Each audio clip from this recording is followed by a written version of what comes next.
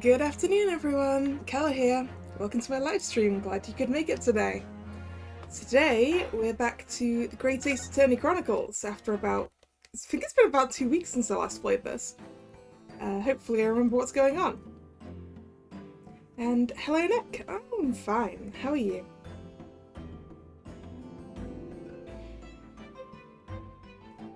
Alright, yes, we stopped in the middle of a thing, didn't we? What was my Van Zeek's voice? Witnesses, please state your names and occupations for the court.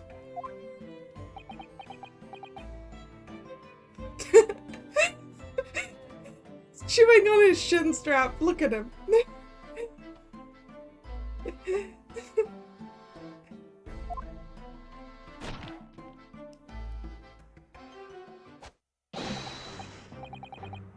Constable Rolly Bait, sir.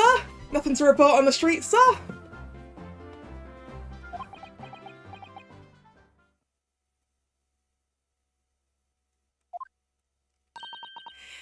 And I'm Mrs. Beat. Patricia's my name. I'm proud to say I'm this young town hero's wife.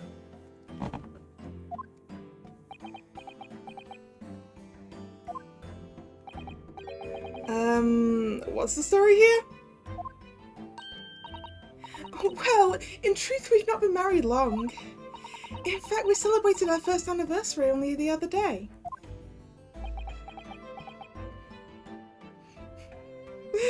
This cop is very sleepy.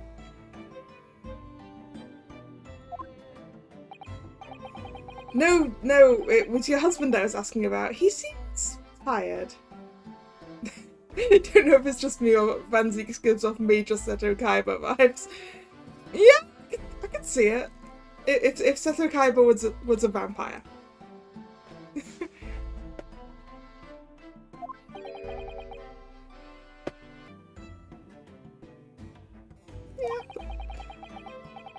They patrol boarding houses and pubs, collect taxes, survey the streets, check that meters are reading true.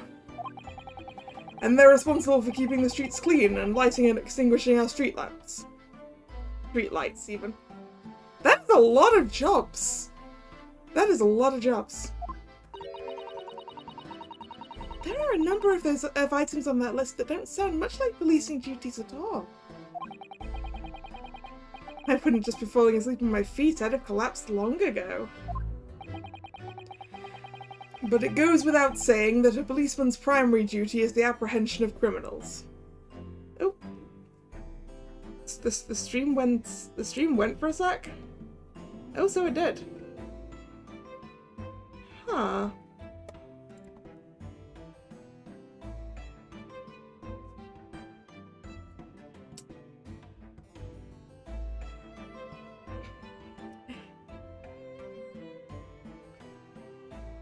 I think it'll just do that a bit.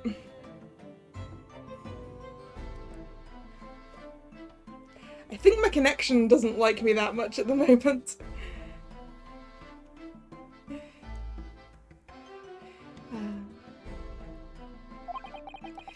Even when he's off duty, a constable is expected to investigate and resolve any crimes on his beat.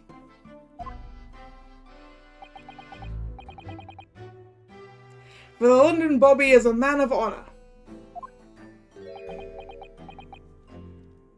Man of sleepy, I don't know about anything else. Also, I like their matching scarves. And a man of slumber. Hey, I was close on what I said. On the day in question, this man and his wife were walking down Briar Road in the opposite direction. And they witnessed the incident as it occurred. Is that not correct, Mr. and Mrs. Beat? That's right, sir. Isn't it, Rolly?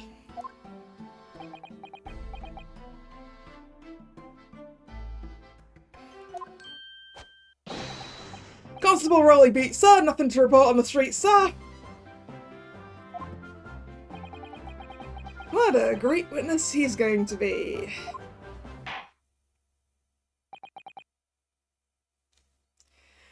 Very good. I'd like to hear your formal testimonies now, please. You will tell the court exactly what you saw on the afternoon of the incident. Yeah, I'm pretty sure beats as in for the beat, yes. Rolly, I'm not sure where we're going with that, but beats definitely because he's walking a beat. Great. Yes, sir!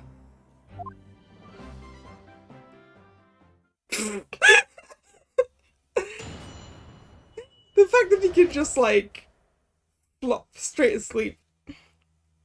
What the witnesses saw. It was our wedding anniversary and Rolly was taking me out for a meal. There was no time to change after work. Anyway, two silhouettes appeared out of the fog on the pavement in front of us. All of a sudden, one of them just collapsed on the floor. Then the other scattered something before running off. We ran straight over, of course, and then went for help at a nearby police box. It was definitely that Japanese man in the dock. Rolly and I both saw him as clear as day. I don't know, if they came out of the fog and then you, like, immediately saw the guy run off, then, I don't know if you saw him that clear.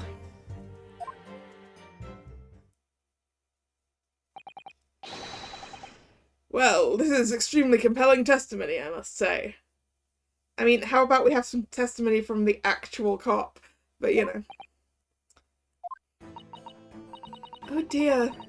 This policeman and his wife are claiming to have positively identified Mr. Natsume at the scene. If their testimony is true, the alternative course of events that you established in the summation examination will be quashed. It's death knell, in fact. Because that alternative was never viable in the first place. What an unfortunate bechancing, and on your wedding anniversary too. Oh, I know! But I still managed to go out for the evening with my man. I thank the Lord for that. You still happily went out to enjoy your evening after seeing someone get stabbed? Gosh, the life of a London bobby sounds very hard indeed. Indeed. However, this cross-examination will be over in minutes. You may well have time to rest this afternoon. What do you mean by that?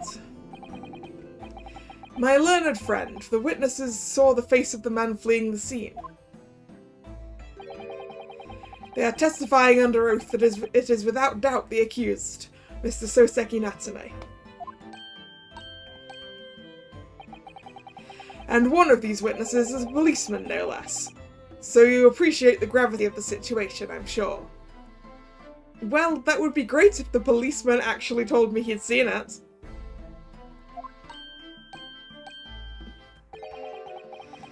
Except that the man's so tired, his wife has to do all the talking. Enough preamble. Counsel for the defense, commence the cross-examination, please. Yes, my lord.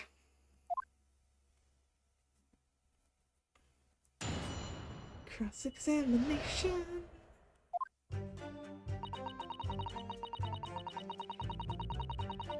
Time to press all the things. No time to change after work, you say?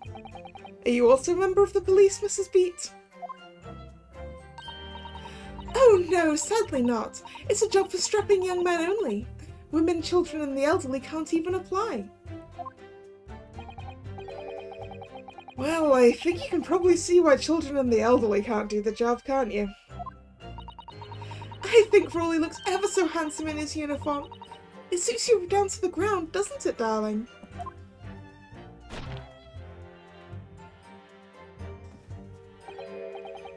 What? I just finished my beat. Pat and I were heading back to the station. I was actually planning on getting changed there. Is he talking in his sleep? This is creepy. Oh no, Rolly, I much prefer you in uniform. Sometimes I don't recognize you when I see you in plain clothes. Oh dear.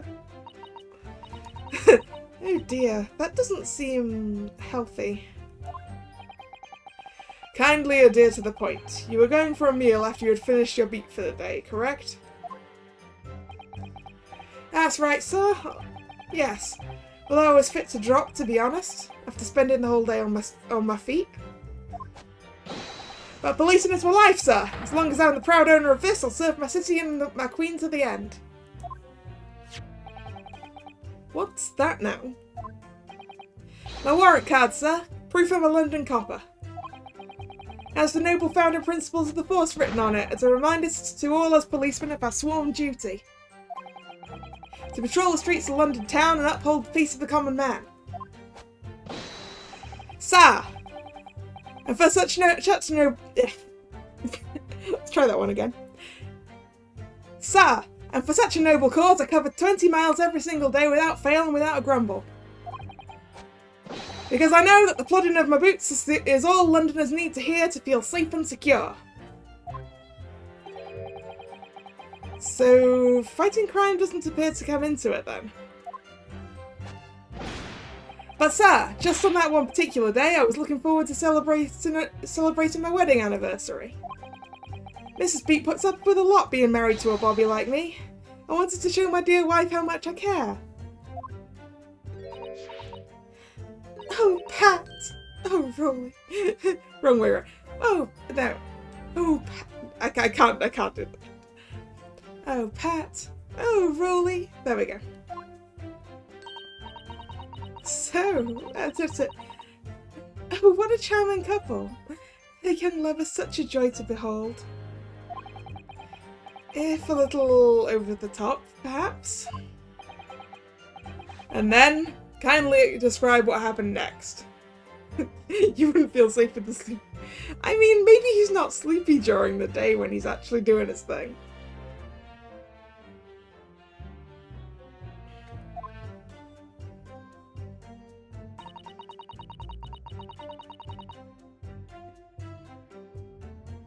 I feel like I should be doing more of an accent on Patricia, but I can't quite figure that one out in my brain. Two silhouettes? That's right, they were coming towards us. Yeah, actually, yeah, I think I can. That's right, they were coming towards us, walking up Briar Road in the opposite direction. It's definitely easier to do the accent on the male voice for some reason for me. There was a rather plump figure followed by a scrawny, thin-looking man.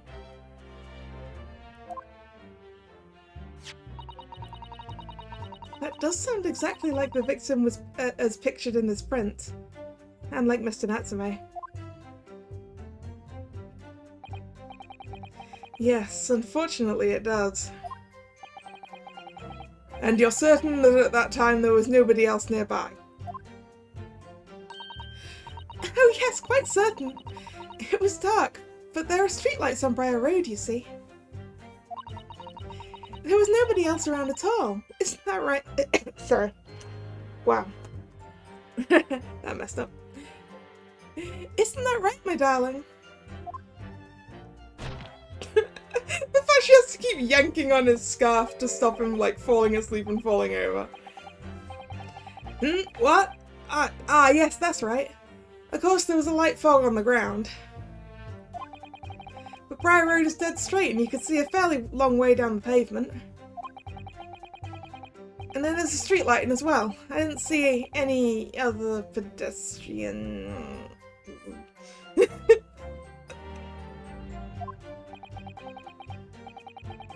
Before sleep takes a firm hold, your answer please, Mr. Beat.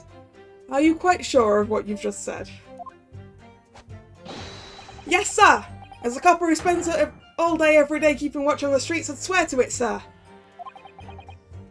I'm as sure as my love for Patricia is true. Oh, oh, Pat. Oh, Rolly.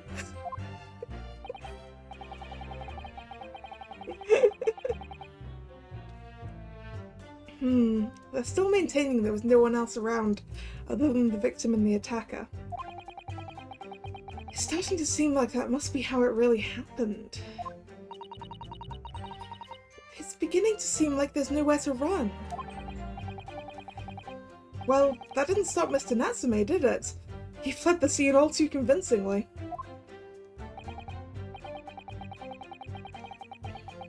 Thank you.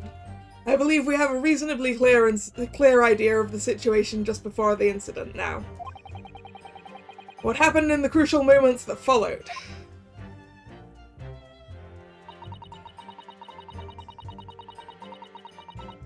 Hold it! Scattered something? What do you mean by that? Oh, well, I couldn't quite make out what it was at the time. But then when we got closer, we realized what it was. Didn't we, darling?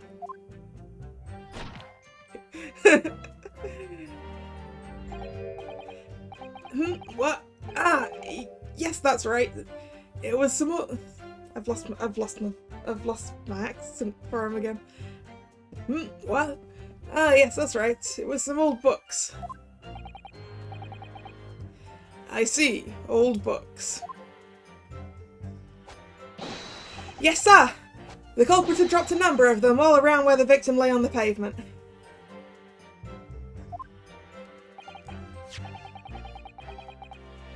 Indeed, as clearly pictured in this photographic print.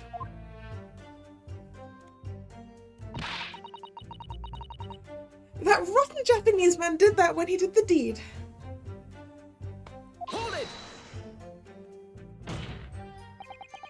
Let's not forget that it remains to be established that the defendant was indeed the attacker. But we saw him! It was the man in the dock without a question, sir! Her moustache, the hunched back, the cat-like eyes, the taut mouth, the stubbed nose. Everything. Any more insults you want to throw in? That's right! He looked down at that poor defenseless woman with those terrifying, intense eyes. And then suddenly threw his books on the pavement and ran away.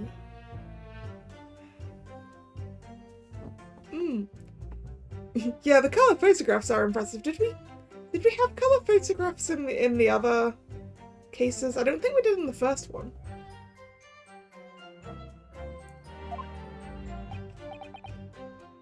I see. This is tough. They seem as though they're telling the truth here.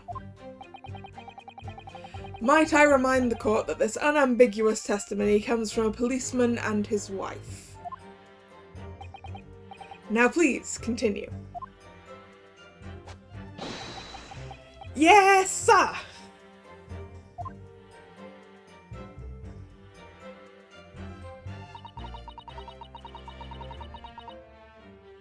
Hold it! Was it your husband who went to fetch help?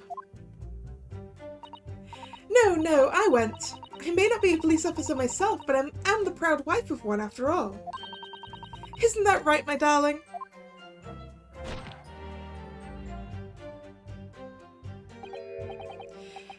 What? Yes, that's right. I asked Mrs. Beat to go.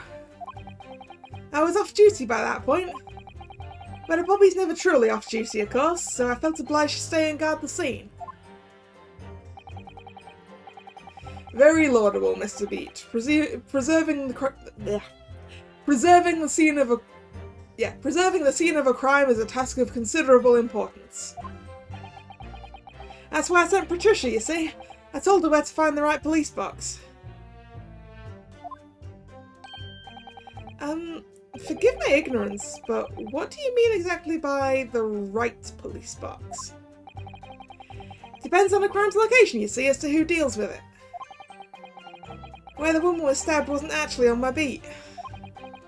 So I told Patricia the way to the police box for the beat the incident fell under so she could go and report it. I ran there as quickly as I could and asked for help from Bobby on duty. There's nothing more potent than a young couple in love working together, you know. And thanks to your swift response, the case was quickly resolved. The actions of two model citizens. Oh, please! You're making lush, isn't he, darling?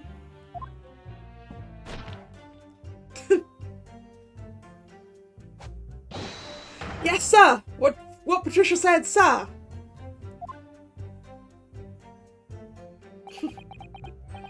Let's move on, shall we?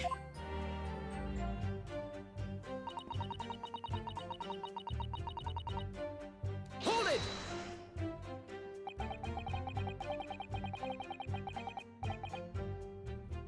But surely you wouldn't have been able to see his face by the light of the gas street lamps, would you?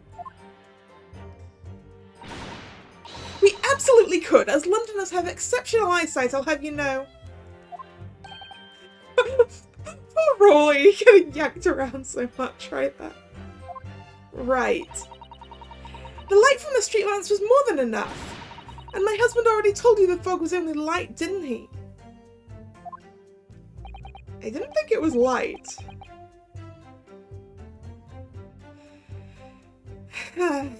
Yes, and what of the fog? We're famous for it across the globe, I believe. But it's an absolute menace to those of us who have to live with it, of course. No, it is. When it's thick, you can't even see the hand at the end of your own arm. Yes, alright, I take your point. Now, could you stop shaking your husband about? The constant fog makes our eyes very sharp, you see. That's why we can tell you for sure and certain it was that little Japanese man we saw. Can't we, darling? Yeah, it's a little bit sweet and a little bit not. Right? This relationship. What? Yes. It was the accused and no mistake. The moustache, the hunchback, cat-like eyes, taut mouth, stubborn nose. Unmistakable, sir! As far as this couple's testimony is concerned, there can't be any question. It was Soseki-san they saw running away from the scene of the crime. That's it, is it? That's their entire testimony? What do you think, Mr. Naruhodo? Well, I hate to admit it, but on hearing the testimony, it really does seem as though Mr. and Mrs. Beat saw what they say they saw. Mr. Natsume running away from the scene on Briar Road that day. Yes, I feel the same. So if that's true, where does it leave us?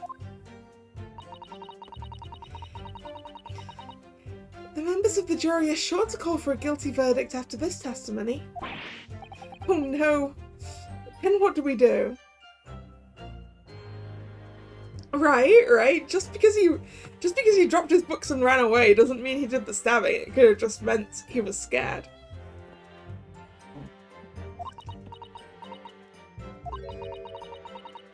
If Kazuma-sama were here... What are you trying to say? I think he would try to find a contradiction somewhere else within their testimony. What do you mean, somewhere else? Their statements about seeing Mr. Natsume is unequivocal. Pulling that into question won't help. But if you could identify some other part of their testimony which seems to contradict the facts, you might be able to discredit them, to make the jury doubt if the pair's memory of the day is accurate. I mean, I feel like we have evidence somewhere that the fog wasn't that thin, right? And I'll need to look at our evidence again. Oh, right. Put simply, we must focus on finding a discrepancy in these statements somewhere. If we don't, I'm afraid the trial may reach an early and unfavourable conclusion. Why do I always seem to be so up against it? Because you're very unlucky. Mr. Lawyer, sir, can I ask you something? Oh, yes, of course. What is it? Well, you keep asking us all these questions about everything we've told you, so... It seems like you don't believe our testimony. Is that right? Is it? Well, out with it. What? No, no, no. It's really not that at all. My husband's a policeman, remember? And I know what I saw. I remember every last detail, everything. Like... Oh, I know. What about the books the man dropped? I could tell you the names of every single one I could. Every single one. And you dare to question how reliable my testimony is? That will do, Mrs. Beat. No, it won't do at all. That Japanese lawyer has no idea what I'm capable of. Even if I decide to forgive him for insulting us, don't think for a minute that Rolly will. I really didn't mean to cause offense. Please, put your husband's fists down. Put your husband's fists down. Perhaps you would like the opportunity to supplement your testimony, Mrs. Beat. Might that appease you? Oh, thank you, my lord. That would settle things nicely. Wouldn't it, darling? Ooh, we're getting useful additional information.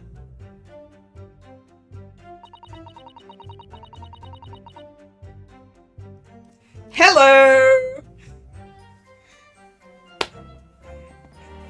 Thank you, lady, for giving me an in. If I recall correctly.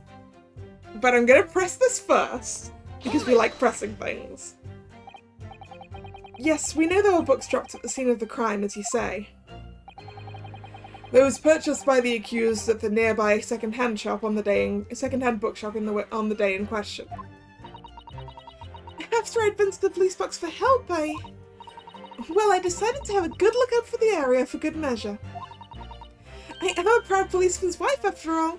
I did it for Rolly. And what was your husband doing at the time? Oh, he was lying face down in the snow, getting some well-deserved rest. Lady, I feel like you should be worried about your husband in that case. 'Cause I'm pretty sure he could suffocate if he was doing that. He works ever so hard, you know, ever so hard, don't you, my darling?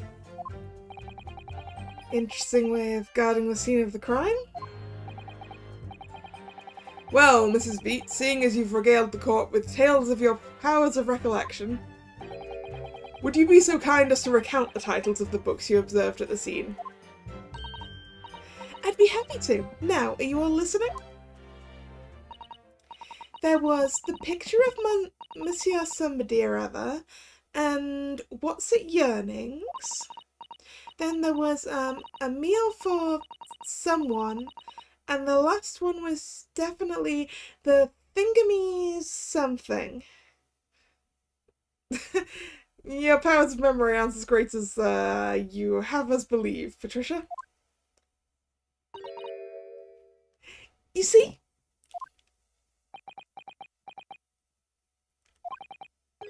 Yes, I see there are one or two holes in your memory. Oh well, they were along those lines, I'm quite sure. There were indeed books found at the scene with titles along those lines, as you put it. Well, what did I tell you? So I think it's very mean the way you've been implying that my testimony can't be trusted. Don't you agree, darling? Whoa! Whoa! Whoa! Why do you have a gun?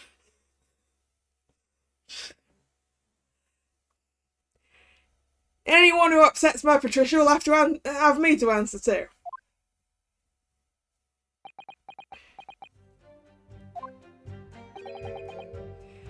Terrifying. Yes, she really is.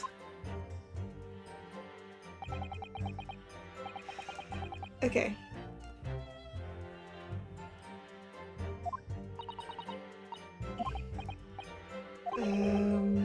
Yeah, this bit is the end of the thing that we've already seen. Put the gun down and take a nap. Yeah, he needs more sleep for that guy.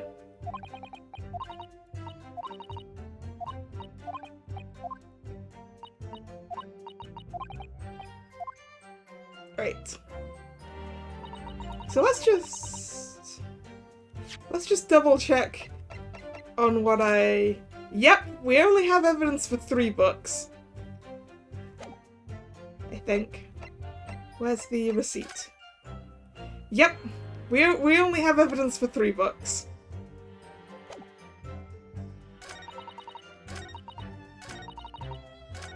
So let's go to that last one.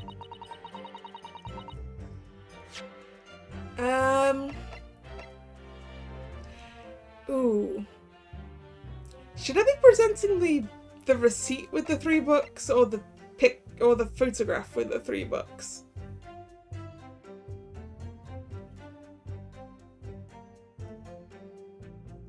I feel like you could argue with the photograph that there could be another book, like, on the other side of the body.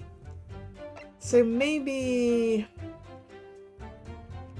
the receipt is better.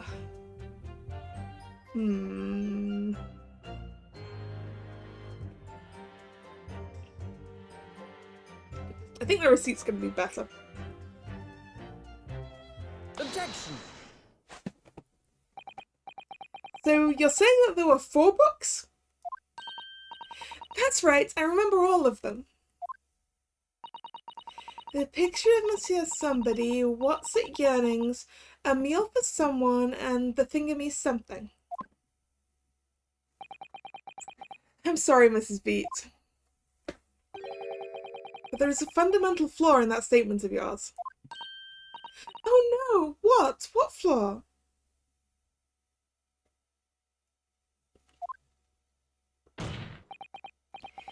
Simply that at the scene of the crime, there were only 3 books, not 4.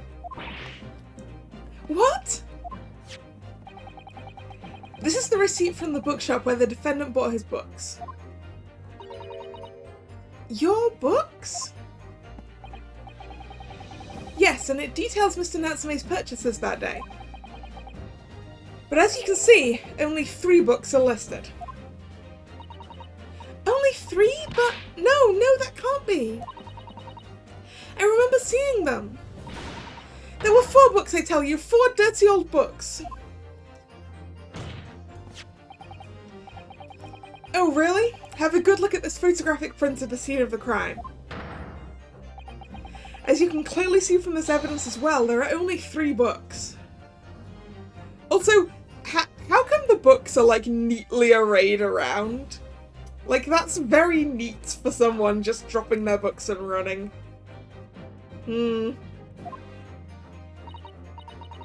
But I just don't believe it. I saw them there, I swear it, I saw them. No, madame, I'm afraid your powers of observation cannot be relied on. So it cannot be denied that though you say it was the defendant you saw, you could very well be mistaken. Oh no! Oh no, oh no, oh no! No! Objection.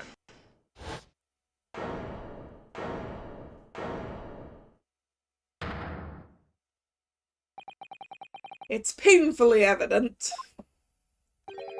that it is your powers of deduction that cannot be relied upon, my learned Nipponese friend. What? What cannot be denied is these 2 witnesses saw the accused running from the scene. A fact that you know very well you have no hope of disproving.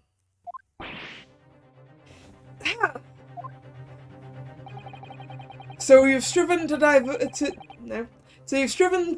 avert attention from that by dint of some inconsequential discrepancies. Would that be fair? He sees right through me. But your plan has somewhat recoiled against you. What are you talking about? It's quite simple. Let me explain with a toast. To the policeman's wife and her entirely accurate testimony in every respect. Oh. You see, the matter is not up for debate. At the scene on Briar Road, a total of 4 books were most definitely found. Objection. Yeah, he's gonna make the the argument that I said when I was like, should I present this or that? The argument that there could be a 4th out of sight. But what about the photographic print? It only shows 3 books. Quite right. Only 3 can be seen in that print. If you've got another photograph, you should have submitted it into court already, mate. That print? You mean to say... Bye-bye, Goblet. Allow me to present another. One that shows the victim's hand.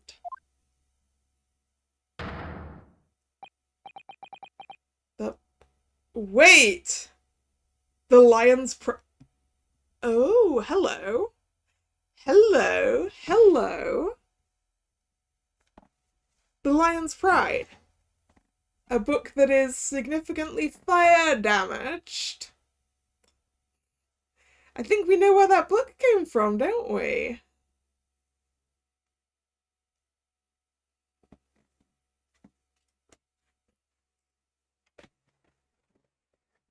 I don't believe it. It's the 4th book. As you will observe, the 4th book was hidden from view in the original print by the victim's torso. Oh, no!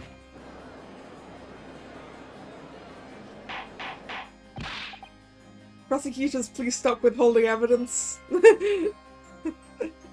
Order! Order! There, you see? You see? Look at that! Look, look, look!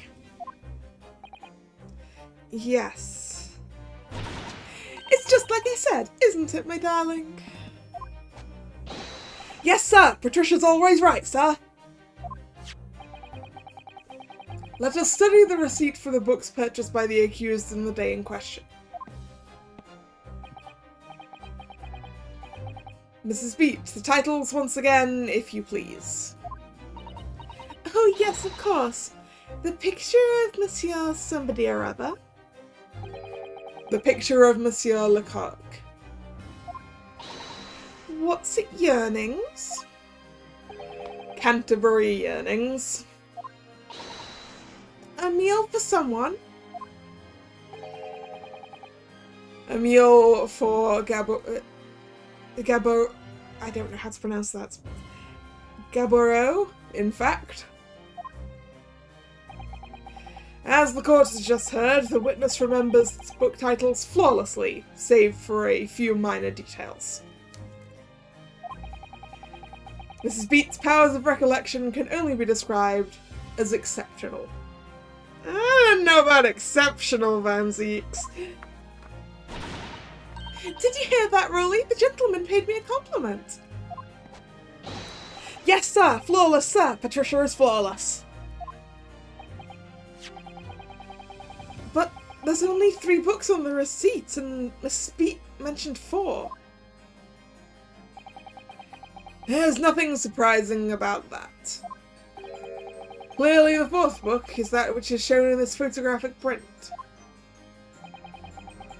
I'm sorry, Counsel, but does that not seem odd? Why should the 4th book be omitted from the receipt? It's not odd at all, my lord. As the photograph clearly shows, the 4th book was found in the victim's clutches. In other words, it belongs to the victim. Actually, no, it doesn't. I assume that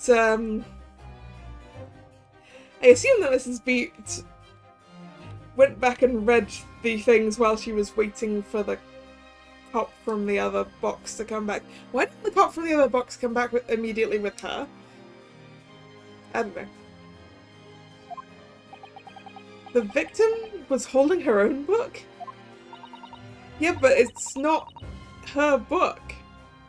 I'm almost certain it's not her book. I wonder what became of that fourth book. Obviously, it wasn't overlooked by the investigating officers at Scotland Yard. I have it here as evidence. You will submit that and the aforementioned photographic print to the court, please, counsel? My pleasure, my lord.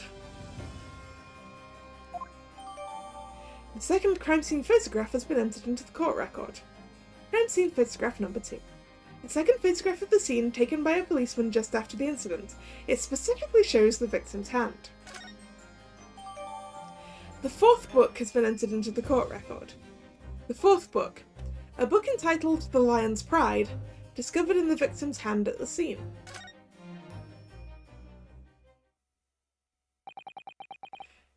The prosecution rests. Right, and I'm gonna go look at this new evidence. Let's have a look. Yeah, because look, this is burned. And lions. And I'm pretty sure it belongs to that old guy we were talking to earlier. Who lives in the house opposite. But I'm not sure how it ended up down here. Because the fire was taking place at a similar time as well. The Lion's Pride. Let me see. It's a book entitled The Lion's Pride. I'm afraid I don't know any English literature at all. So it wouldn't be something I've heard. Wait a minute! The Lion's Pride? That's strange. I think I have heard of a book by that name before, and very recently too. It's a title I recognise too, Mr. Naruhodo. Yes. Man, I really like older books like these with the spine design like that. Yeah, look how badly damaged this is. Oh, look at this. The book has been badly burnt. You're right, you'd never be able to read it in this state. Especially not the latter pages. What a terrible waste. Judging from the scorched edges of the paper, I think the damage must only have occurred very recently. A book recently damaged by fire. Why does that seem to raise a red flag with me? The fourth book's information has been updated in the court record. The fourth book, a book entitled The Lion's Pride, discovered in the victim's hand at the scene. The back cover is badly burnt. Right.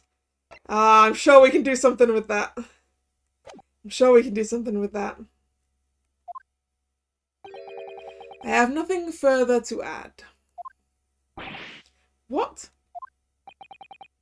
You seem surprised, my learned friend. But your resistance until now has been in vain. Entertaining, yes, but futile.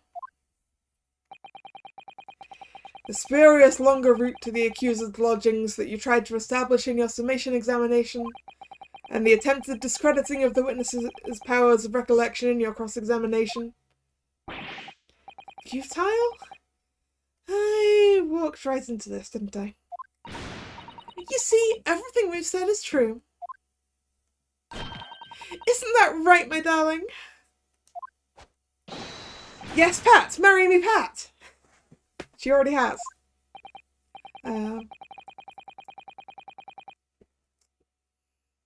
So, perhaps the ladies and gentlemen of the jury would like to reconsider their positions. Should the court waste any more time on this Nipponese tragedy... No, not tragedy. Should the court waste any more time on this Nipponese travesty? Or is the decision you have to make all too apparent already? Someone set up this scene. There is, like, no way no way that those books fell so neatly and, indeed, with their titles all visible the right way up.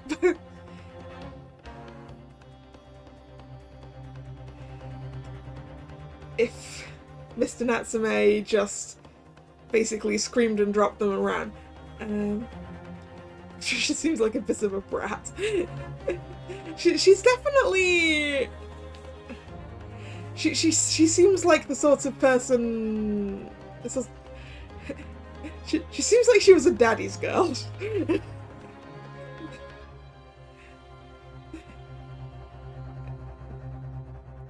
I don't know. Like, she's used to getting her own way.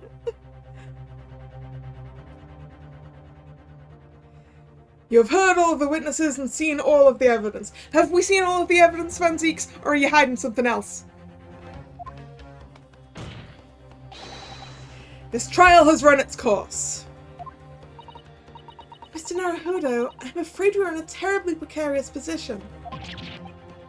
I know, but if I fight back in the wrong way now, I could very well just make matters worse. Think, Ryunosuke, think. What do you do now? Well,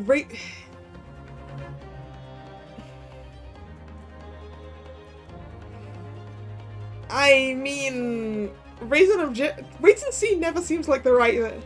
yeah, Hime Orojo. Yes. That sort of thing.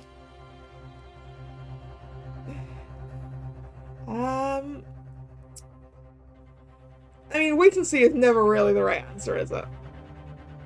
Objection! I don't know what I'm objecting with, but I'll figure it out! I'm not done yet. No, my learned friend, it's over. That last cross-examination was your final chance to establish a credible defense. And you failed. The die has been cast. There is no more room for debate. Well, it might be over as far as you're concerned, but... I can't think of what to say.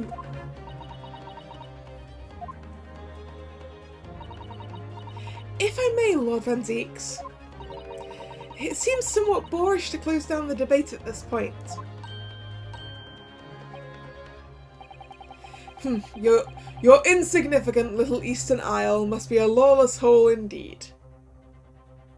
Van Zieks, you should really stop calling Japan little while you're in Great Britain, which is so much smaller. For a lowly judicial assistant to have the audacity to intervene at a moment like this. Oh!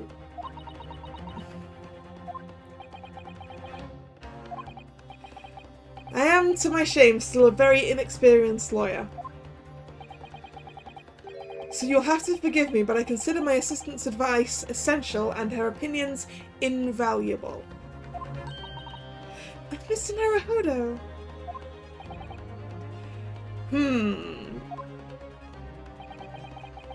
One of this land's great guiding principles is tolerance. So the court will hear you, madame. Go ahead, Mr. Zato, please. Very well. Pray, what insight can you give us? What have we all overlooked in this matter that you see fit to pursue further?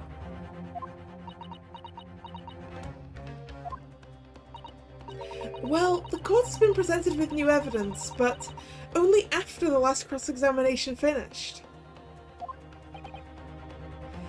I see. And you believe that this new evidence warrants further examination, do you? Mr. Naruhodo, what do you think? It's just possible that this new evidence might be the decisive proof we've been waiting for. The judge is sure to ask the members of the jury to announce their leanings in a moment. And of course he's sure to ask you to explain what the crucial piece of evidence is and why. So we must take this opportunity to examine the newly presented evidence as thoroughly as possible, which I've already done. Yes, I understand, and thank you, Miss Susato. This is it. Susato-san has managed to win us one last chance here. I can't let it go to waste. The defense wishes to present evidence, my lord.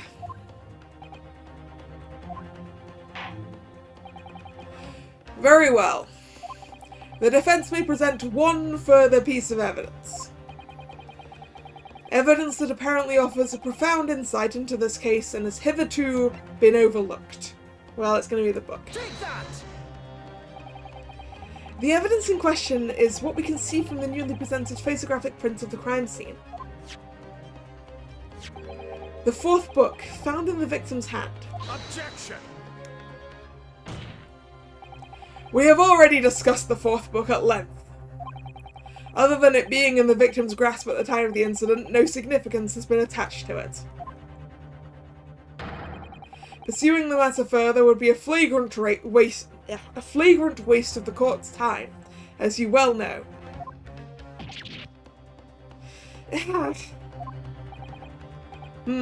Yes, I'm afraid, counsel, I must concur with the prosecution on this matter. When I afforded you this opportunity, you led the court to believe that the evidence in question contained a hitherto undiscovered clue. Well, it does. So I must insist that you elaborate, counsel. You will identify this clue at once. Do I make myself clear? Oh, yes, my lord. It's, Mr. Naruhodo. I believe the prosecution is trying to avoid a thorough examination of the evidence. Which means you may very well be on the right track. Yes, I think you might be right. So, counsel, precisely where is the vital clue to this case, which this fourth book conceals? Got it!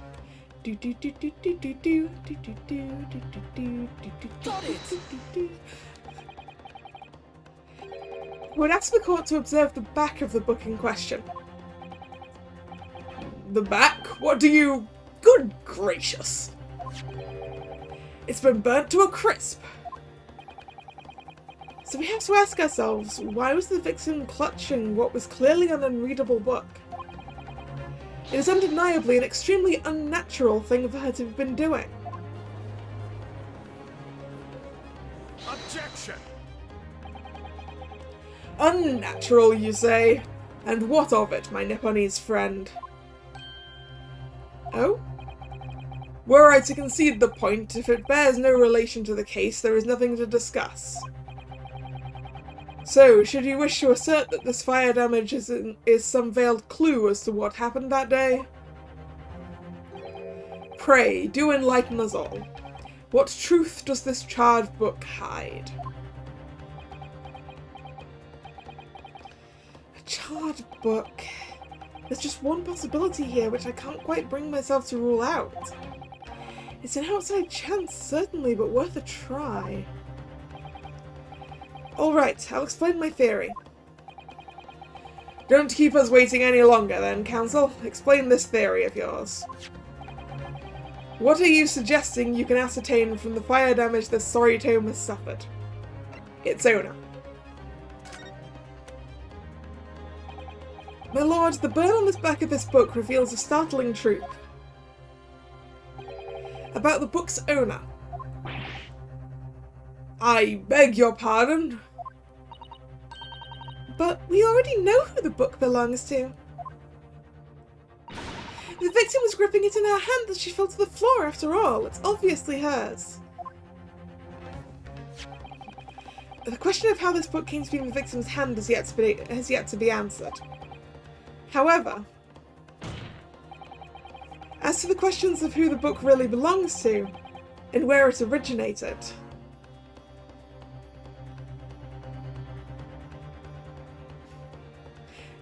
I'm just gonna stop here and I'm going to present my theory. Because with the fire... So the fire was caused by the rampaging lady. What if the rampaging lady also, like, threw the book out of the window and it, like, hit that lady and she was like, oh, what's this? And then also, like, a knife was thrown out of the window? No, that doesn't quite work. No, I don't think a thrown knife is going to be the question. Oh, it could be. Like, you know, like, what if a knife flew out of that window during that fight and, like, accidentally hit the lady as well, while she was standing there confused about why a book just fell out of the sky? That's my current theory. The defense has very credible answers. Good gracious, how could you possibly? Very well, I'll play along with this futile attempt to delay your inevitable demise. But do remember, the members of the jury may well burn you if your little gamble goes awry. Counsel, the defence's response here is very likely to influence the final outcome of this trial. So tell the court, who do you claim is the owner of this burnt book? John Garadeb. Take that! The answer is that that book belongs to the couple who own the house where the defendant has his lodgings. A certain Mr. and Mrs. Garadeb. The landlords? And whether this is some extraordinary coincidence or some kind of fate at work, I don't know, but... Of all the people in London, one of the 6 chosen for jury duty in this courtroom today is none other than Mrs. Garadeb herself. Oh my goodness, me? I think you must be mistaken, sir. I'm not Mr. Garadeb's wife, I'm his maid. Things would be so much easier if you would just drop the pretense. Alright then, how about a simple question for you? Have you ever seen this book in Mr. Garadeb's house?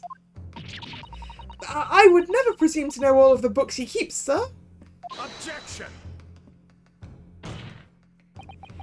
This is outlandish behaviour. This woman is the accuser's landlady, you say? You implicate this hard-working member of the public. You besmirch her without a shred of evidence. Your actions are unforgivable. Hey, I'm not accusing her of anything. Actually, I am. But I'm not accusing her of anything. Except for being the wife of the person she's pretending to be the maid for. Objection! This is not mere conjecture. The defense happens to know that on the day in question, at almost exactly the same time as the victim was stabbed on the pavement below, another incident was taking place in the room on the top floor of Mr. and Mrs. Garadeb's house. Good lord, what sort of incident, counsel? A fire, my lord.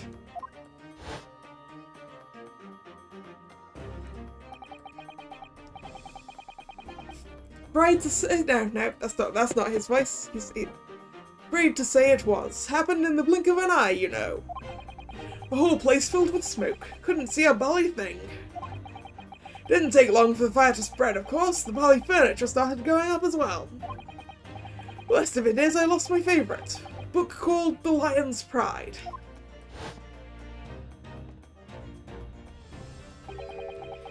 The Lion's Pride.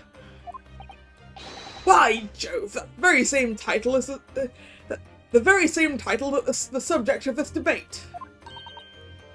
Oh dear me! Objection!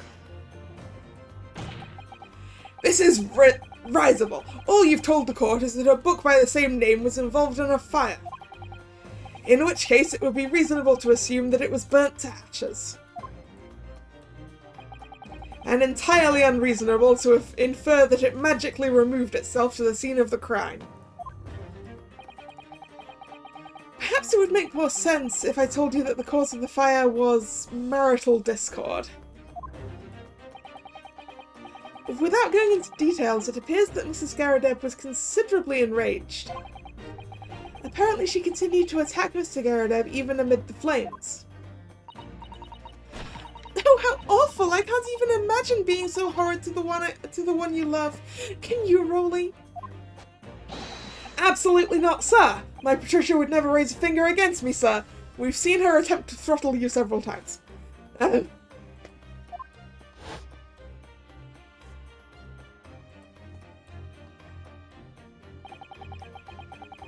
Had all my favourite novels in that case.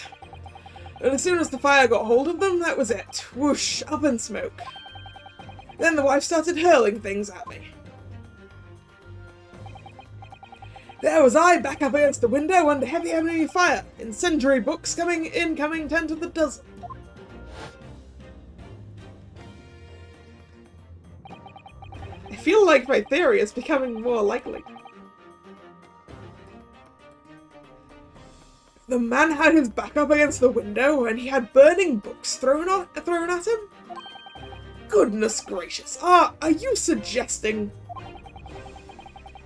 that the book was thrown through the window and landed coincidentally at the scene of the crime? Objection! No, a thorough investigation of the surrounding area was conducted the very evening of the incident. And there is no report of the Garradeb's window pane being broken. That's quite true. We also saw no signs of broken glass when we visited the Garradeb household. But is it not conceivable that the window was open at the time and... Not even remotely. Let us not forget the season and the chilling weather that accompanies it. No Londoner would ever leave a window open in the middle of winter.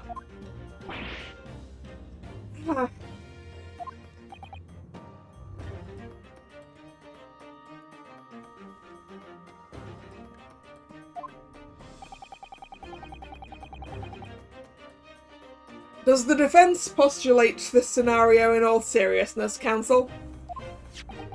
Do you earnestly claim that the book found at the scene was a flaming projectile thrown by Mr. Garradeb's wife? Yes. Right? You would open the window to let out the smoke. I believe it's a possibility, my lord.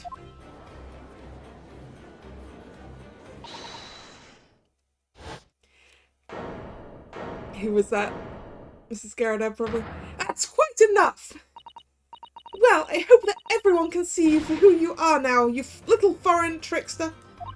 You call yourself a lawyer, but you're just a coward, a mean coward. Really? Claiming that our little tiff set the whole neighbourhood alight, honestly. Implying that I'm merely posing as a maid for appearance's sake, how could you? It's nothing to do with this beastly case, not any of it. All you've done is sully our family's name. No, I assure you that was never my intention. Dragging an upstanding citizen's name through the mud simply to divert attention from your failing defense. I should box your ears, that's what I should do. It's utterly unforgivable. Too right. Here we go. How long have we sat here now, listening to this Nippon spouting out his fancy foreign theories? But think about it. At the end of the day, the only person who could possibly have stabbed the victim is that little hunchback with the moustache, and he ran away from the scene too. I do declare you're right. It's true. Yes, what did I tell you? Makes sense to me. Sorry, what's that? Well, it would appear that the ladies and gentlemen of the jury are once again in full agreement. What is your position, Lord Van Zeeks? His position is he's going to drink more alcohol. In truth, my lord, I feel these have been unnecessarily protracted proceedings. But then one must always exercise patience in order to savour the best vintage. No, wait! The mystery of the fourth book still hasn't been... Hey, feet off the desk!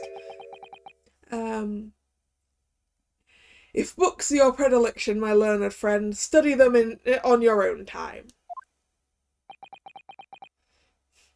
He does have so many goblets. And clearly I really hope they're all made of, like, prop glass. So that he's not actually making it really dangerous back there.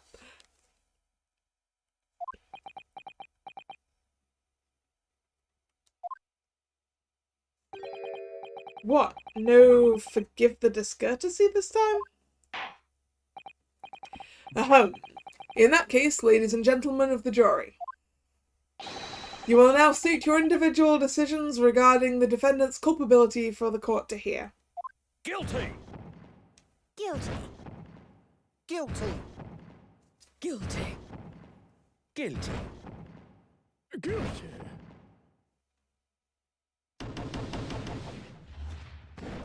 No! The fire! Ooh, that's a lot of fire. Thank you for that unambiguous response. That's twice now it's over. Mr. Naruhodo, don't give up. Miss Susato? Have you forgotten? The battle isn't over yet. You're not suggesting... Of course, the defense has the right to another summation examination at this point. You could still convince the jurors to change their minds. You have one more chance.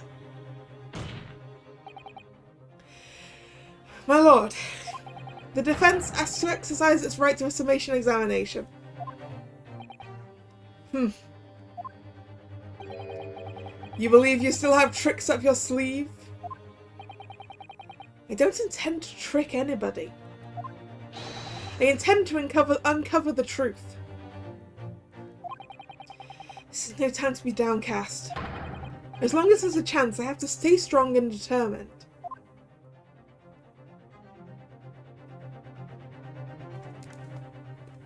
To be continued.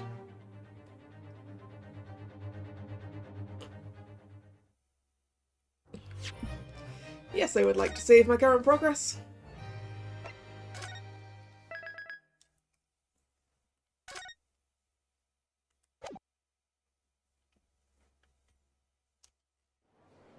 Yeah, the next moment he has to punctuate a point, he's going to smash that next one again. I have considered the defense counsel's request for a further summation examination of the jury. And I have determined that the court must uphold the defense's judicial right to this procedure. So, counsel, you will now proceed with your second summation examination. I presume the jury is ready, Mr. Foreman? We are, my lord? Very good. In that case, I must ask each of you now to state clearly and concisely for the court the grounds on which you find the defendant guilty of the crime.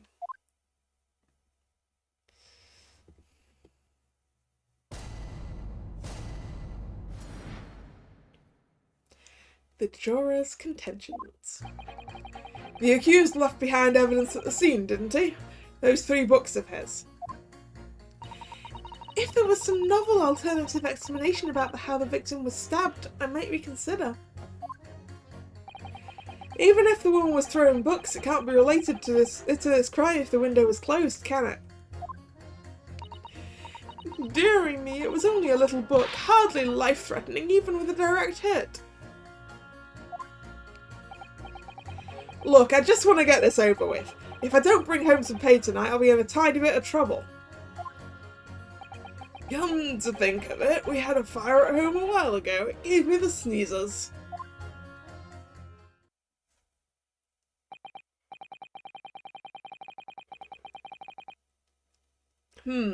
Yes, considerably more tangible arguments from all members of the jury this time around, it seems. With one notable exception, of course. My learned friend was unable to find fault in the previous witness testimony. So the court must accept the fact that it was indeed the accused seen fleeing from the scene. And moreover, there it goes again! Punctuation time! No one else was even at the scene to commit the crime. Well, if the eyewitnesses are correct, it would seem as if the conclusion... Sorry, wrong voice. Judge. Well, if the eyewitnesses are correct, it would seem as if the conclusion is somewhat set in stone. I fail to see how it can be argued any other way. That means, I'm afraid, that during this summation examination, it's essential that you establish some other tangible explanation for the facts. How? What would even constitute a tangible explanation here?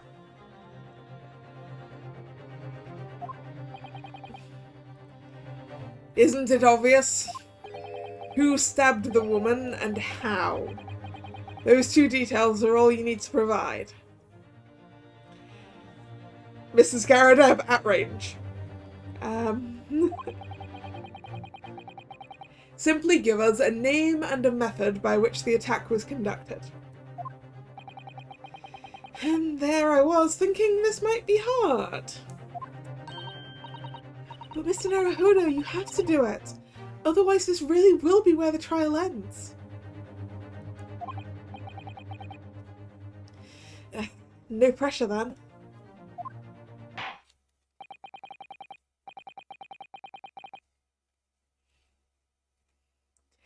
That's quite enough preamble. Proceed with the summation examination, please. I presume you are prepared, counsel? Oh, yes, my lord. All right, Ryunosuke, focus your mind now.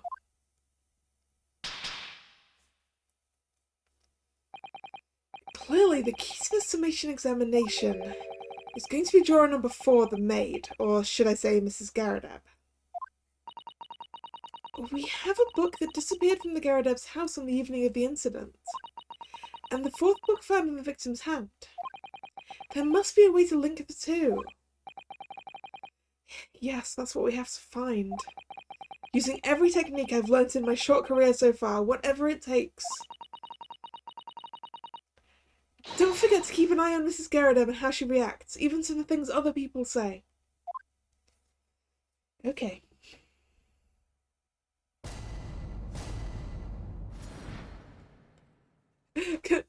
Can't we let the poor Rolly Beats take a nap? It's like, surely there's a bench or something back there you can just lie down on, or lie down on the floor for a bit. It seems kind of mean to make him stand up back there.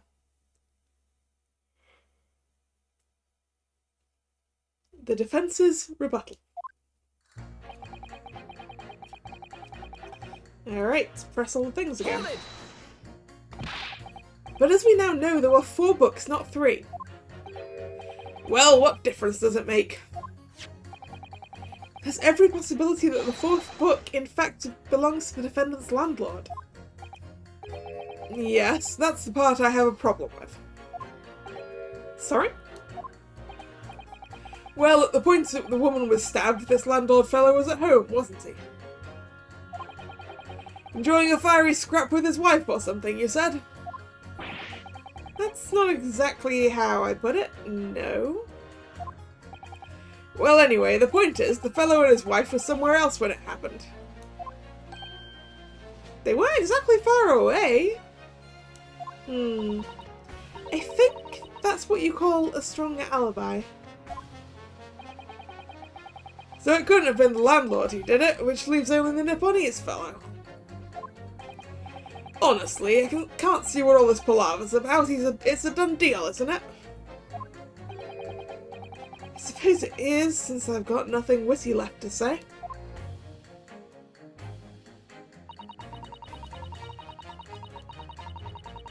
Hold it!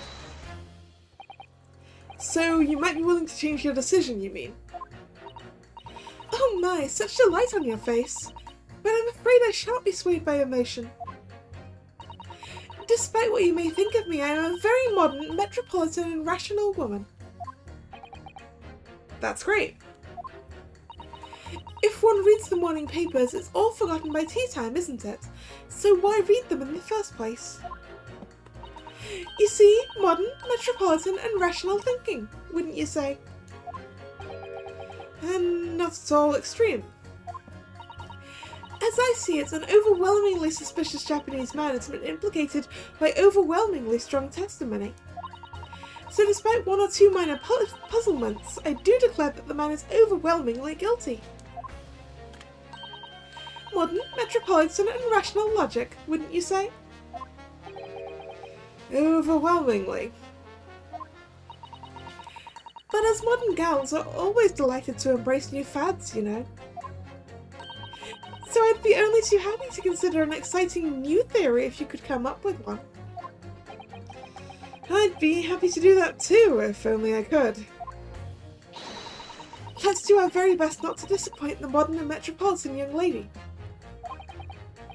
Right. I'm glad you omitted rational there. Even if the woman was throwing books, it can't be related to the crime if the window was lit. Oh, wait. That's the thing we read already. What about the possibility that the window was open? What about it? I mean, there's just no way it could have been. How can you be so sure? Prosecutor fellow over there said earlier, didn't he? Winters in London are no joke. You don't want to invite that sort of cold indoors. So no, that window wasn't open. Us Londoners like sitting by the fire and staying warm, see? But you couldn't categorically state that the window wasn't open, could you? It just wasn't. They wouldn't have opened it. Except to let the smoke out. Then what's the point of even having windows, huh? Counsel, you will kindly refrain from childish bickering. Oh, sorry. Somehow I need to show there's an undeniable possibility that the window was open. Because this young man isn't going to budge otherwise.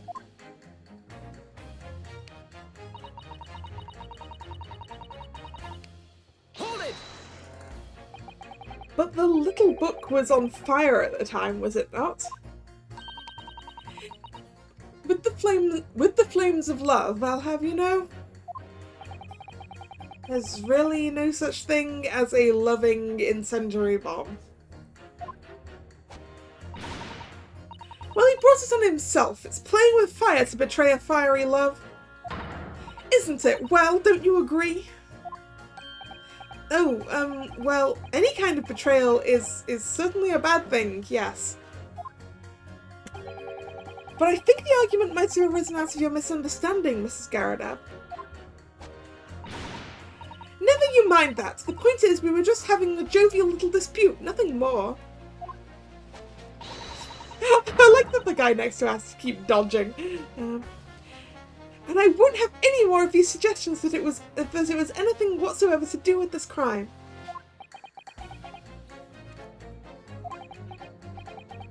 Right, well, we'll see about that. But what about juror number 5?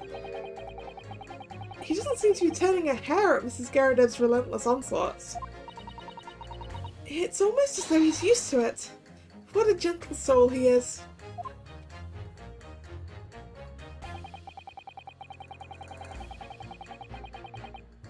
Hold it! You just want to get this over with? How can you sit there and say something like that? A man's future is at stake here. Well, him and me both then, like I said before. What?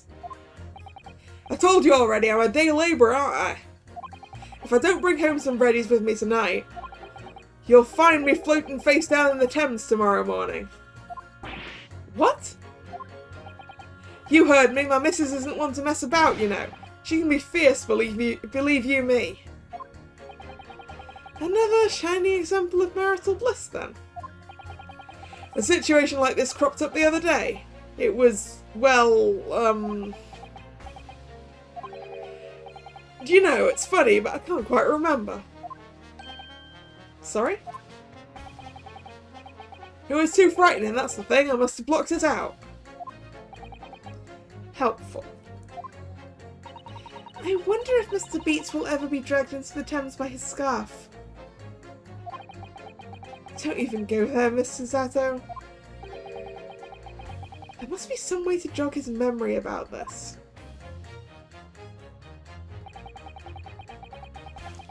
Yeah, that's definitely why he's like, yep, dodge, dodge. Hold it! Does that have anything to do with your decision about the defendant's culpability in this case? Sorry, what's that? You'll have to speak up, lad. Could you tell us more about that fire? It was last winter. My grandchildren baked me a lovely cake on my birthday. It had 75 candles on the top, it did. What a sight to behold it was. That's a really, really bad idea. I can see how you got an inferno that way. 75 candles is way too many birthday candles. That's why we now have candles shaped like numbers. You put candles on a cake? Was it some kind of devil worship? Of course not, it was an angel cake. To celebrate my birthday, obviously. This old guy is so cute. Look at his eyes. He's so cute.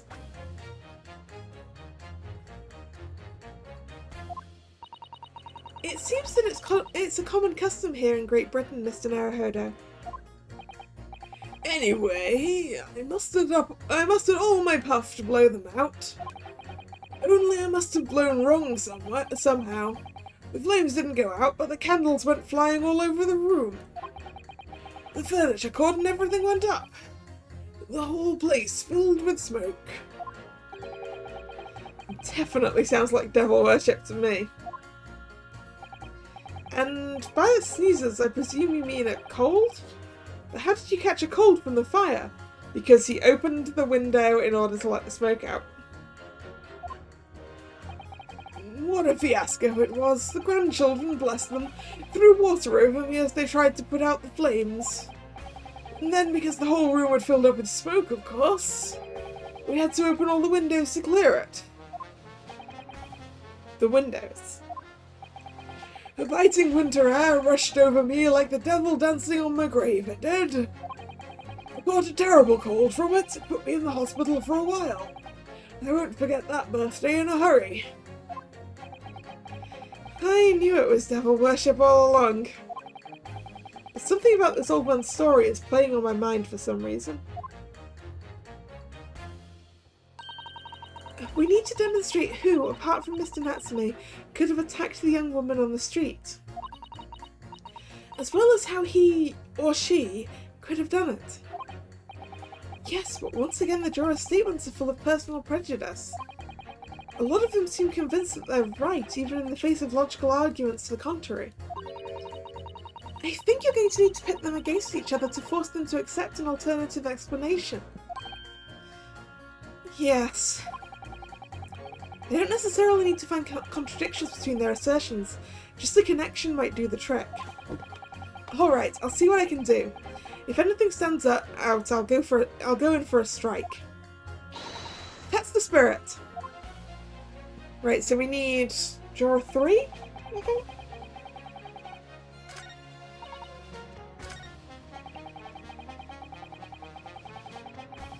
Yes. Juror 3...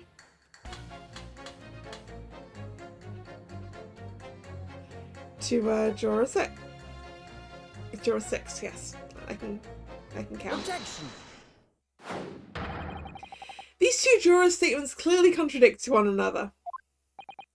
They do? How exactly, counsel?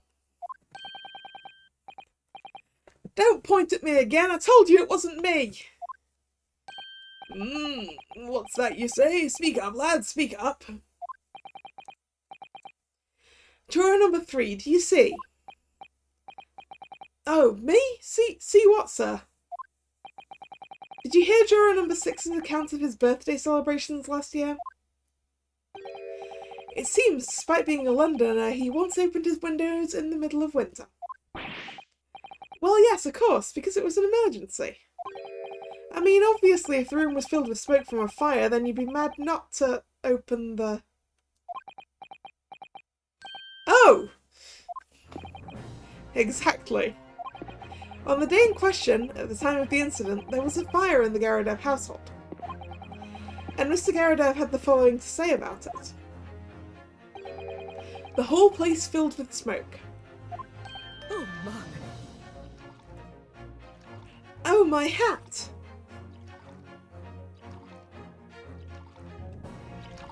Right, we're gonna have to get Mrs. Garadev now, I think. Actually, wait. No, I wanna see what else he said. Look at her. I don't want to miss the end of this statement. So just a second.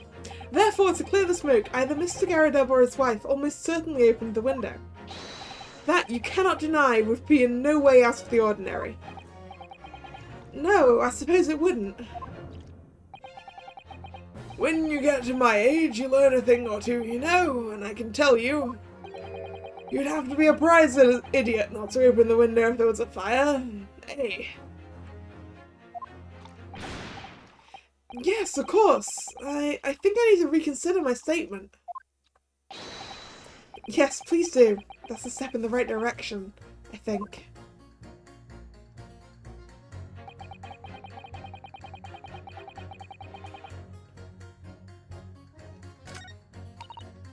Right, so what if I press this? The window could have been open while the woman is throwing books. I mean, it's definitely a possibility. Hold it! I've just realised I don't know how to get back to Mrs. Garadev's thing from here. At the point when the victim was attacked on Briar Road, we knew there was a small house fire in the Garadev household on the opposite side of the street. Well, yes, it would certainly seem that way. And on account of the smoke, I imagine they would have had the windows wide open in spite of the cold. Right, I'm gonna get her now. I'm gonna get her now. Excuse me. And come back later. Juror number 4, do you have something to say about that? Mrs. Garadev. Oh, dearie me! What is the meaning of this? How dare you imply that I'm hiding who I really am? It's imperative that you confirm something for the court. So please, it's time to drop the pretense now. What is it? When the fire started in your house that day, did you or your husband open the window? What? I beg your pardon, what are you insinuating? The room would have been thick with smoke after the carpets in the bookcase caught fire as they did. In a situation like that, it's inconceivable that you wouldn't have opened the window. And what if we did? Oh, all right then. Yes, you're right. My husband was frantically trying to open the window, which can't have been easy since I continued to give him a justly deserved book battering. Even though your house was on fire? Oh, you never stop throwing until the anger subsides. It would be terribly bad for the nerves to do otherwise. Of course, I should have realised. That's a significant step forward, Mr. Naruhodo. You've managed to establish that the window is open. We simply must have that added to Mrs. Garadev's formal statement.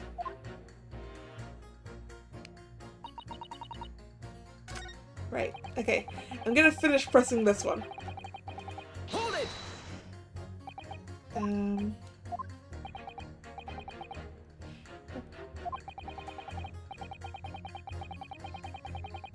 account of smoke, I imagine they would have had their windows wide open in spite of the cold. We also know that Mrs. Garadev was throwing flaming books at her husband. Her husband, who was backed into a corner by the window due to his wife's frenzied attack. Yes, that's right. So there's definitely a chance that one of the books could have flown past the man out the window. Only what? Only I can't really see how it could have gone all the way over to the other side of the road, that's all. Ah. I don't know, she got good arm on her. So I don't really see how I can change my decision, really. Oh, I see.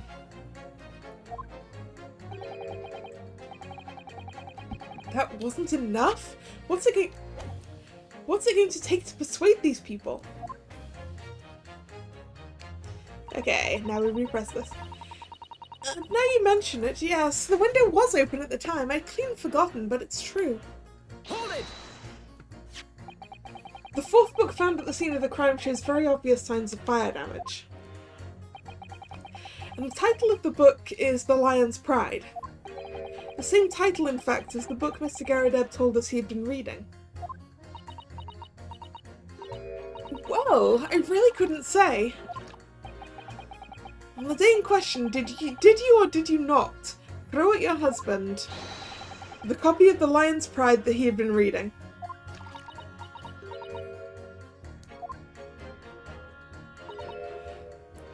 I did. It was the first thing I could lay my hands on, so I hurled it straight at him. And now you come to mention it, yes. He was rather enjoying reading it, you're right.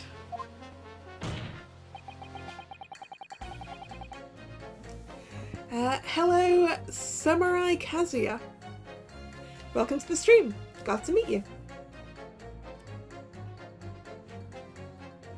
Why did you not reveal this information to the court from the outset? Because I couldn't, you insolent little man! I didn't remember! Things like that, you pick up and throw whatever you lay your hands on as well you know.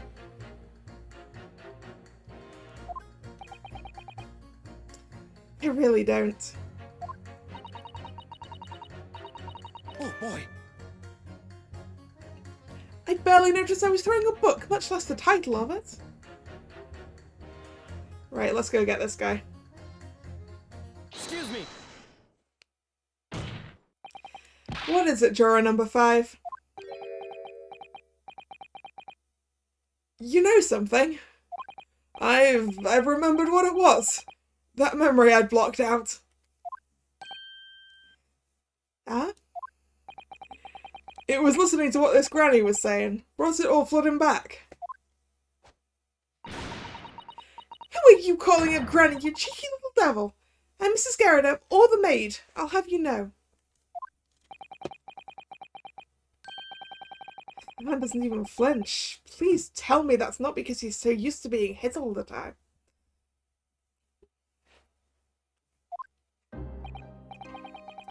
It was about 2 weeks ago now. I just got back home after work, like. I put my hand in my pocket for the wages I'd just earned that day, and I nearly died. There was a hole. Every last penny had dropped out. Oh dear, what a disaster. You haven't heard the half of it, boy. Oh? The wife was cutting up some chicken at the time. I could hardly get words out, but I told her straight. I lost the day's wages, love. Next thing I knew, the blade was whistling past my ear. Stuck into the wall next to me it did, about 1 inch deep. No words, just terror. I could smell it then, you know, the god-awful stench of the Thames. I was sure I was going to end up face down in the muddy banks that night, I can tell you. Now that's a real disaster, isn't it? I'll never use the word lightly again. Anyway, the point I'm trying to make is this. When women lose their rag, they'll throw anything at you. Knives, hatchets, hammers, you name it. Mr. Naruhodo, you mustn't think that all women are so short-tempered and unrefined. See? I was right! My theory may be correct. She may, in fact, have thrown a knife, and it may have just accidentally stabbed a lady on the street below.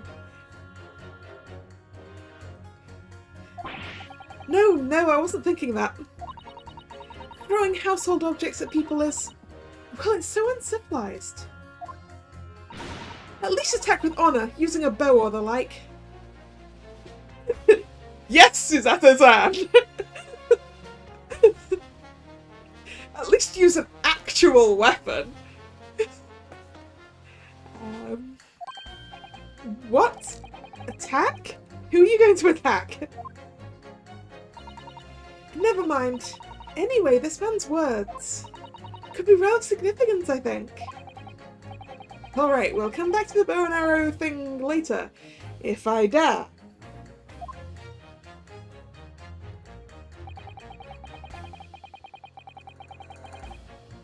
A woman in a rage will hurl almost anything at you. The kitchen knife really brought that home to me. Okay, we're gonna finish the pressing over here because I want to see the rest of what she had to say.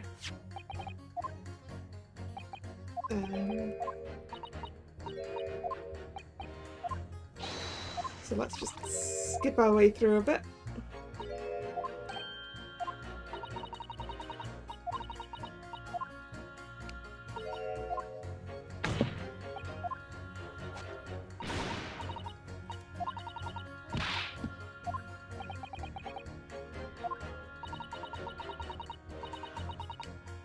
Okay. Now we're back to where we were. Right. Totally understandable. I mean, you can't waste time deciding what to use next, can you? When you feel the way I did, you don't care what it is. You just want to smash into his.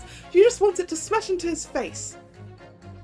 I don't know. I feel like there are other ways to deal with this frustration that don't involve throwing flaming books at your husband, but.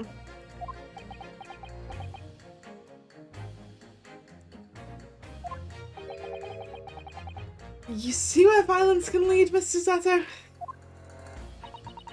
I'm disheartened to think you might believe me capable of such behaviour.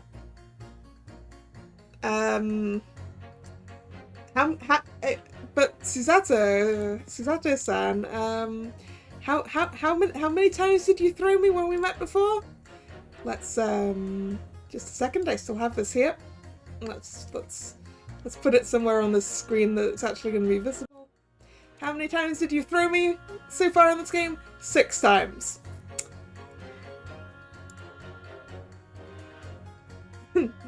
So, excuse me if I don't necessarily believe you, Mr. Sato. Now let's take that away again. That would also explain why Soseki ran. Yeah. If there were flaming projectiles as well. Surely, right?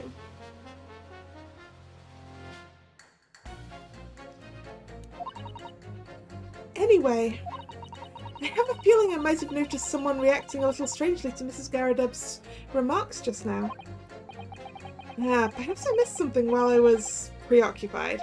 I mean, we did do that. We sorted that. So now we have a new statement to press here. Hold it! Your wife really threw a kitchen knife at you?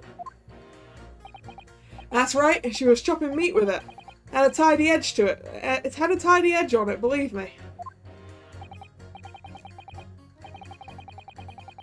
Still, it's all memories, isn't it? It started with that smile she threw at me when we were courting. And since then, the list of things she's thrown at me has grown along with our relationship. I don't think that's a good thing. There was a cup, then a glass, then a pot, a kettle, a chair, a wardrobe, a cooker, a bathtub. Why isn't your wife out doing the day labourer thing with you? She's clearly got the muscles for it.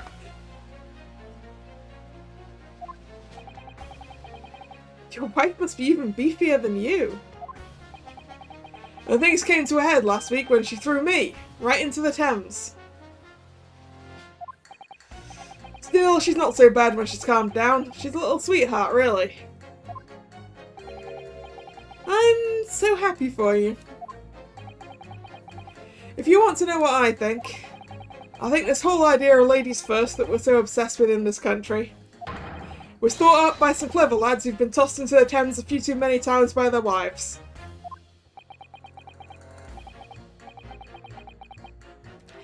I mean, the thing with the bathtub is you have to remember that back in this time, a bathtub was probably wouldn't have been attached to any plumbing or anything. It would probably have been a tin tub that you filled with water and filled with hot water and put in front of the fire. So it's not like she had to pull it off the wall or anything. It'll have been a freestanding kind of thing.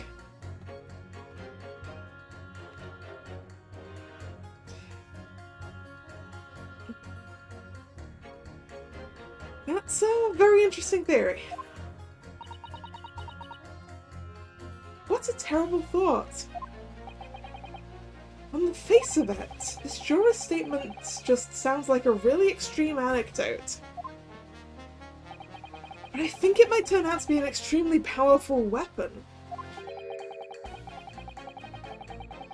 A weapon I might be able to use to make the jurors accept an alternate explanation here.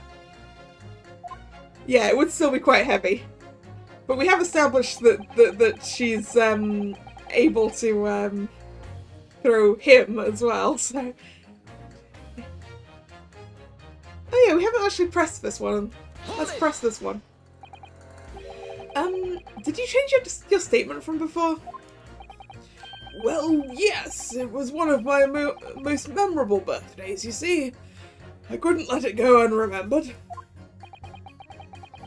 I'm sure the defendant will be delighted that you're using his trial to explore your past. And how is that memory related to this case exactly? Sorry, what's that? You'll have to speak up, I'm afraid. Never mind, he's as deaf as a post, when he wants to be. But actually, this old man's anecdote might just provide the alternative explanation that I need to make my point to some of the other jurors. Hello, random kid. Nice to meet you. Welcome to the stream. Quick question, where am I from? I am from... currently living in... the UK. England.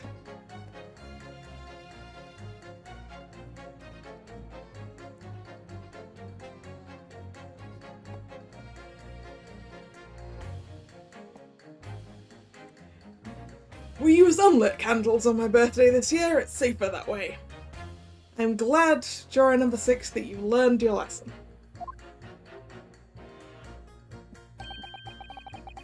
So the window was open when the Garadevs were arguing that day. Yes, Mrs. Garadev finally admitted to it. Which is a very significant victory for the defense. I feel like the fog's starting to clear and an alternative explanation to this case is starting to show itself.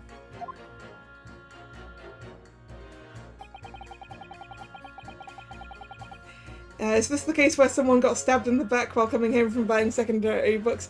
Yeah, this is the case where someone got stabbed in the back, yes. Right, so I think... novel alternative explanation to how the victim was stabbed. Yes, pit her against... A woman in rage will hurl almost anything at you. Hit. Objection. Those two statements clearly have a deeply significant connection. Good grief, you mean they don't contradict each other? Explain, counsel, at once. Juror number 2, do you think perhaps that this could be one such novel alternative? Oh my, whatever do you mean? An alternative explanation as to how the victim was stabbed in the back? What are you talking? No, that's not my voice for that guy. What are you talking about? We've demonstrated that the 4th book, The Lion's Pride, was found at the scene of the crime. Originated in Mr. Garadeb's room on the top floor of his house. Therefore, it's equally possible that some other object besides the book could have found its way from the Garadeb household to the street below. Yeah? Yeah, what's that now? After all, Mrs. Garadeb could have thrown any number of different objects at her husband. Isn't that right, juror number 4? are you insinuating now, you little beanpole? I'm beginning to think that ever since the true origins of this book came to light, perhaps she's had a feeling this might be what happened. Just you listen here, you... What on earth is that word? Just you listen here, you English galah. As foreman of this jury, I demand a straight answer. You give us this yarn about some other object making its way out of the house, but what? What was it? A knife! A knife! I'm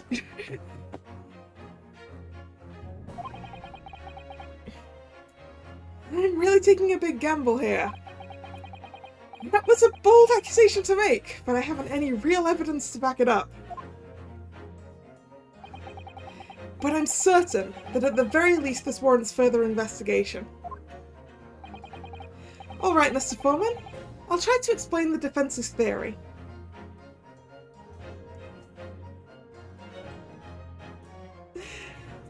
Oh, you're following someone else who's playing the exact same case at the moment? That's kind of cool.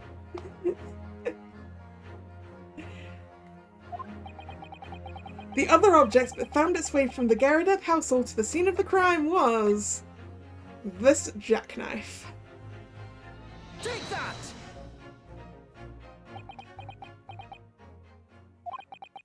Juror number 4, Mrs. Garridev.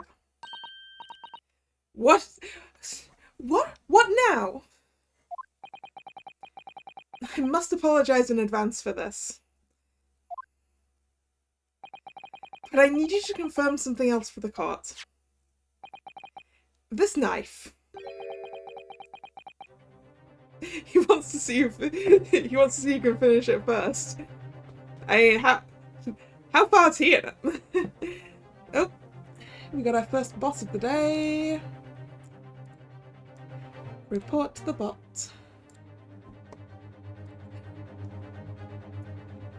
This knife. Have you ever seen this knife before? Ah. Good Lord, Counsel, what on earth are you doing? That's the weapon that was lodged in the victim's back, man.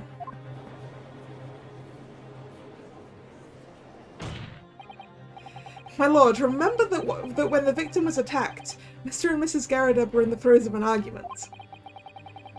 Mrs. Garridev was hurling anything she could at her husband, who'd been backed up against the window.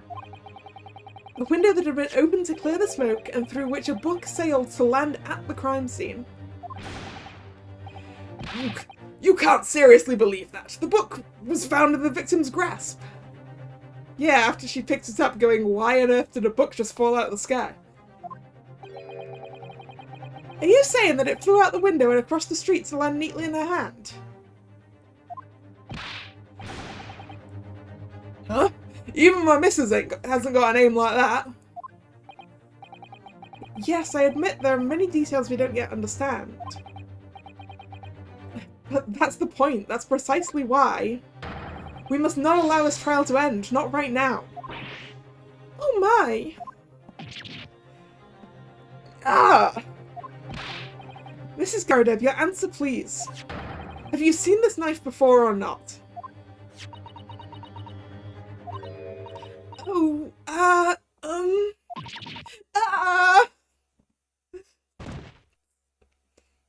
that would be a yes then.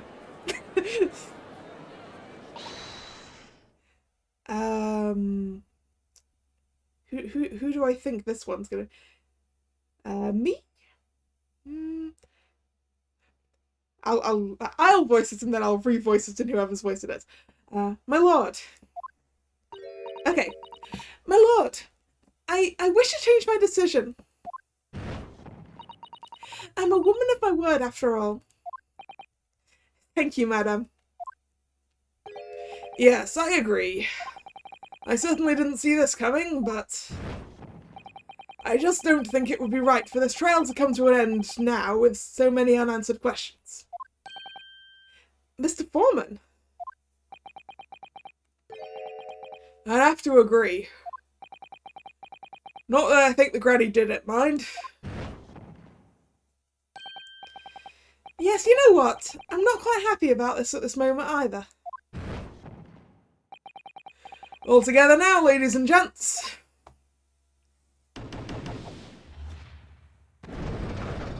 And the scales swing back in my favour. We did it! Oh, congratulations, Mr. Naruhodo!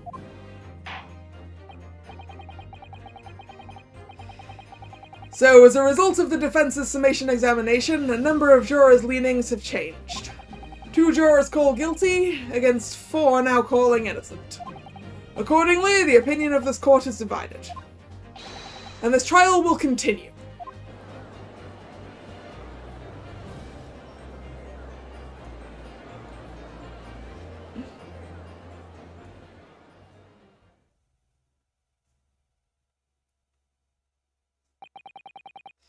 Now then, Lord Van Zeeks, how does the prosecution wish to proceed? By pouring himself another goblet of wine, apparently.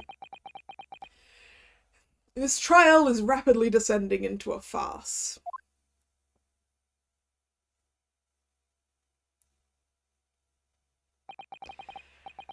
Like a corked wine, the first few sips are bitter enough.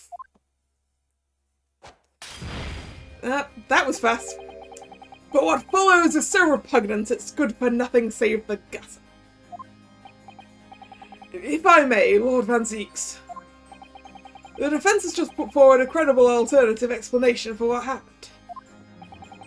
Credible? Is that your considered opinion, Mr. Foreman? The defence's argument is a joke to which I barely know how to respond. But let me start by insisting that you must all familiarise yourselves better with the relative positions of those places being discussed. What do you mean by that? What's his angle this time? Also, if you'll give me a moment, I'm out of water and I need to get some more. So I will be right back.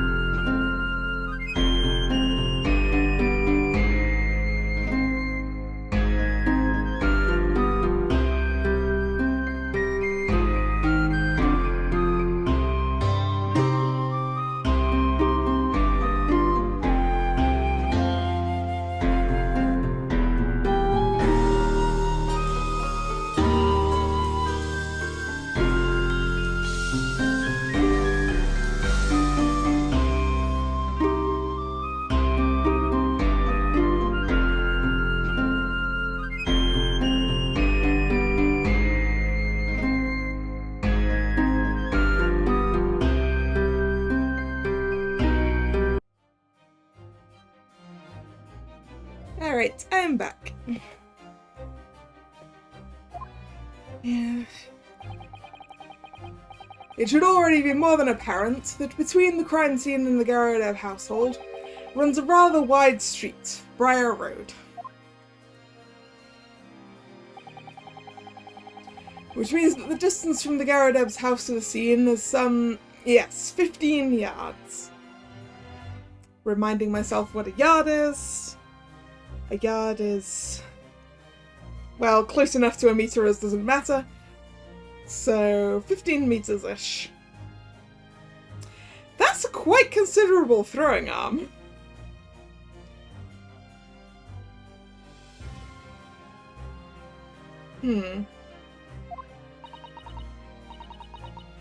Let me see, 15 yards. That's around 14 meters. As I said, 15 nearest doesn't matter. 14 meters? Oh, that's a little farther than I'd imagined.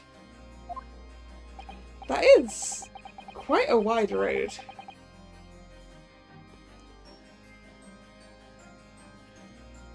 I think.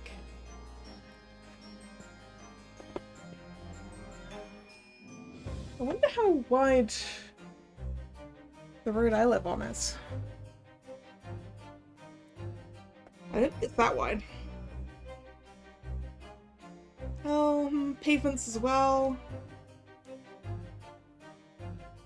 I don't know. I'm bad at judging distances. And as you ladies and gentlemen of the jury rightly noted as having portentous significance, the fourth book was found in the victim's clutches. What if...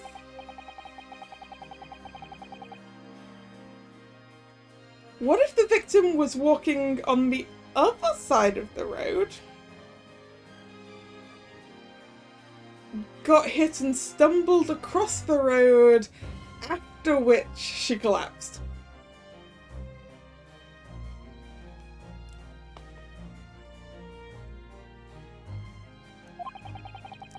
Oh, whoops. I forgot to read the previous line. In other words, the smouldering book, wantonly hurled by the lady of the house, travelled some 15 meters to land on the opposite side of the road, neatly between the collapsed victim's fingers and thumb. No, at no point did I ever suggest that the book coincidentally landed in the victim's hand. I'm pretty sure she picked it up off the floor, possibly after it hit her.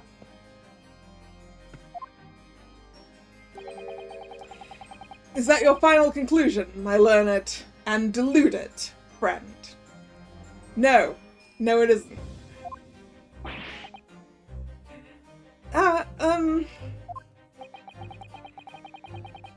And did the jackknife follow a near identical trajectory to plunge into the middle of the victim's back? This fantasy is somewhat stretching the notion of having a bad day for the victim, I think. Even those pathetic serialized detective stories have more believable plots. Well, this is going to become one of those serialized detective stories. Bumsies.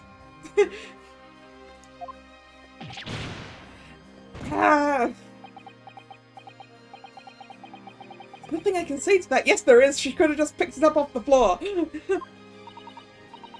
That prosecutor loves the sound of his own voice. Yeah, that's the point. I don't think the book hits her. I don't think the book hit the victim because it was on fire. I think the book hit the ground because there's no evidence that the victim was even lightly charred by the experience.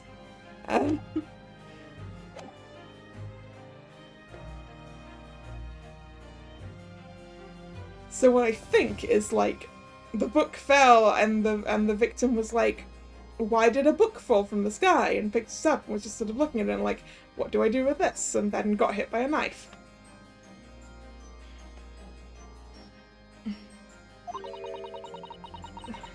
Serialized detective novels are pathetic, are they? How dare he? Maybe let's pick our battles here. My lord, might I be allowed to speak? As judicial assistant, you may speak for the defense. Yes, go ahead. The prosecution may consider the idea a fantasy, but what the defense has postulated was believable enough to persuade the jury to change its leaning. And as such, the court has a duty to explore its alternative explanation as thoroughly as possible.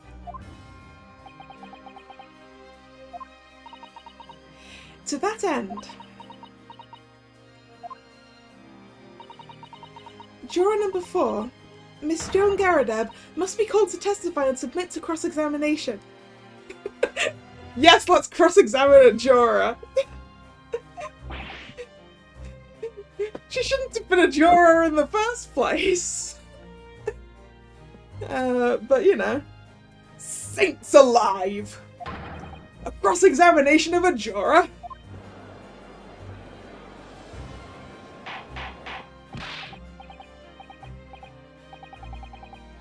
Order, order, order! Well, this is highly irregular. It is unprecedented for a member of the jury to be summoned to the witness stand. Yes, because that's something called a, you know, that's a conflict of interest. I mean, the fact that she's the landlady of the accused was enough of a conflict of interest that she shouldn't have been on the jury in the first place. But I guess they needed her to be there for the story, right? Objection!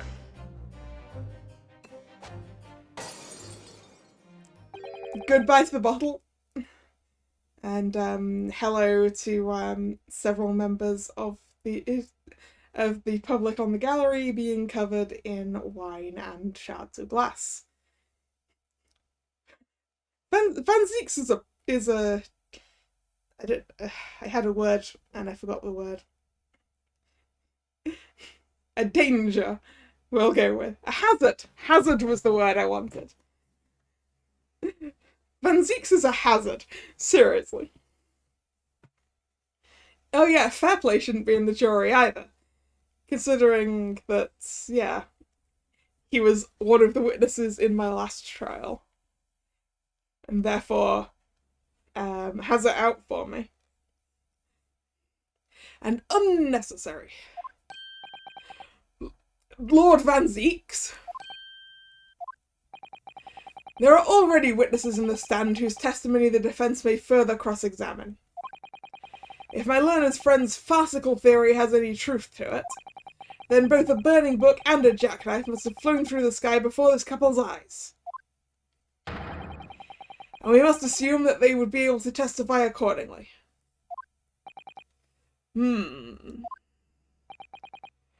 What say you, witnesses?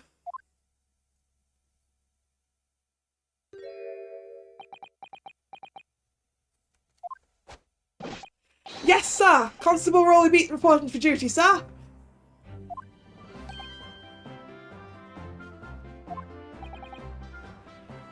Well. Good morning, officer. Sorry for dozing until now, sir.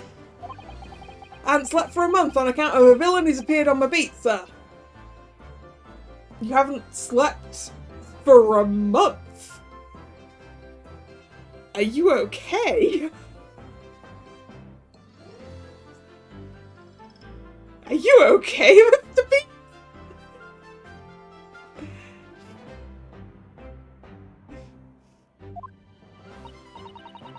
Oh, they are so heroic, these London bobbies.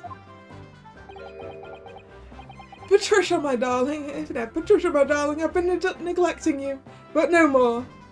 Yeah, right? How is he still alive if he hasn't slept for a month? I'm bad enough if I haven't slept enough in like 3 days. But a month? Oh, Rolly, my hero, you make me swoon.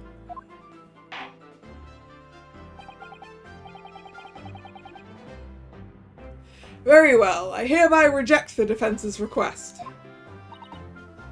Oh. And order the witnesses in the stand to testify again.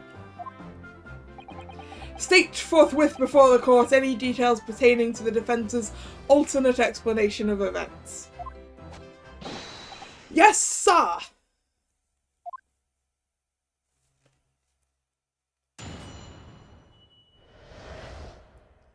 Constable B. Oh, also, how can he be a reliable witness at all if he hasn't slept in a month? There's no way his brain is functioning enough.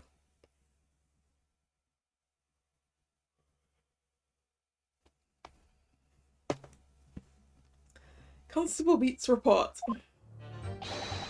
This case has nothing to do with Mr. and Mrs. Garrideb. Believe me, a London Bobby is good for his word. You see, sir, the windows on the top floor of the Garrideb house are top hinged casements. Obviously, if anything had been thrown out of the window, we would have seen it. I did leave the scene to go and fetch help, but my trusty Rolly was there to make sure nothing was disturbed. I didn't take my eye off the crime scene for one moment, sir. Nothing strange to report on that front, sir. Your wife told us that you were sleeping face down in the snow.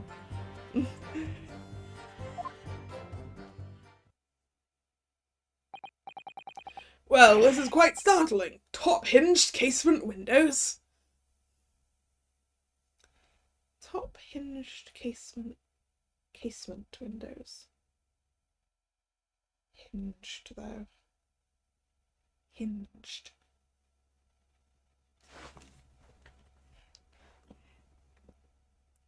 Right, just a second. I am going to Google. Isn't a casement window...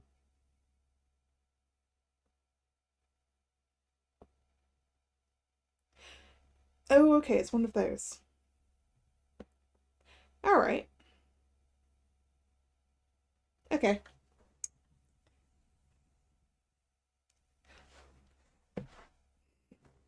I have a window like that.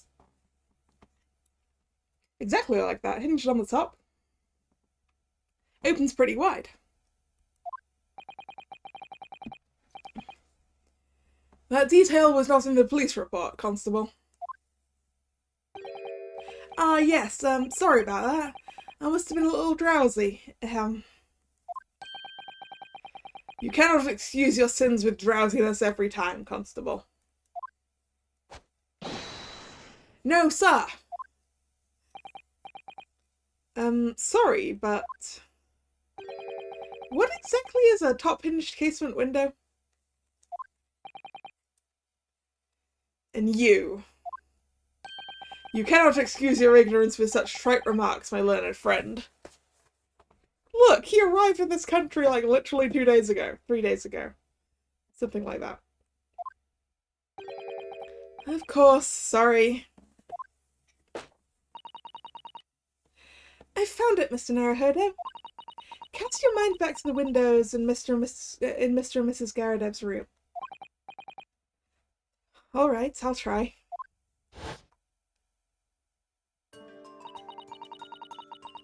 Alright. So the window opens in order to allow air to circulate inside the house.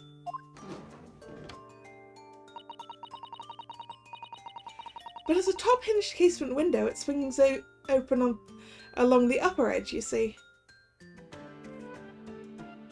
Are we gonna need maths for this?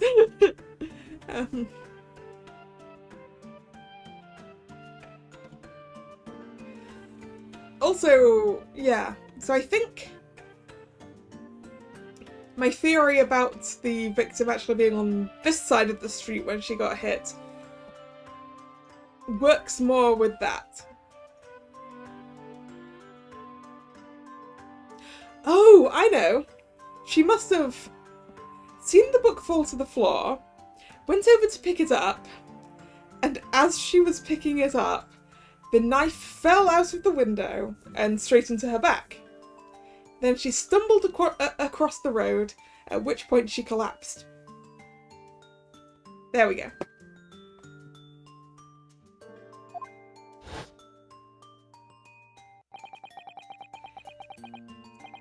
I'm glad you've rectified your ignorance. A casement window's most prominent feature is its stay, a metal bar which prevents the window from being opened beyond a certain amount. Wait. Can I get back to that? No.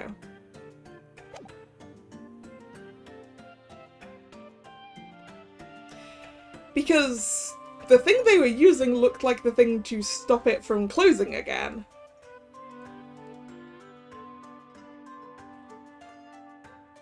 Which you just clip on. I mean,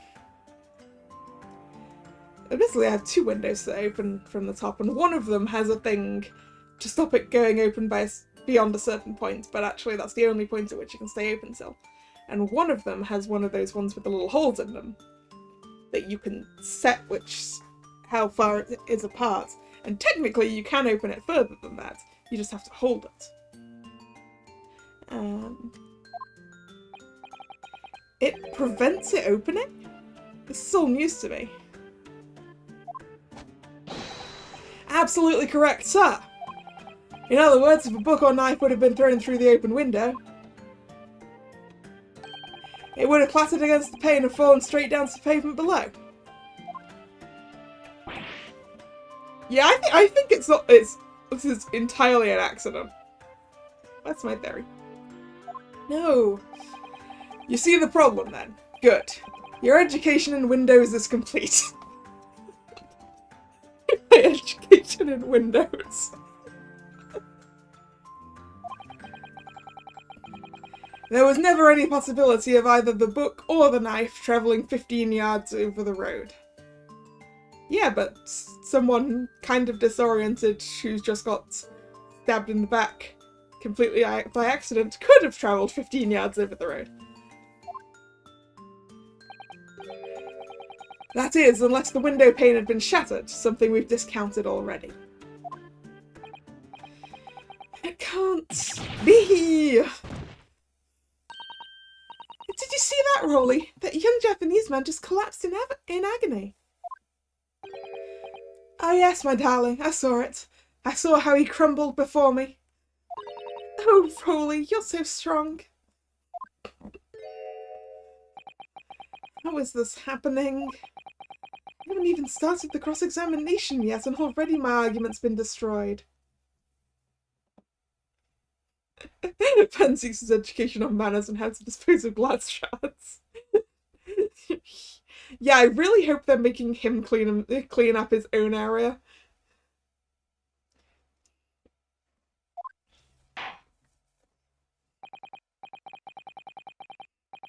Counsel, if you could drag yourself upright again, the court awaits your cross-examination.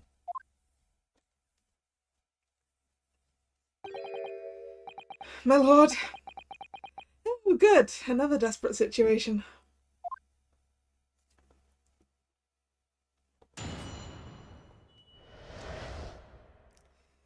Okay, time to press all the things. Press all the things. Hold it! How can you say that for certain? Very good question, sir. And the answer is this. It has notable founding principles of the force written on it as a reminder to all as policemen of our sworn duty. He showed us that before, didn't he? Did he? I can't say I remember. To patrol the streets of London town and uphold the peace of the common man is what the job's all about. And that is why I can stand here today beside my long-suffering wife and tell you Bobby's good for his word. Your long-suffering wife? You've only been married a year. Whilst rubbing my tired eyes, admittedly. Sir. Oh, Rolly, you're so manly. Of course I am, my darling Patricia. Oh, Pat. Oh, Rolly.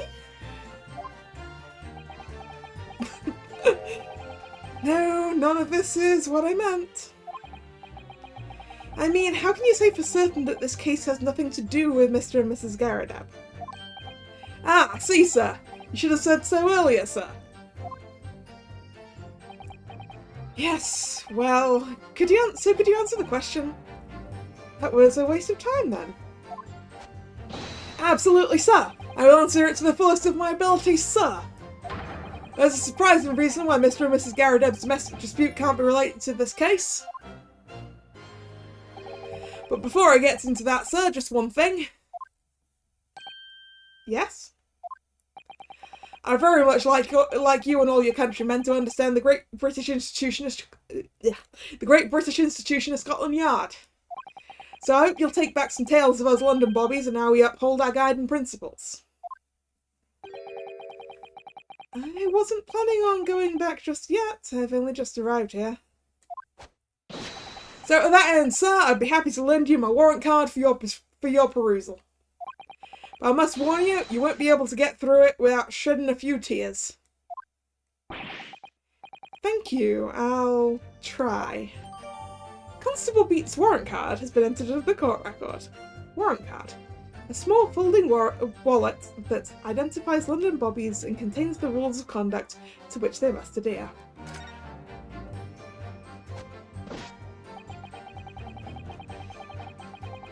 Alright, let's go look at it. Let's go look at the warrant card. Principles of policing. Item number 1.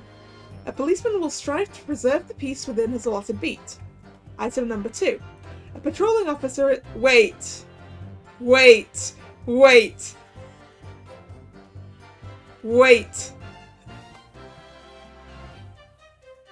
Mr. Beats here already told us that where the crime happened was not within his beat.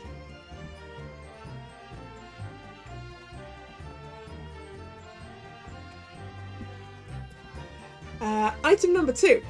A patrolling officer is expected to walk 20 miles around his beat every day for the furtherance of community relations. Metropolitan Police Metropolitan Police Regulations. Item number 1. Any crimes fall under the jurisdiction of the beat in which they are discovered. Item number 2. When a crime is discovered on his beat, a policeman must assist with the initial investigations to help detectives. Okay.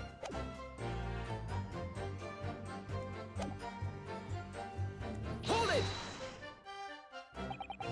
By which you mean they don't open fully, is that correct? Yes, sir!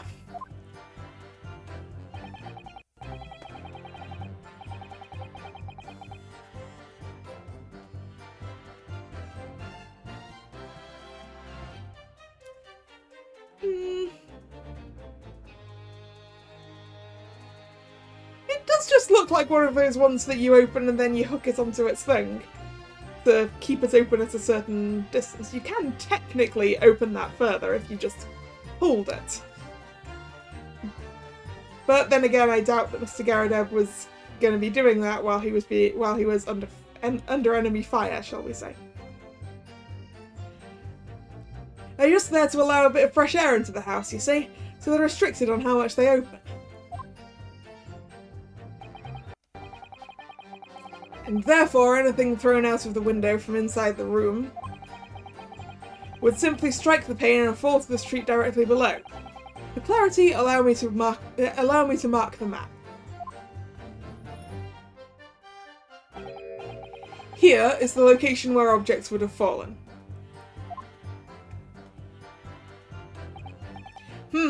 Yes.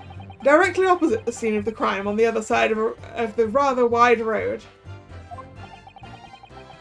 Would it have been so hard for someone to mention this top-hinged casement thing before?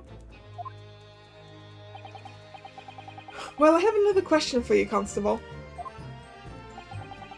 And what would that be, sir? How do you even know?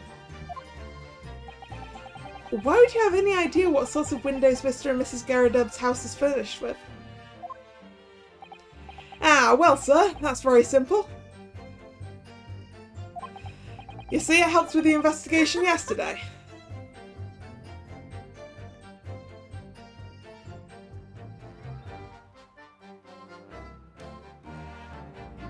Let's go pursue it. Excuse me! And then we'll come back to the rest of his statement. Do you have something to add, Mrs. Beat? Sorry? You look, well, delighted. Is there some particular reason for that? Oh, I was just remembering, that's all. We really were so lucky. Lucky? What do you mean? Well, of course I feel terrible for the poor woman who was attacked. Don't misunderstand me, please. But we were just so lucky it didn't happen on Rolly's beat. It was so close, you see. Oh, I hadn't realised. Wait. Wait!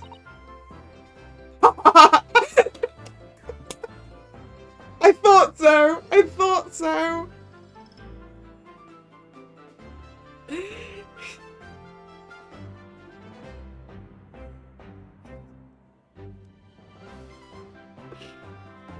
Did... Right. Casting all of my suspicion on Patricia here. Well, on these two. Because... So if they were off out to celebrate their wedding anniversary, but if a policeman comes across a crime on his beat, he has to do the investigation whether or not he's actually on duty at the time. Do you think that they saw it happen, went, oh no, and then moved everything to the other side of the road?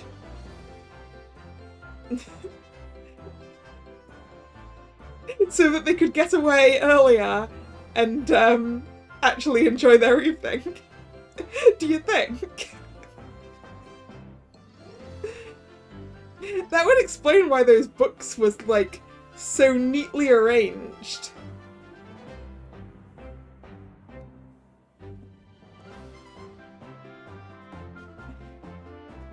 Oh yes, that street, Briar Road. That's the boundary between Rowley's Beat and the next one.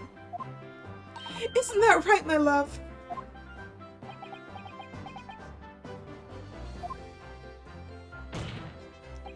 Constable Beat. Oh, yes, that's right.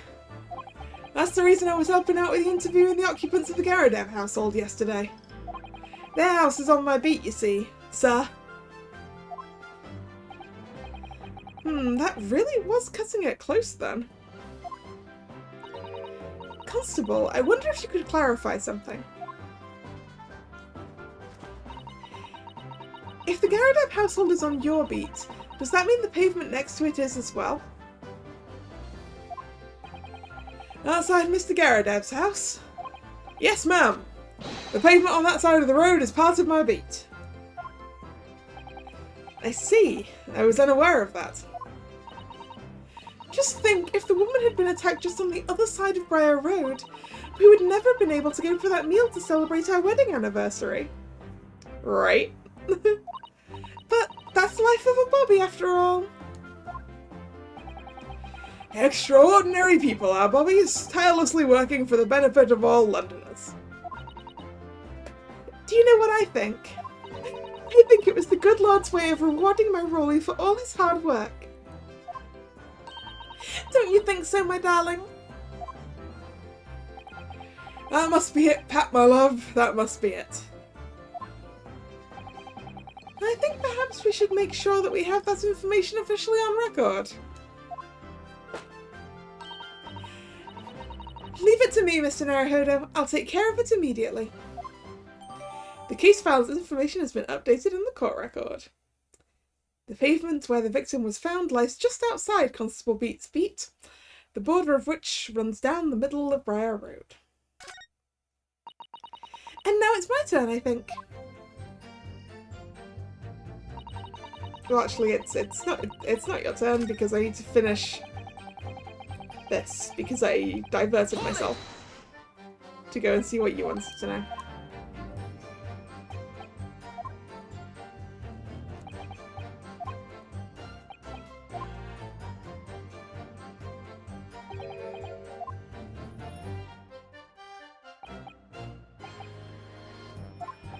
Do-do-do-do-do.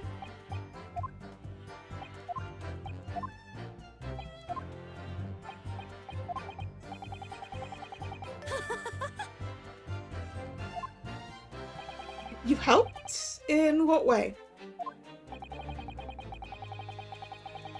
Various members of the public were questioned in order to gain information about the case.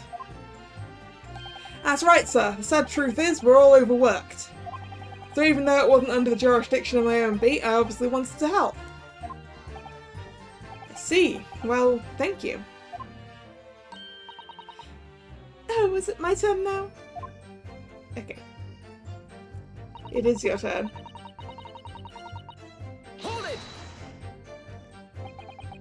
But according to my notes here, the sun had gone down already and it was dark. Oh, but Rolly and I were strolling along, gazing at the night sky and looking for our lucky star. Sorry? Also, on my Bungie, sorry? There is no way you could see the stars from London. Not with all the smoke and the fog and everything. The star that will guide us to eternal happiness. Can't it guide you to answer the question? If a flaming book had cut across the sky in front of us, it would have lit up like a shooting star. And if I'd seen a shooting star, I would have made a wish upon it. Rolly be an inspector, I would have said. 3 times at least. Of course, what with the smog and everything, we couldn't actually see any stars. Right?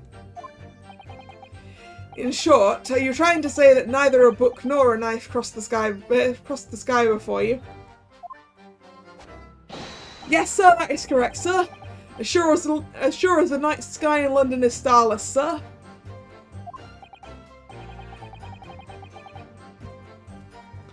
It certainly seems like they're telling the truth.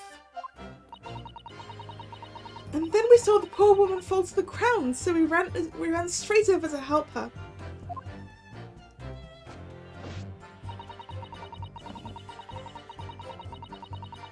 Hold it! Yes, you said you went to a nearby police box to fetch another officer, is that right?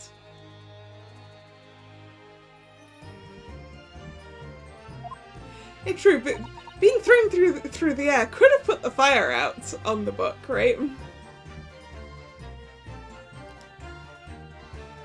That's right, yes. If it had been on Rolly's beats, I would have known exactly where I was going, of course. Don't feel bad, my love. You can't be expected to know the location of every police box on every beat. So Rolly told me the way, only I sort of got a little lost on the way. Patricia, my darling, that's why I love you. Your terrible sense of direction is bewitching to me. Okay. Oh, Pat. Oh, Rolly. Oh, please. So I suppose I was gone for about 15 minutes. But like I said, my Rolly was at the scene the whole time, making sure nothing was disturbed. I was off duty at the time, of course, but a true Bobby is never really off duty, sir.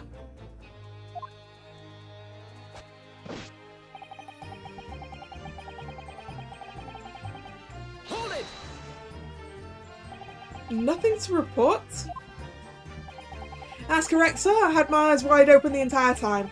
Never looked away for a second. No one else approached the scene. Nothing was removed from it. I can swear to that on the yard's honour, sir. Your wife told us you were sleeping in the snow. Really? That seems a little strange. Beg your pardon, sir. Strange, sir. Seems altogether regular to me. This burnt copy of The Lion's Pride was originally in the Garronet household. So the question remains, how did it find its way into the hand of the victim? Can you shed any light on that, seeing as you were at the scene of the crime the entire time?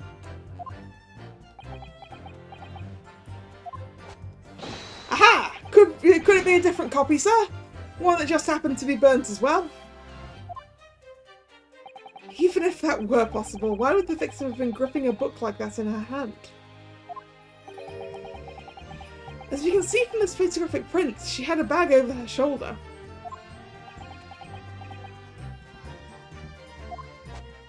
Well, sir, that book was in the lady's hand from the moment we arrived at the scene. Is that so? There's something about this statement that's not sitting right with me. The two mysteries of how the knife ended up in her back and how that book ended up in her hand. There must be some common thread between them.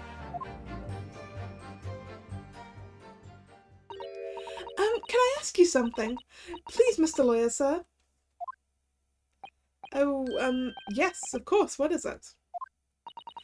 You're doubting us, aren't you? I can tell.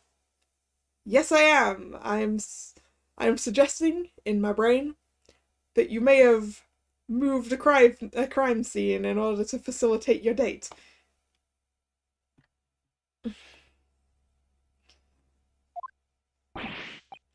What? I wasn't really... I mean, what's she doing? Please, just because I'm a woman, it doesn't make my testimony any less valuable. I didn't say anything of the sort about that, lady. Have you seen my judicial assistant?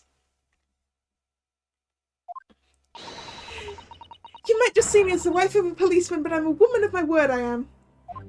I really don't remember ever suggesting I doubted you. No excuses, I don't want to hear it.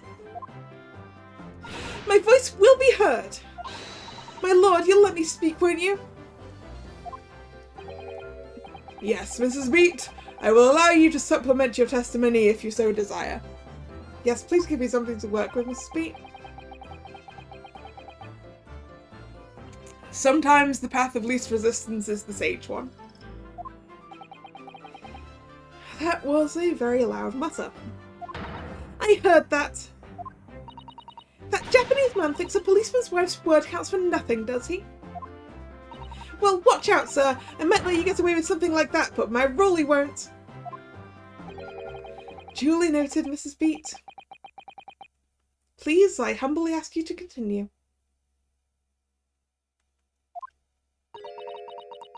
What could she possibly be about to say, I wonder?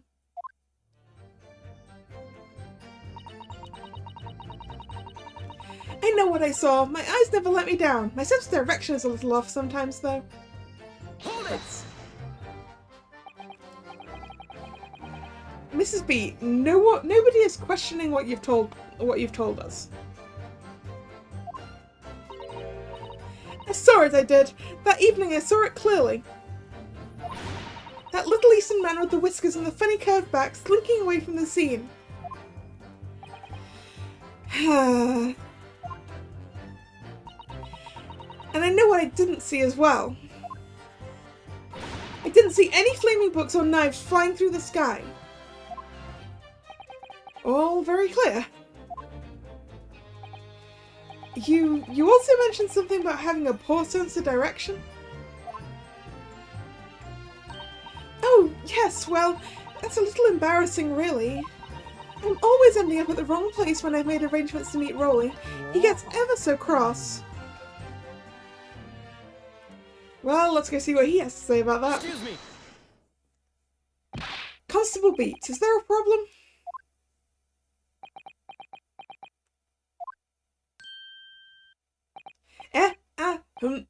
No, sir, no problem, sir.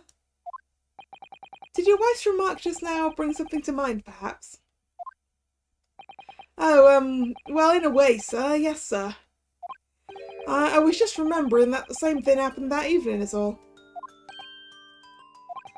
You mean Mrs. Beat lost her way on the night of the incident? Well, you see, I sent her off to find a police box in the next beat over from mine. But she was gone a fair bit longer than what I was expecting. I thought she'd be back inside 10 minutes, but my darling was gone a good 15.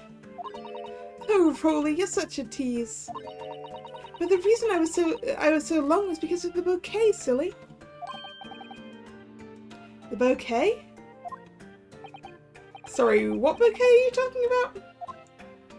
Oh, it was a present for our wedding anniversary. Rolly's so romantic. He saved up for it with farthings and halfpennies he found in the gutter while doing his rounds. Yes, how romantic. I'd forgotten all about it until just now. Had you, my darling?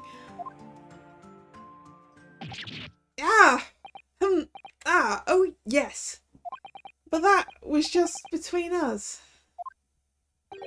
No talking about it to anyone else, darling. You have to promise. Really? Oh. What's that all about? Constable Beat looked very obviously troubled during that exchange. I'm afraid I can't offer any useful insight, Mr. Naruhodo. But but I'm quite sure of one thing. We have to ask Mrs. Beat about the bouquet. Mrs. Beat, this bouquet you just mentioned. I'd like you to add details about it to your testimony, please. Oh, really? Yes, I'd love to.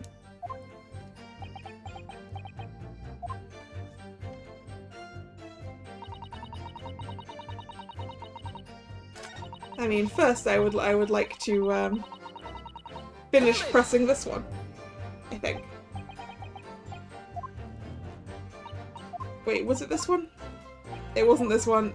This wasn't the one I wanted. I wanted the supplementary one. Whoops.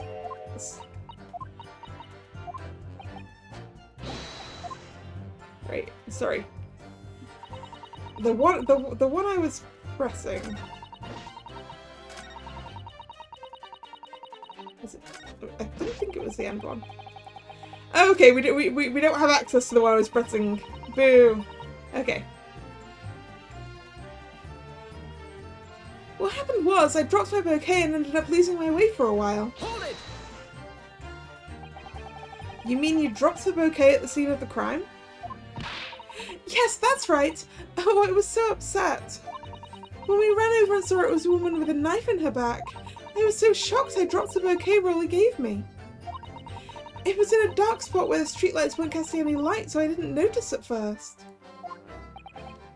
And then you went to the police box to report it to the policeman whose beat it was on?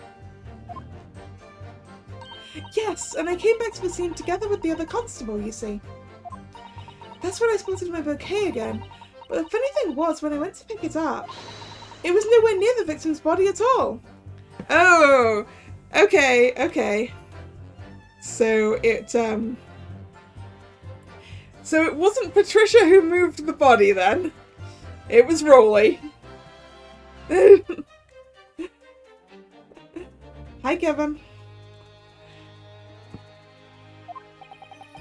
In case you need reminding, Mrs. Beat, the victim is not deceased.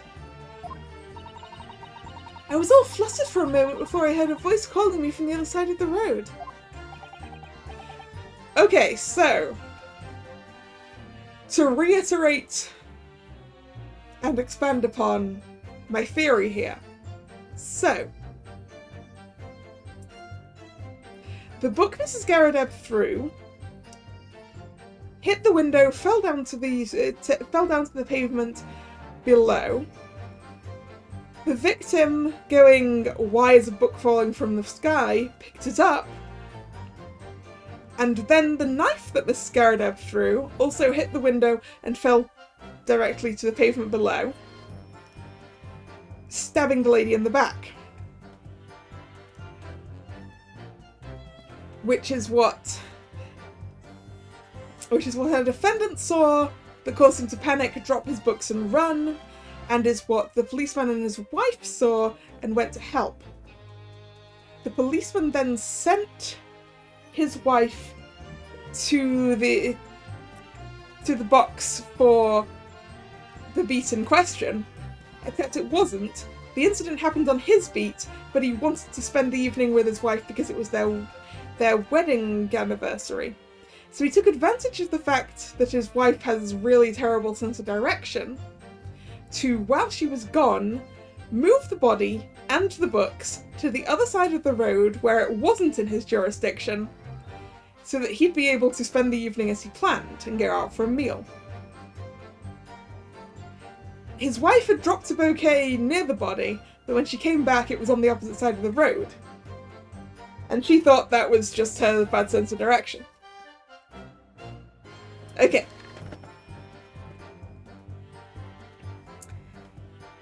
And that is my theory. Your husband, presumably.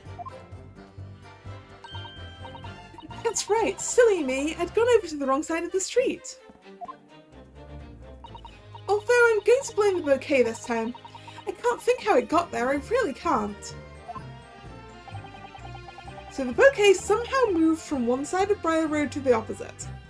No, I think the entire crime scene moved from one side of Briar Road to the opposite. And you know, the husband hadn't noticed the bouquet had been dropped. I hadn't moved that as well. Curious indeed. Isn't it? But the worst of it is, I forgot to pick the bouquet up again when we left the scene. That beautiful rose Rolly bought me, with that change from the gutter he spent so long collecting. I'm not sure one rose is a bouquet.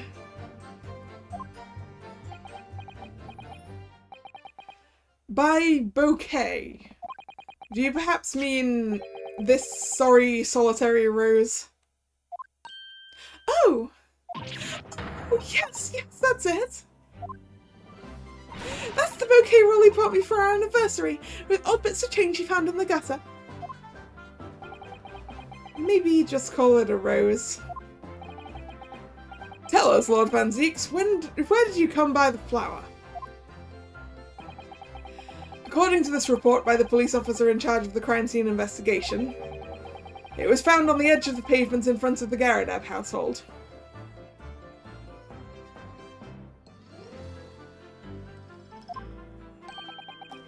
In front of the Garadab's house? Although it wasn't noticed until the morning, as it lay where the street lamps cast no light. It was believed to be of no relevance to the case, since it was found on the opposite side of the thoroughfare. Oh, thank you, sir, thank you. Could I have it back now, please? No, I think it's going to become evidence. Sorry, lady. No, I think for good measure this rose should be added to the court record as evidence. Oh. The anniversary bouquet has been entered into the court record. Anniversary bouquet. A present for Patricia Beets from her husband Rolly. The shock of seeing the stabbed victim caused Mrs. Beets to drop the rose where she stood.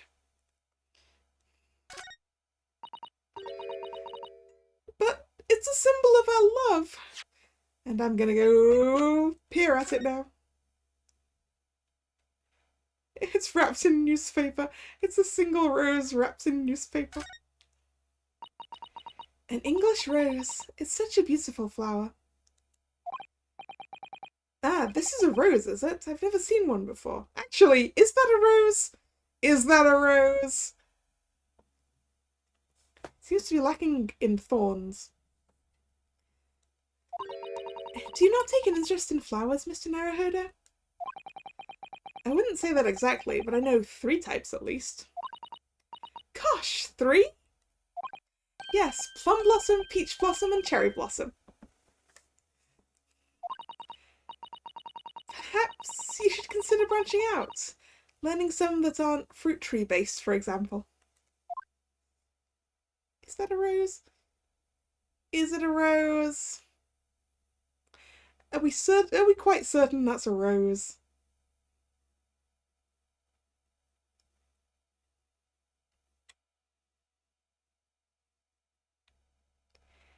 I mean, you can take the thorns off, but they leave a mark. Is that a rose?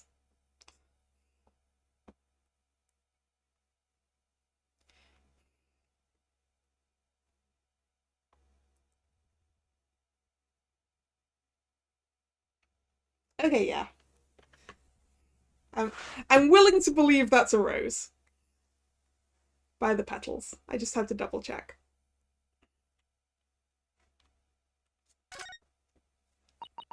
Oh, nope. Okay. I was hoping we could look at what it was wrapped in.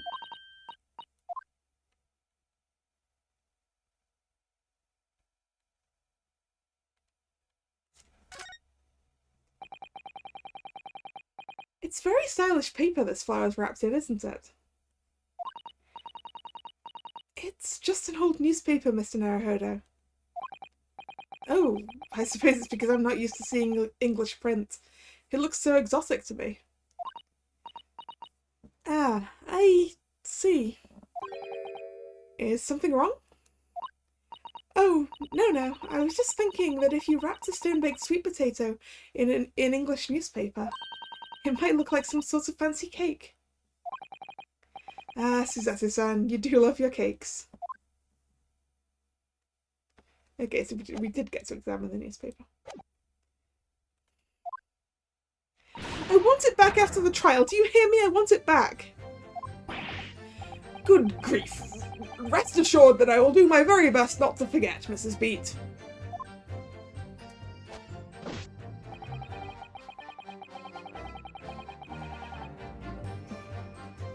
Does that mean we've pressed all the things now? Did we press this one? Nothing to report? That's correct, sir. I had my eyes wide open the entire time, never looked away for a second. Yeah, okay, we've done this one. Cakes are in fact delicious. And I have one currently. It's in the fridge. Because being covered in whipped cream, that's kind of where it needs to live. Skippy, skippy, skippy, skippy, skippy. We did this already.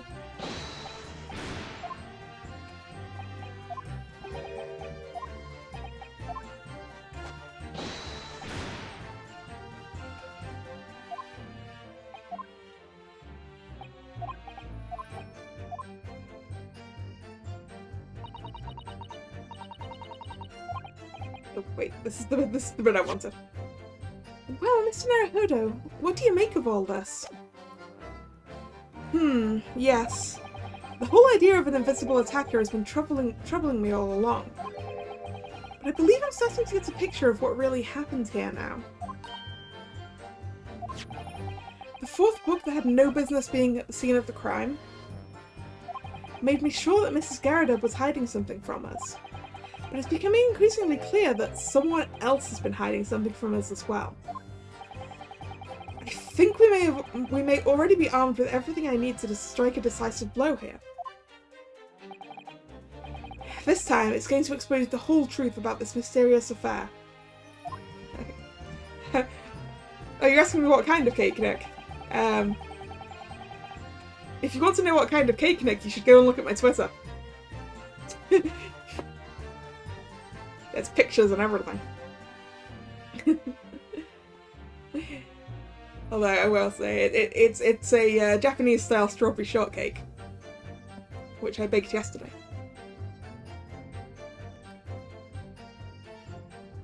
Right, so we need to figure out something to present now. I feel like the warrant card's going to be important.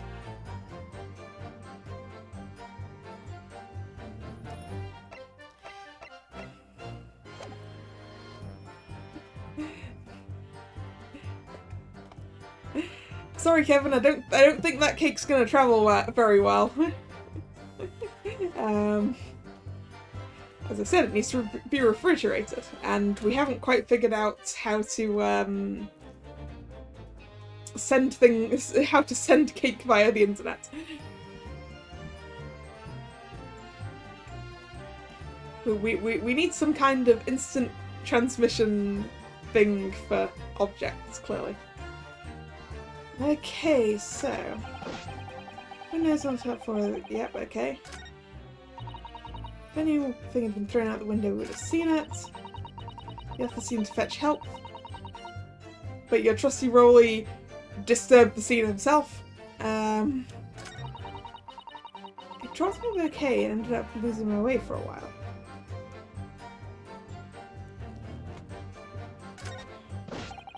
I didn't take my eye off the crime scene for one moment.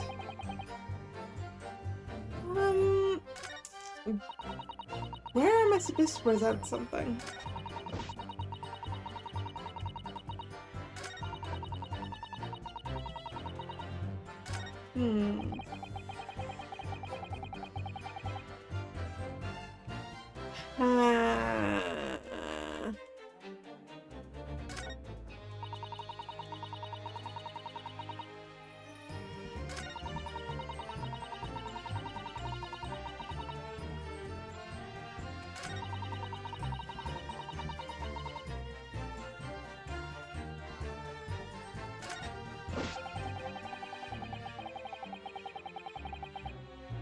Yeah, it is indeed quite tasty cake. I am lost.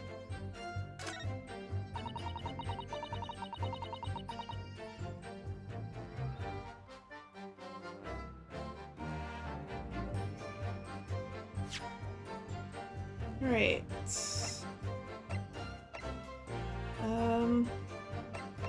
The case file. Let's look at the case file again. Reporting officer will beat. Wait. Defensive. Wait, was it not this one that was updated? Something was updated. Oh wait, it's the thing. It's not looking at it, I think. Why, it's just outside Constable Beat's beat.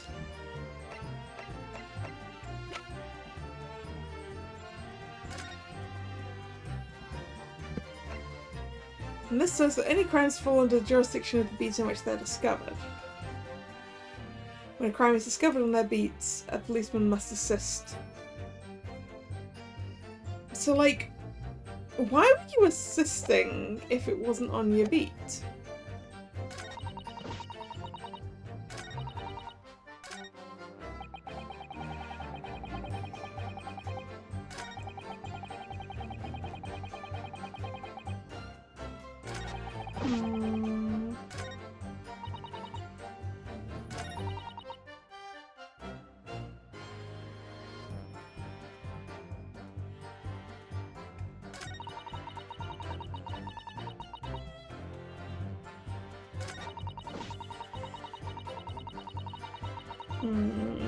Just a second.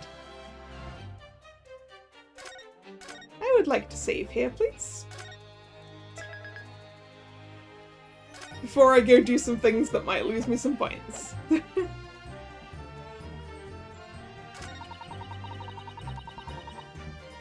So I have pressed all of these statements, right? Let's say privacy for 1 moment.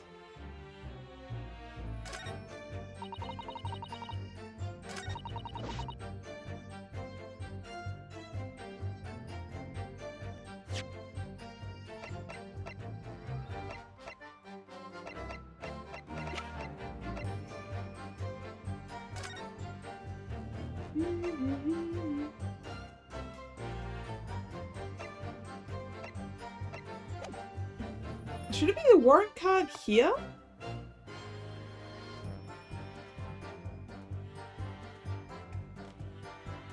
Let's try. Objection. Oh, got an objection. Oh no. Oh no. That's not that. I can see this is a mistake. Damning, you say. As I look at you, counsel, I see your trembling hand, your pallid expression, your perspiring brow. It seems to me that is the damning inconsistency here, with the misplaced confidence of your assertion. He has a damning tongue. Yep, okay, that was the wrong combination. You were invited, sir.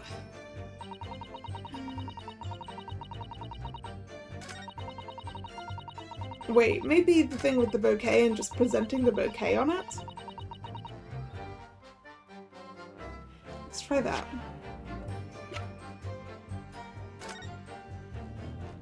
Wait, no.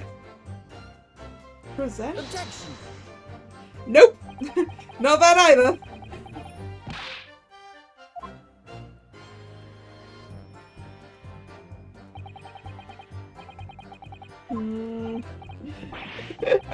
The problem is, I know what I want to say, but I can't figure out how to get there.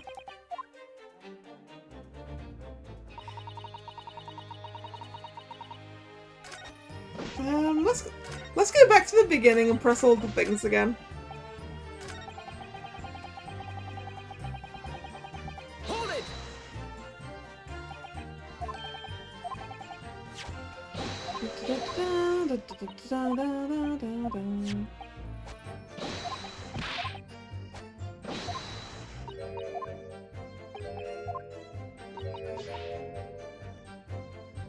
Just gonna double check that I pressed all things.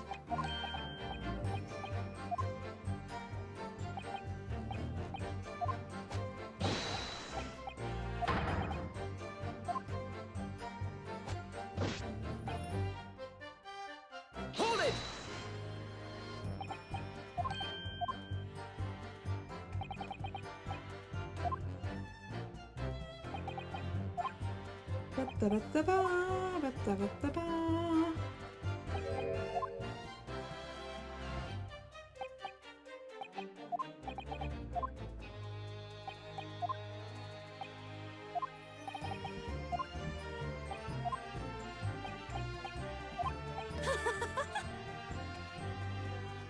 We followed that before.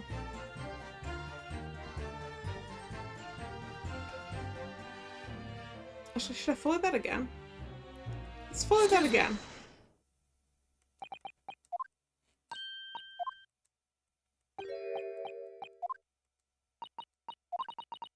Yeah, because it's this thing that I want to take umbrage with.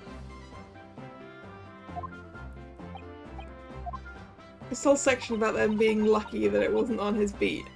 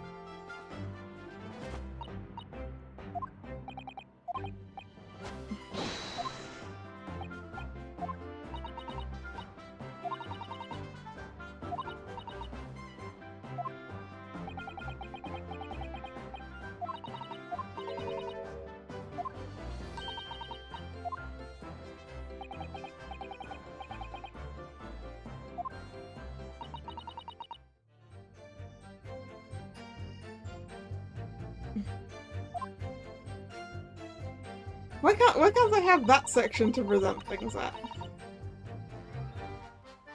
Hold it!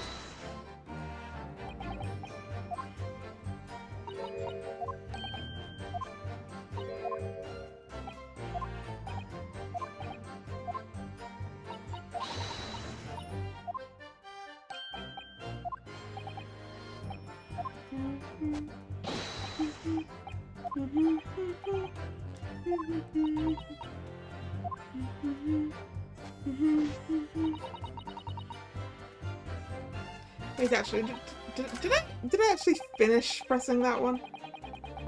Wait, was it that one? Yeah, it was that one. Did I actually finish doing that after going back? Yeah, after going and pursuing the thing? I don't remember.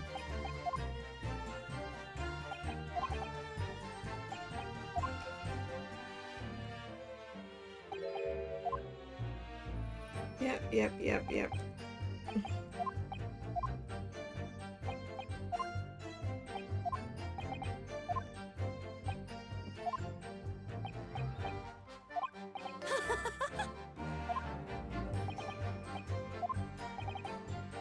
Yeah, we did continue this one.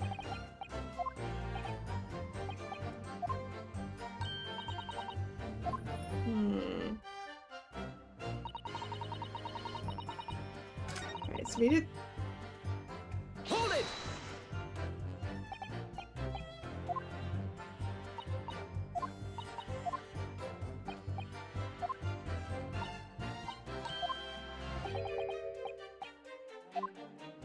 Sense of direction is bewitching to me is such a weird statement.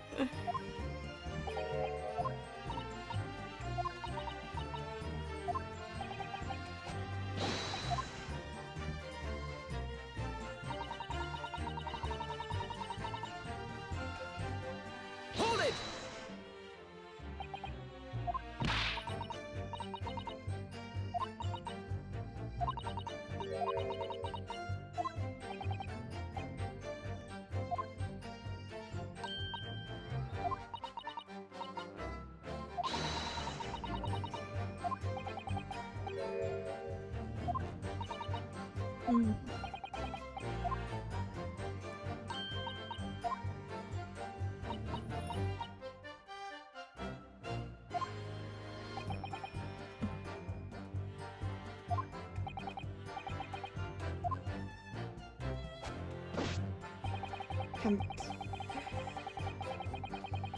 There's so many inconsistencies I want to mess with, but I don't know how to.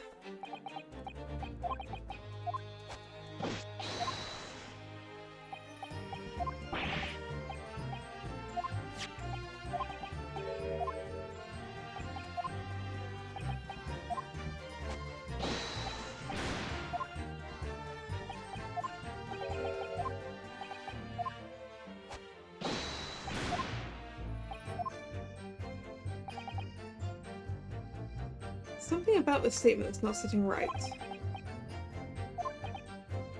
Must be a common thread.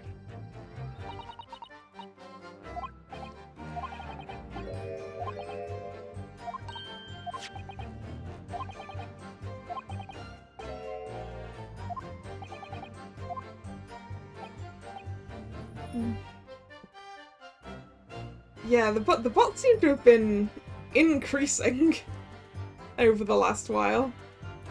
Okay. Right, let's go back to that last statement. Because it's definitely that last statement. I didn't take my eye off the crime scene for one moment, sir. Nothing strange to report on. It's gotta be on this one. Should I throw the bouquet at this one?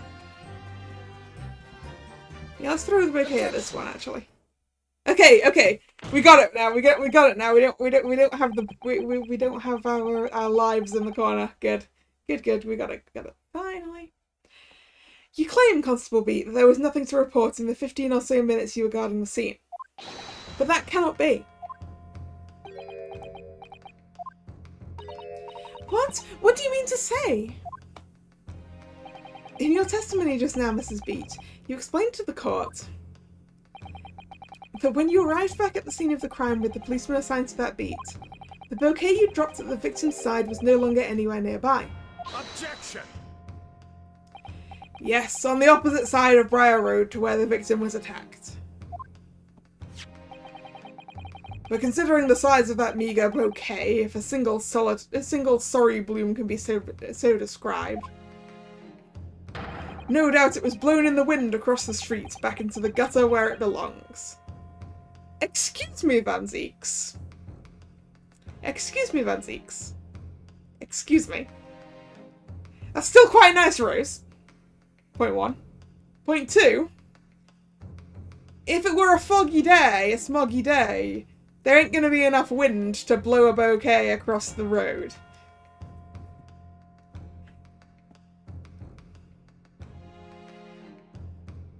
Because of how smog works.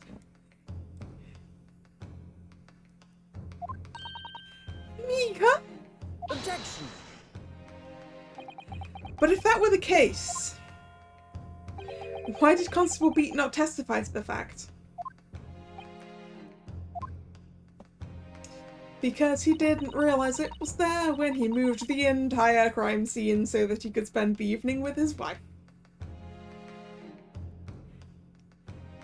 No one else approached the scene and nothing was removed from it.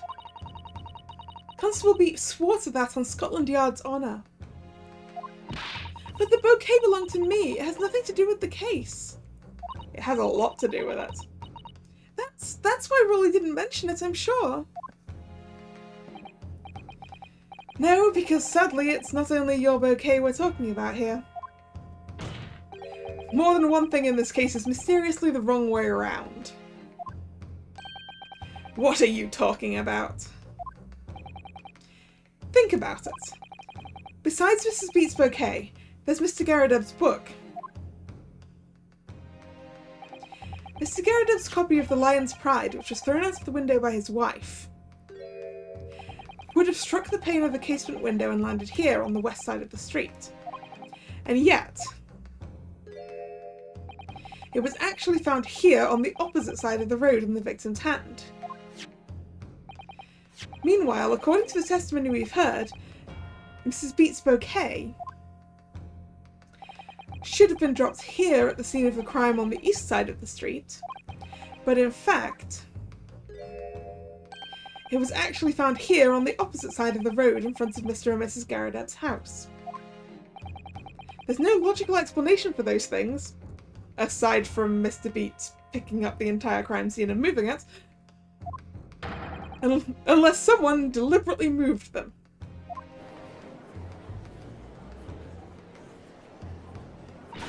What are you trying to say? The way you're talking, it sounds like you think my Rolly's done something wrong. Yes, I do. Don't you listen to a word that scrawny lawyer says. Withering on about books and bouquets, why should we care? It's nitpicking, that's what it is. Nitpicking is the point of this, lady. Oh good, Mrs. Garrideb's come round. You might call it nitpicking, Mrs. Garrideb, but deliberately meddling with the scene of a crime is a criminal offence. It's called, tampering, Mr. Naruhodo. But the person responsible for this tampering cannot admit to it. For a very subtle but compelling reason. Objection! Tampering? You've barely heard the term before. Tell us, my learned friend, who could possibly have had cause to carry out such an elaborate deception? Yes, there is someone who tampered with the scene of the crime that evening. All the evidence and all the testimony points to one particular person. Counsel, I must demand that you substantiate this conjecture. Who are you saying is responsible for tampering with the scene of the crime? Mr. Rolly Beat. Take that! Obviously, there's only one person it could have been. Constable Rolly Beat, it was you. What? A policeman? A member of Scotland Yard? What nonsense! Why would my Rolly do something like that? There's no one straighter than my husband. No Bobby works more tirelessly for the people of London. Mrs. Beat, you said in your testimony that your husband asked you to go to a nearby police box to fetch the officer on duty. The 15 minutes that you were absent from the scene is the only opportunity anyone had to tamper with it. You're making it up. It's all nonsense. It's all lies. What about that Japanese man with the whiskers? I bet it was him. He did it. Objection! If that were true, Constable Beat would have seen him do it. Oh. And forgive me for pointing it out, but when you dropped your bouquet, Mrs. Beat, it was after the defendant had fled the scene.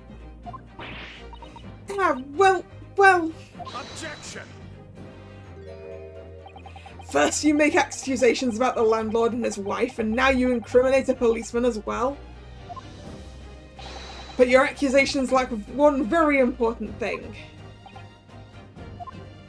You claim the crime scene was tampered with. But there is only one reason anyone would commit such a reckless crime. To hide something.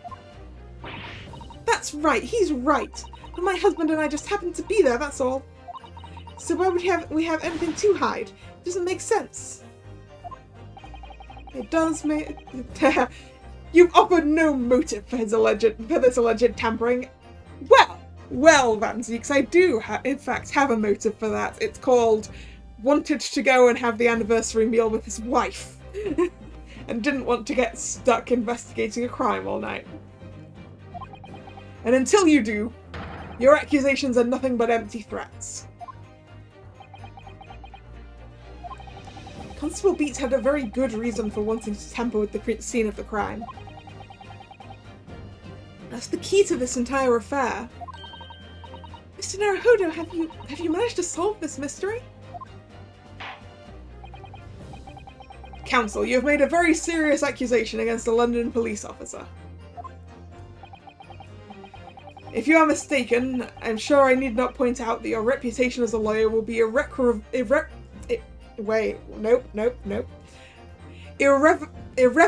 damaged.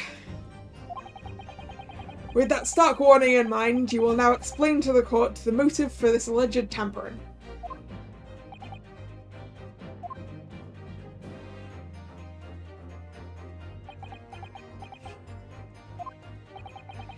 Constable Beat's motive for tampering with the crime scene was to hide where the victim fell. Where the victim fell to the ground. That is what this Bobby had to cover up at all costs. What? Where the victim fell? You mean where she was attacked? What are you talking about? We told you at the very start, didn't we? On the pavement of Briar Road, we saw it happen, remember? It was right here, as if anyone didn't already know. That's certainly what everyone has been led to believe, but in fact, that isn't where the victim was stabbed at all. What?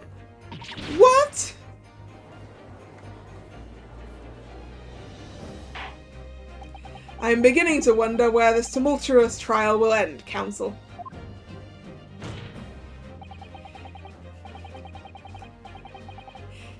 If that's your assertion, then the court is dying to know, my Nipponese friend. Where are you proposing that the crime actually took place that evening? Do. Take that! But that's on the opposite side of the road. I don't understand. On the evening in question, Mr. Garrideb's book fell directly down from the open window above. And your bouquet, Mrs. Beats, never moved at all. What did move was the scene of the crime itself. Good gracious! Objection! Perhaps you haven't been listening to the ample testimony the court has heard. But these witnesses both saw the moment the attack took place. That's right, I saw it with my own eyes. It was 5 o'clock in the evening and already dark. There was the typical London fog on the ground. When you saw the incident unfold and ran to the victim's aid, that was actually on the west side of Briar Road. No, that's not true. It can't have been. Constable Beat then arranged for you to be absent for a while by sending you for help. And during the 15 minutes you were away, he transplanted the crime scene. He moved all the things shown in this print. The victim herself, the 4 books. He moved everything, in fact, to the pavement on the east side of Briar Road.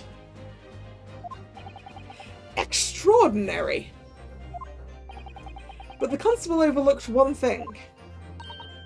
What? What did he overlook? The bouquet, I presume. Exactly. The prosecution told the court just a few minutes ago about the discovery of the rose bouquet. Lord Van Teek said it wasn't noticed until the morning, as it lay where the street lamps cast no light. Yes, it couldn't be seen in the dark, obviously. Which is why it was only the bouquet that was found in its original position on the pavement on the west side of Briar Road.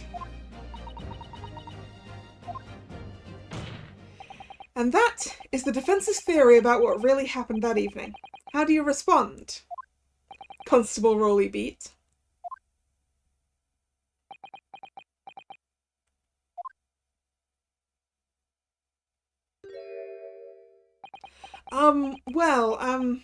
Very sorry. I didn't mean to nod off again, but I haven't slept properly in a month. Did I miss anything important? Yeah, you missed being accused of tampering with the crime scene. Oh, Rolly. It isn't true, is it? What the lawyer said is all lies, isn't it? I know it is, because you're the most upstanding, righteous man I know. Then you clearly need more friends, Patricia.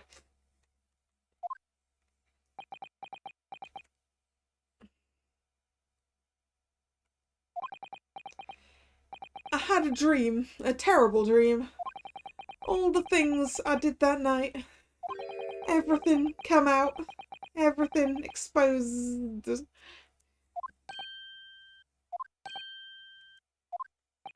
Only it seems it wasn't a dream at all. Good golly.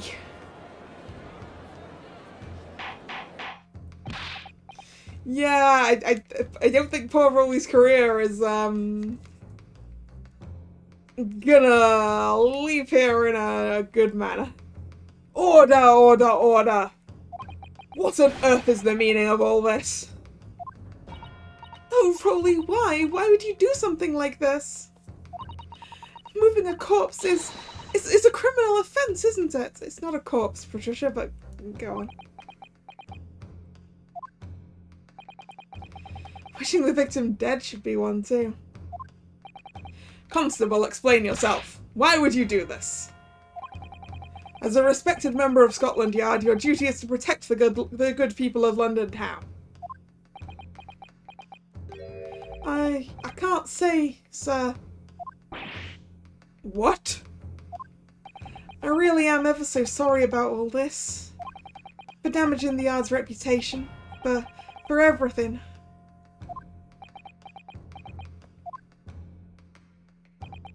I have a possible explanation. For why on that particular evening, Constable Beat felt compelled to move the scene of the crime. I can think of one reason. What? How could you possibly know?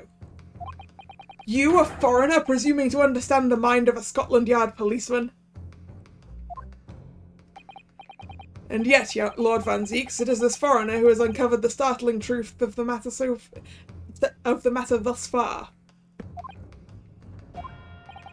I believe it would be beneficial to the court to hear this extraordinary young lawyer's theory. Counsel for the defence, if you please. Yes, my lord. Now then, I think you'd better show us some evidence.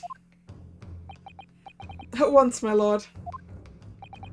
England, Japan, it makes no difference where you come from. Human emotions are the same. And I think I have a fairly good idea of the feelings behind this man's actions. What gives away the motive for Constable Beat's unthinkable actions? His warrant card. Take that!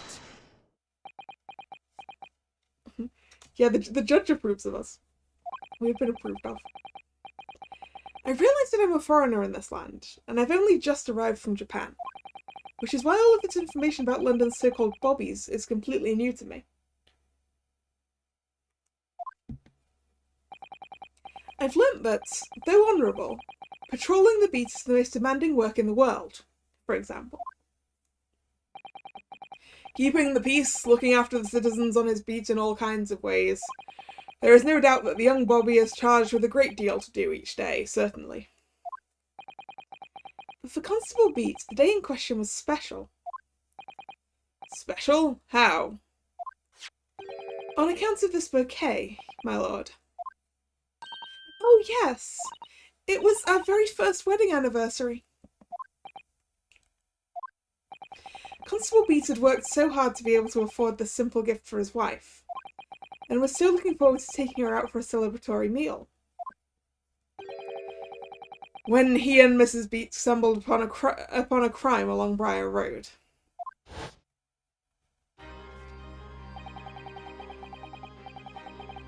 When he saw that shadowy figure through the fog collapse on the pavement ahead of them, what must have gone through the man's mind?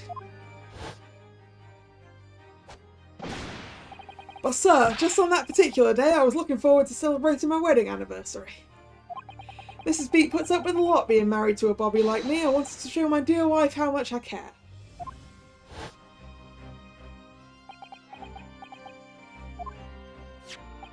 This is the warrant card that Constable Beat offered to lend me earlier.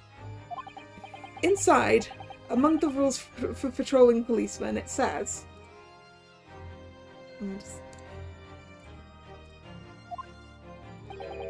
When a crime is discovered on his beat, a policeman must assist with initial investigations to help detectives.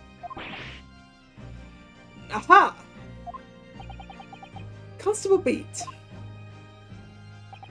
Is that or is that not the reason why you moved the whole scene of the crime that day?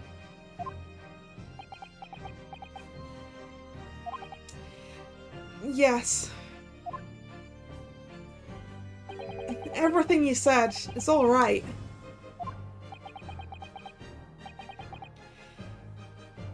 So that's it. It was all to do with the boundary of your beat. Oh! Exactly.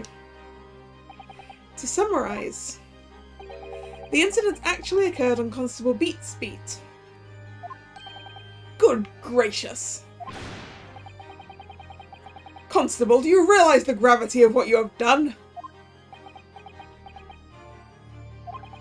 It was the first time since I became a copper that I'd ever cursed God. Stay close to me, Pat. The criminal could still be lurking somewhere. As we ran over to the scene, I had every intention of doing my duty as a police officer. We've got to report this to the station as quickly as possible. But then it dawned on me. I realised where we were, where the victim was lying, and what that meant for me. When a crime is discovered on his beat, a policeman must assist with initial investigations and help detectives. Why here? Why did it have to happen here? And why tonight of all nights? Why?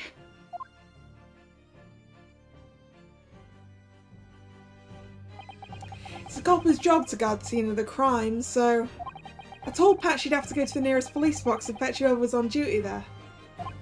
It was then, when I opened my mouth to speak, it just came out. Couldn't believe the words that were coming out of my own mouth. This is the next beat to mine, Pat. So you'll have to go to the police box that covers it. Then right along Mersham Street and then...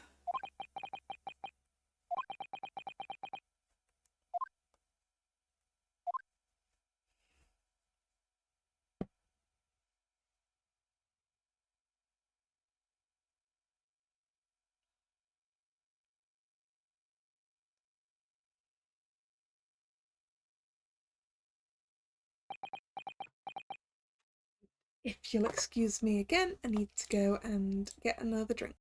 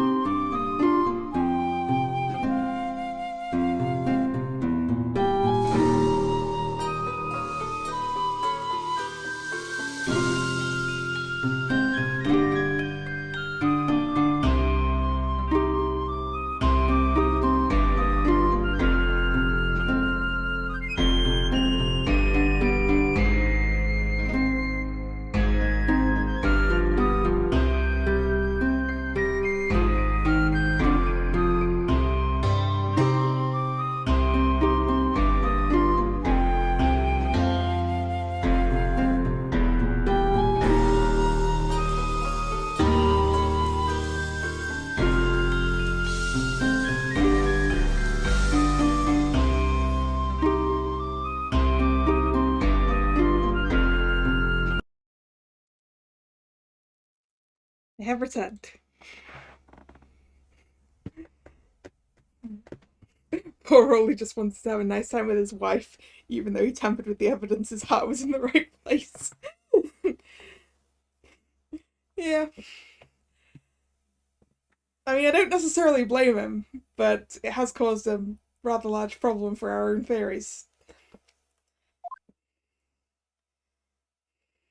Oh, he's crying!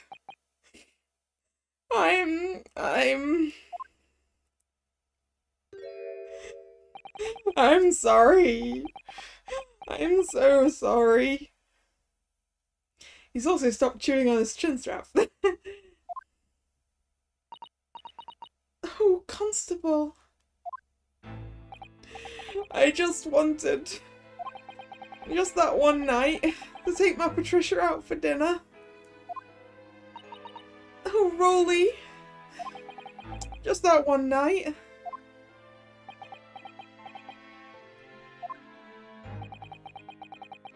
You knew that if the incident was on your beat, your evening of celebration would be ruined. And so you decided to move the entire crime scene outside your jurisdiction. Just across the street to the east pavement of Briar Road, which falls under the neighbouring beat's care. And then take advantage of the fact that your wife has a terrible sense of direction to cover that up, yeah. You see, I thought... Well, I was sure the victim was dead, you see. I beg your pardon? Oh, of course course he did. Otherwise my Rolly would have never left the poor woman on the freezing cold pavement. Ah, I see your meaning now.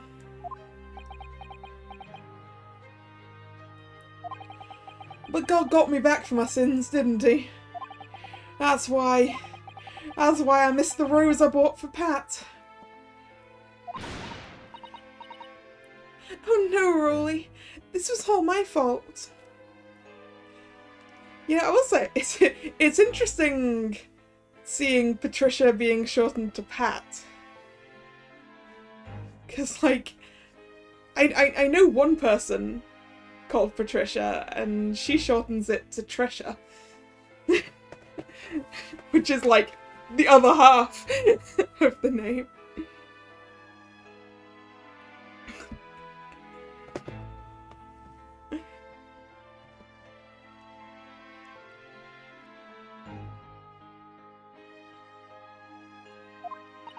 I should never have dropped it in such a dark place. I'm so sorry, Rolly.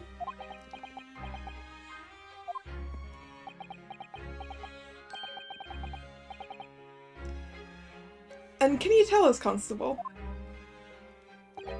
How many books did you move from one side of the road to the other in total? 4 it was. Yes, sir, definitely 4. 3 of them dropped by Mr. Natsume, and the 4th being the one that fell from the window upstairs in the Garradev household, of course.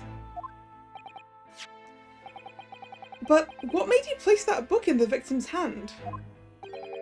When all the others were scattered haphazardly around, I mean. Oh, well, sir, that's because that's how I found it. How you found it? What do you mean? When we first ran over to the scene, the victim was already holding the book. So when I moved everything, I made sure it was still in her hand. You're sure it was this book, The Lion's Pride, that the victim was holding? Oh yes, sir. No doubt about it, sir.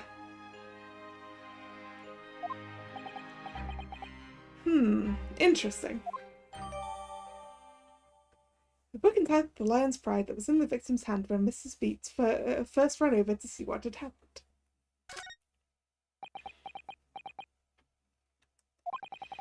I thought it was an open and shut case at the time, you see. There were only 2 people at the scene, and me and Pat both saw it happen.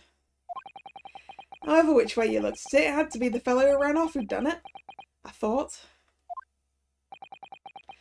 I couldn't see the harm, really. I didn't think moving it all over the road could make a jot of difference. I suppose this is it for me now. I've had it. So he realises what his mistake could do to his career.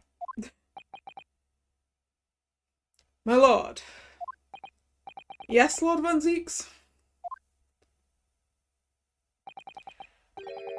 I believe that concludes the cross-examination of the witnesses.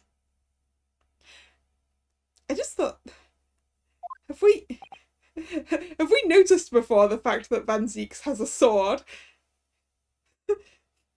I don't remember noticing it before, but you can see the pommel just above the thing. So he's got a sword as well.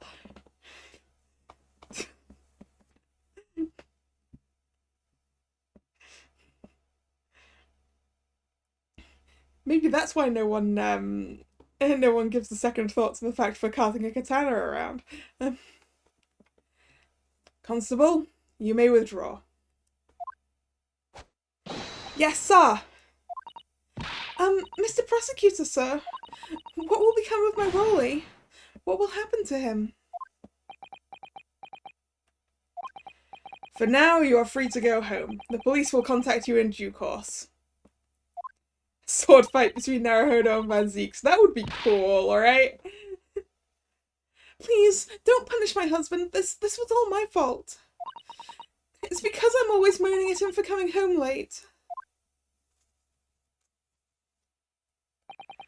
Leave it now, Pat. Let's go home. I'm tired. Yeah, Mr. Beat should go home and get a proper night's sleep.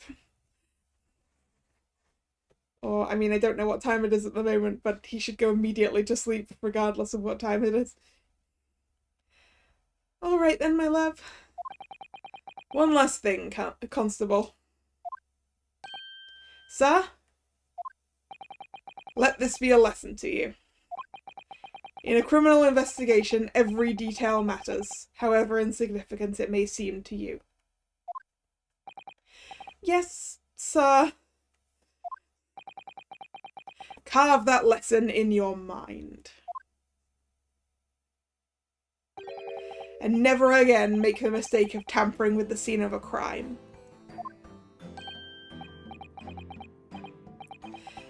Never again, sir? You mean to say? Leave now. This trial is not yet over. It sounds like Mr. Beat may get to keep his beat. Oh, sir.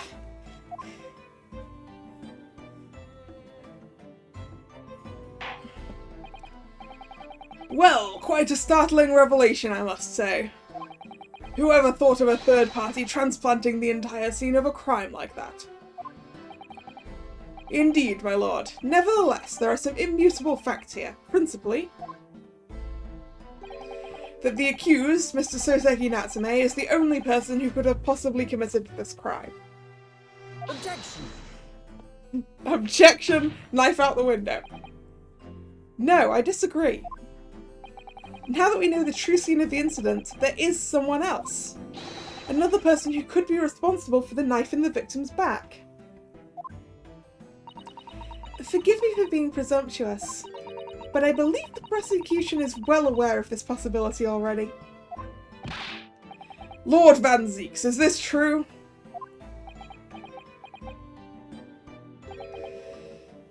Very well. Name the person, if you will. And if further investigation is warranted, the prosecution has no objection to the trial continuing. You will name this other person who could have perpetrated the crime. Completely by accident, but, Mrs. Garada? The defense would once again like to request the cross-examination of a new witness, my lord. Once again? My assistant made the same request earlier. In order to finally reveal the truth about this case, it is imperative that we cross-examine juror number 4, Mrs. Joan Garada. Me? Me? Oh, dearie me. Objection!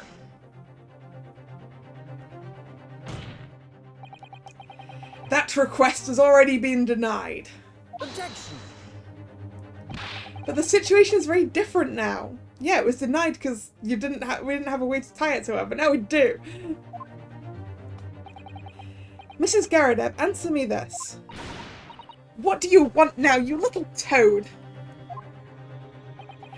At the time of the incident, you were engaged in a violent argument with your husband, Mr. John Garada. In the course of the argument, a minor house fire was ignited, and to clear the smoke from the room, your husband opened a window that looks out over Briar Road. Well, what of it? You threw this book at your husband when he was cornered with his back against the window.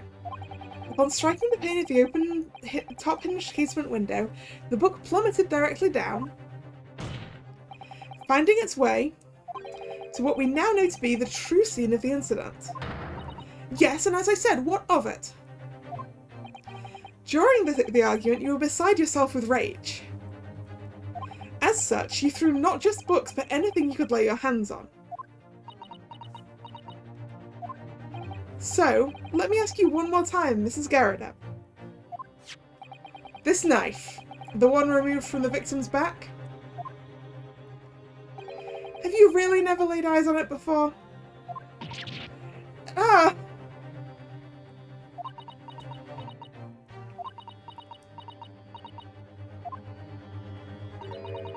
I don't recall it.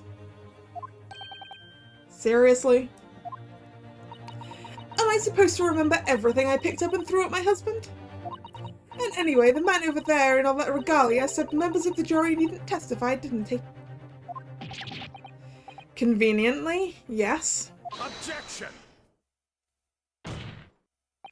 No, I have no recollection of saying that at all, juror number 4. Oh. Make no mistake, you jurors are not special in any way. You are not immune to the judicial process. If you know something about this knife, madame, let the truth come out. But it's just a common old garden knife. It could have come from anywhere. We have several like that at home. If one went missing, how would you expect me to know? What's that? Are you joking? What are you saying, please, Mrs. Garadab?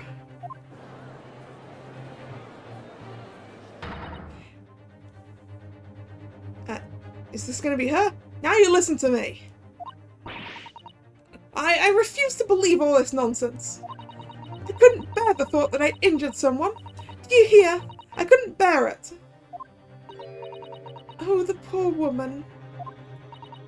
So, yes, I want evidence. I want to see hard evidence if you're going to insist on this being my fault. You're going to have to prove to me that I threw that knife, if that's what you think. Come along now, chop chop. Do your worst. Well... Have they invented fingerprinting yet? Well, Mr. Naruhodo, if I had evidence like that, believe me, I would have thrown it at her already. Then take the stand, Jorah. Oh! The prosecution does not object to the defence's request to cross-examine this woman. Thank you, Lord Van Zieks. I'm going to have to testify?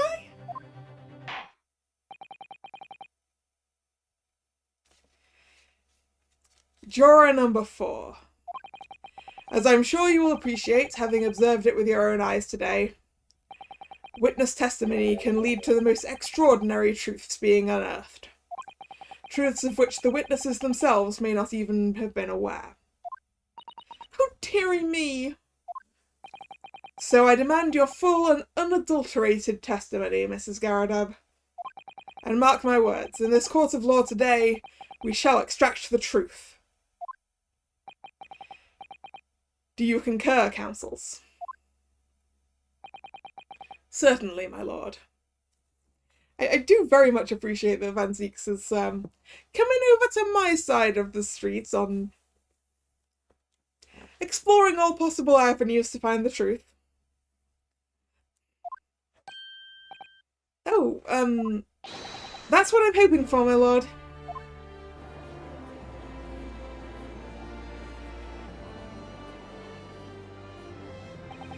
This is such a strange feeling. For the first time since arriving in this country, it actually feels real.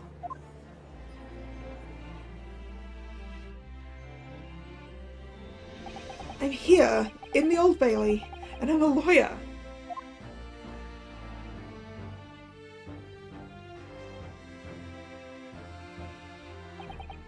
Witness, state your name and occupation. Oh, yes, my name is Joan Garadab, and well, I'm a juror and such like. It sounds like even she doesn't know if she's a housewife or a maid or what anymore. The court has decided your testimony is required in order to clarify matters in this case. Do you understand, madame? Yes, my lord. You will tell the court everything that took place in your household on the evening in question. And I warn you, do not attempt to hide the truth. Oh dearie me. I do still really appreciate the physics on her cheeks.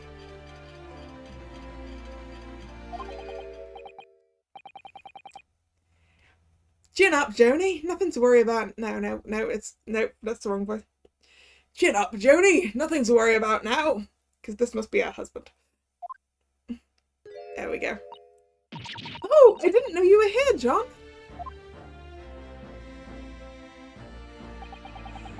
Wasn't only you in the room that day, old thing, was it? Rather think I ought to testify as well, don't you? But what about your knee, dear?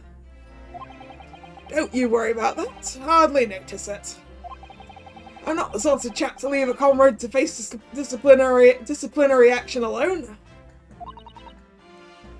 Yes, jiggle physics on her cheeks. Exactly. Oh, John. We've gone from one lovey-dovey couple there to another.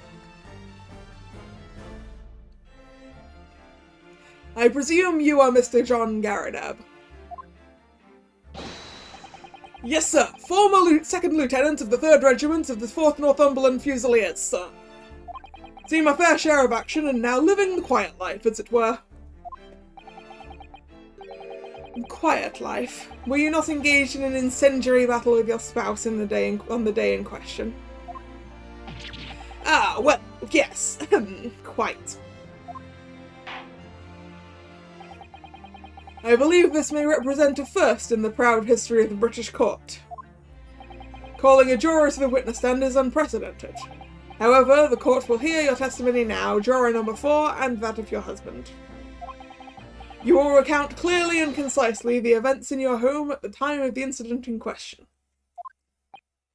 Sir, at once. Witness testimony. The Battle of Garadab. Yes, on the day you're referring to, the wife and I did have a bit of a skirmish. Can't recall the reason now. Knocked a candlestick over and set fire to the carpet. Soon had it out though, got the window open. Meanwhile, I was picking up whatever I could find to throw at him. Plenty of knives around our place. Can't say I'd noticed if 1 or 2 went missing, I'm afraid. If that bully thing in the victim's back really was one of ours, you'll have a job proving it, I think. That's it. It sounds as though it was quite the battlefield in your household that evening. Although an entirely one-sided assault, it seems. The enemy caught us on the hop, sir. Had no choice but to dig in and take defensive measures. To be honest, if the enemy kept shelling us for another minute, we'd have been toast. Of course, a veteran such as myself is only too aware that on every battlefield you're just a gnat's whisker from death at any moment. Are we still talking about a marital quarrel here? Well, I must say I'm dubious that this testimony will shed any light on the origins of this jackknife. In combat, one's focus narrows such that surroundings are barely noticed. These witnesses may not be able to offer anything more than they have testified already. This may be a dead end. Van Seeks may well be right. Well, whatever the chances, we only have this last cross-examination to uncover the truth, Mr. Naruhodo. Yes, I'm afraid so.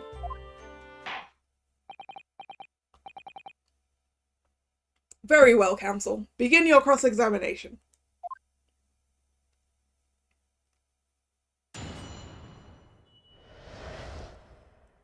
Okay, pressing all the things time. Hold it! The reason is what you told us yesterday, I believe. Yes, that's right. If I remember correctly, it all started because of a note that was tucked into the pages of a book belonging to Mr. Garadab.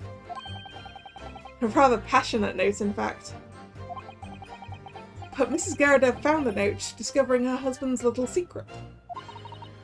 And she gave him a mighty number of slaps across the face for it too. Hi, Octi. How are you doing? What a sordid state of affairs. Hell on it. I say, when a chap says he can't recall such things, it's common decency not to drag it all up. And besides, half of it was wide off the mark anyway.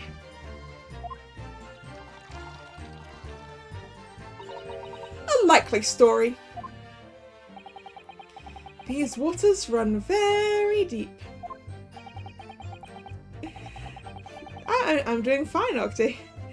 I'm a little over my usual time for streaming, but I can sense the end of this case. I can sense the end of this case and I want to reach it. And what transpired next after these multiple blows to the face?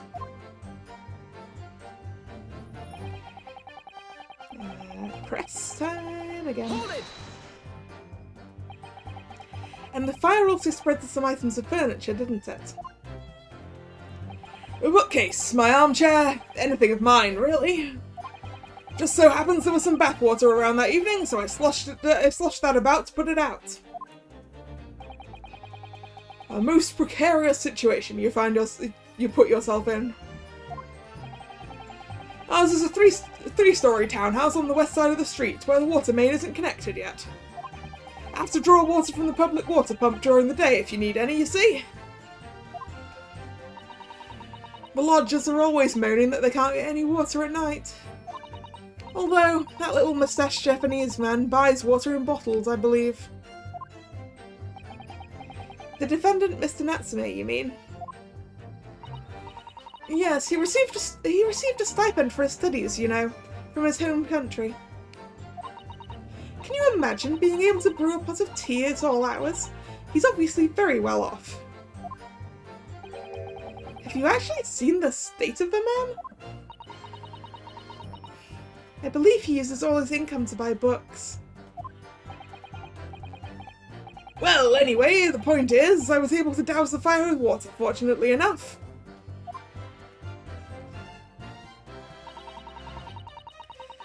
Oh yeah, Nick, you're an hour ahead of me. You should really have dinner soonish. I should also have dinner soonish, but I want to either the end of the case or the next time it prompts me to save. Anyway. Hold it! That's where I'm going to end. I mean, the end of the case would be the next time it prompts me to save. So the next time it prompts me to save, I'll be ending. Even though the room was on fire? As far as I was concerned at the time, it was more important to extinguish my anger than the flames. When a woman wants to throw, she must throw. That is most certainly not true of a Susato takedown, Mr. Naruhodo. Once again, I feel the need to go. Look how many times she threw me.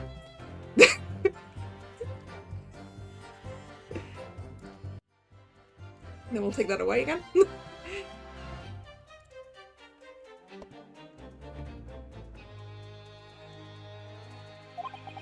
How did you know I was thinking that? So, please cast your mind back and try to remember. Was a knife among the things you threw at your husband that day? In all honesty, I don't recall. But I feel I must point out that I'm no monster. Let me see. Some bread, a cabbage, garlic, a towel, and a sponge, a napkin. Let's go pursue that. Excuse me. Do you have something to add, sir?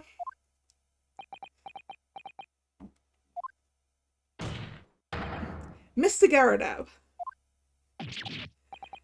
Hey, don't shoot! Sorry, I beg your pardon? Did your wife's remark just now bring something to mind? Nothing of any significance, no.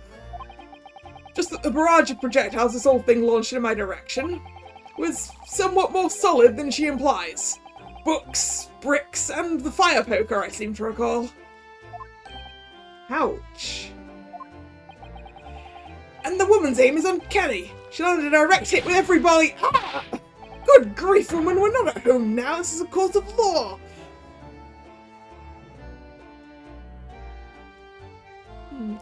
Buso Renkin I am half familiar with, but I don't remember a lot about Buso Renkin aside from, like, the main characters and, Papillon, was it? Was that Buso Renkin? I think so. Oh, dearie me. Ever so sorry, dear. What's she even doing with a teapot in here? Honestly, John, I would never have thrown such things at you, obviously. Well, take a look at this then. How do you suppose that happened, Your pipe, sir? Had this thing in my hand as usual at the time of the onslaught. Knocks it clean out with one of her soft projectiles, she did. Yes. And when I went to pick the thing up, it was broken in two. I'd like to see a sponge do that sort of damage. I see, your pipe was broken. It would never have been sent flying unless it was hit by something pretty solid. Anyway, I've managed to bandage the thing up for now. Also, how is he still smoking that? She poured tea in it.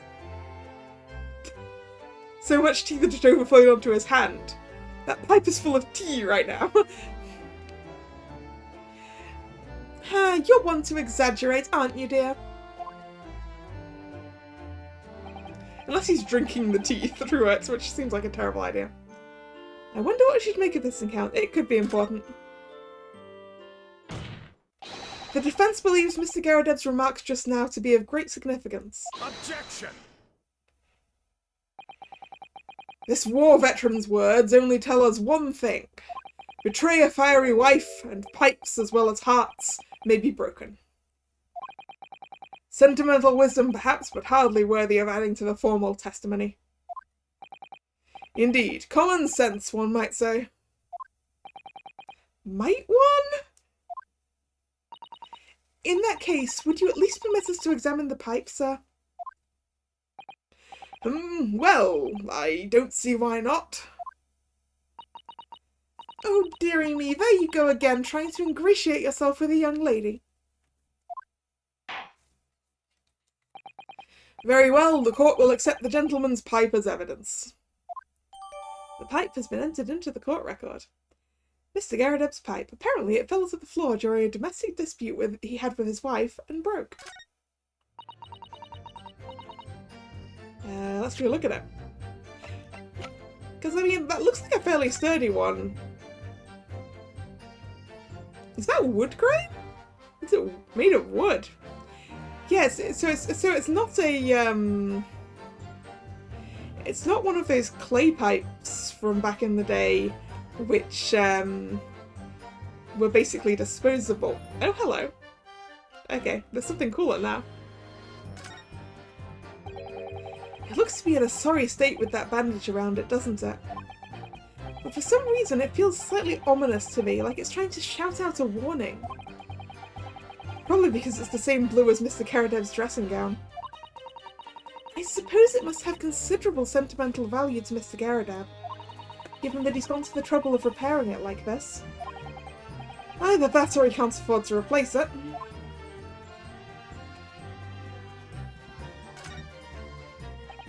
There's a small nick out of the bowl here, look. It appears to have been made relatively recently.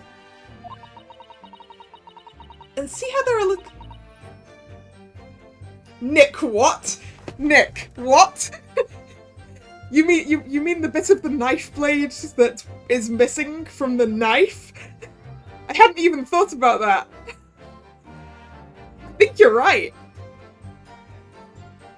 But we'll see when we get to it. And see how there are little scrapes and dents all over it? It's clearly a well-loved pipe. Yes, you're right. It seems to me recently that being well-loved goes hand in hand with getting some battle scars. This particular nick is catching my eye though, because it's clearly new. Okay, let's go look at the thing that's... Yeah, that is a bit of a knife blade, isn't it?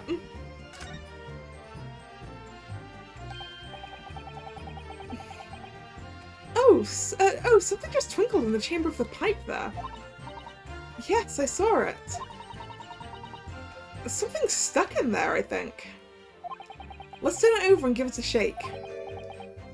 What's this? It's a tiny fragment of metal. It looks like the tip of a blade or something.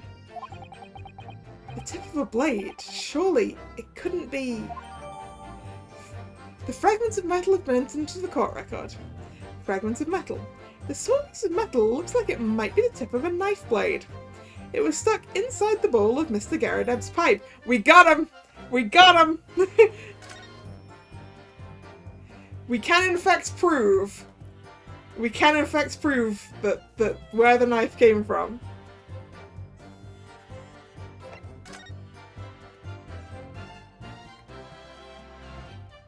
Yeah, look. It's sheared clean off. This is the tiny piece of metal we found in the chamber of Mr. Garrideb's pipe. It looks like the tip of a blade or something. The tip of a blade? Is something wrong, Mr. Naruhodo? I don't really know. There's just something niggling me, but I can't quite put my finger on what it is. Perhaps in that case, it would be wise to examine some of the other pieces of evidence again? Yeah, that's the sharp edge. That's the side of... Okay, so the broken side is down here. And it's kind of a little bit round, not rounded. It's a line and a line. So let's go back and look at our knife. Get the blade out.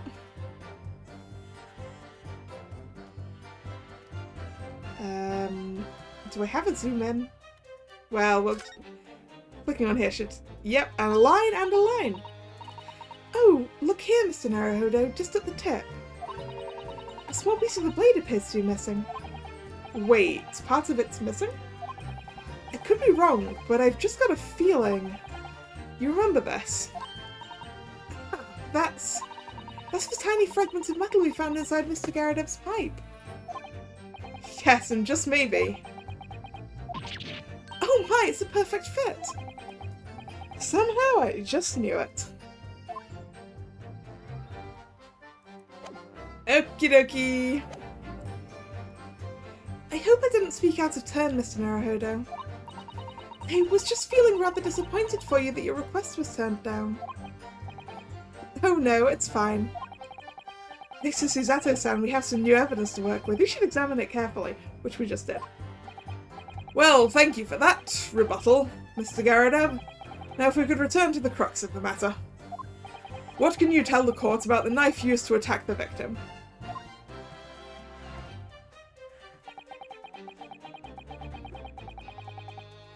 Hold it! Yeah. Exactly. It fell from the third floor, so it's got like 2.5 stories to fall. More or less, so... It could pick up some decent speed at that point. Sorry, would you care to elaborate? Nothing to say, really. Rather partial to a spot of carving, you see. Pipes and whatnot, fishing tackle, you know, the sort of thing. Oh, he carved his own pipe, did he? It's a passion we both share. It's a passion we both share. I'd like to carve little wooden trinkets too, and then there's my leather work. Sorry to say, we're always losing knives about the place, and we have dozens of the things. I sell them at the market sometimes, 20 for the price of 19. Needless to say, I snap them up. How many knives do you need, lady? John prefers to use 2 knives at mealtimes too, instead of a knife and fork. I'm sorry? You want to stab yourself in the face? Now, Joan, we don't want people thinking I'm some kind of savage! Hey, how does he still have his pipe? We took that off him. But, you know. Here we go again with the scaldings. Why are they being so evasive? I imagine it's because they don't want to believe it. They can't bear the thought that it might have been one of their knives that injured the victim. Which is entirely understandable, of course, but still.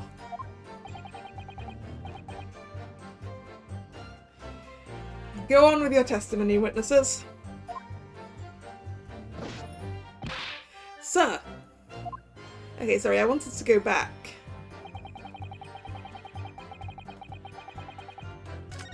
I wanted to go back and finish pressing this one, because I diverted myself to go see what Mr. Garadev had to say.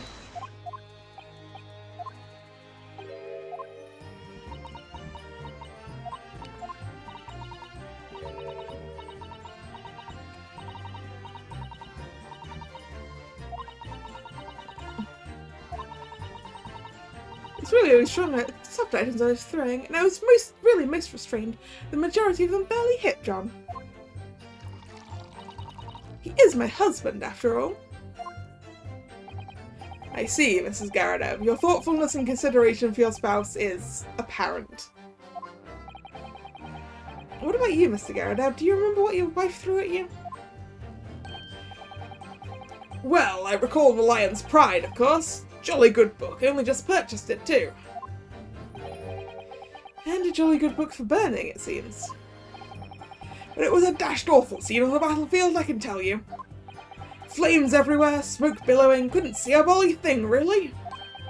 I dare say I wouldn't have even noticed a knife bouncing off the old bonce. I don't think they tend to bounce, actually. I mean, that was a retractable knife, it could have bounced. Okay. Now this one is what I need to present the piece of metal to, but first I want to press it because I want to see what he says. So you have no intention of admitting it was your knife unless we can produce proof?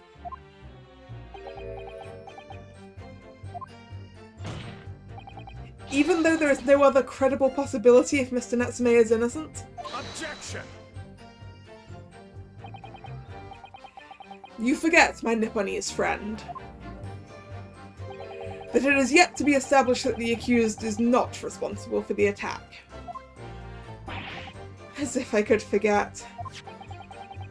Really, there was some way to know who had handled the knife. But I suppose wizardry like that is just a dream. Yeah, okay, they don't have fingerprinting. Perhaps you're thinking of fingerprinting, Mr. Naruhodo. What? You mean it's not a dream? That sort of wizardry really exists? Whenever people touch anything, they leave behind a unique pattern from their skin. Or so they say. But I can't see anything. There are already countries in the world where these so-called fingerprints can be used as evidence. Lord Strongheart is currently discussing the matter at the Ministry of Justice. Yes, I believe we are rapidly approaching an era of scientific methods of investigation. But for now, we shall have to find an alternative method of proving our assertion. That this knife found in the victim's back was originally in Mr. and Mrs. Garadeb's house. If only I could transplant this whole incident to several years in the future. That's the extent of their testimony, is it? What do you think, Mr. Naruhodo? Well, I think we've heard all this before, to be honest. I can't say I'm particularly confident that we'll be able to prove anything new from this testimony. But in this cross-examination, it's absolutely essential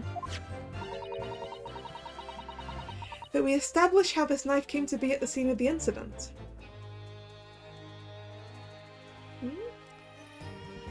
Reminds you of the show Murdoch Mysteries. I don't think I've heard of that. I have to look that up. We establish how this knife came to be at the scene of the incident. Yes, I know. I do know. I know how to do it. I want to see the text. I'm sure both of them must be feeling very worried. Worried that it was in fact a knife belonging to one of them that caused the victim's injury. If we could find even a tiny shred of evidence to support that theory, it would clinch this trial for us. It would explain everything. Yes, it would. So for Soseki-san's sake we must. We must find that last crucial piece of evidence. Okay. So let's just move our way along to the end. And take our piece of evidence. This fragment of metal. Objection! Mr. Garadeb, could I ask you to take a good look at this, please? You can ask, but I can't see a bully thing. You can't? Used to call me Dead-Eye Deb back in the regiment, of course. But that was some time ago now. Even when I'm trying to enjoy a large print book by the fire these days. I struggle to tell a B from a D and a P from a Q, to be honest. You should probably get some glasses then. Oh, he does. Dearie me, it's rather wearing being asked about every other letter and every other word. You must be very dizzy.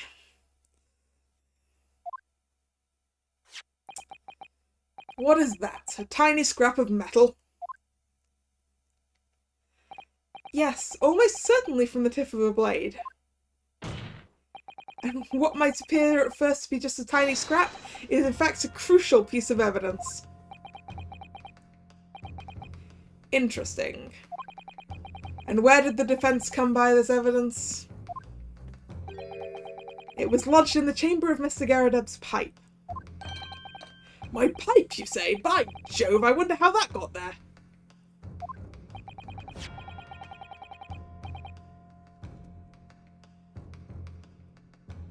And what precisely does this fragment of metal signify, Counsel? Are you suggesting that it is in some way related to the matter of the stabbing on Briar Road? Yes, I am, Judge. Alright. Alright, Murdoch Mystery sounds pretty interesting. I may have to check that out later.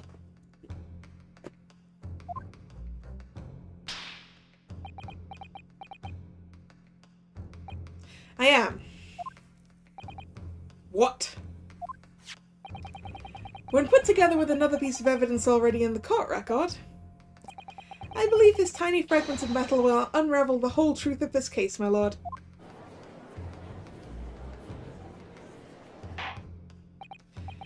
You appear rather confident in that extraordinary statement, Counsel. Very well then, present the pertinent evidence to the court. Which evidence prepared with this fragment of metal allegedly reveals the truth of the entire case? The knife! This is the knife that was found in the victim's back. If you look closely, you'll see that there's a small piece at the tip of the blade that is missing. A common issue with inferior blades sold at unsavoury street markets. Criminals who use them regularly leave the tips lodged in their victims' bones. And what of this particular knife? No doubt its tip has suffered a similar fate, now languishing somewhere near the spine of the victim. It's a good thing it isn't, because that would be really bad for her. Objection! No, that's not the case. The tip of this particular knife's blade is the very fragment of metal we discovered in the chamber of Mr. Garadeb's pipe. Ah! Good grief! Lord Van Zeeks! I don't believe it! A knife from the crime scene and this fragment of metal are a perfect match!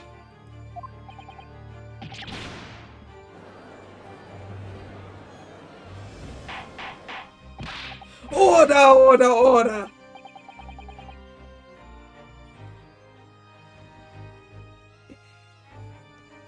Ah, what?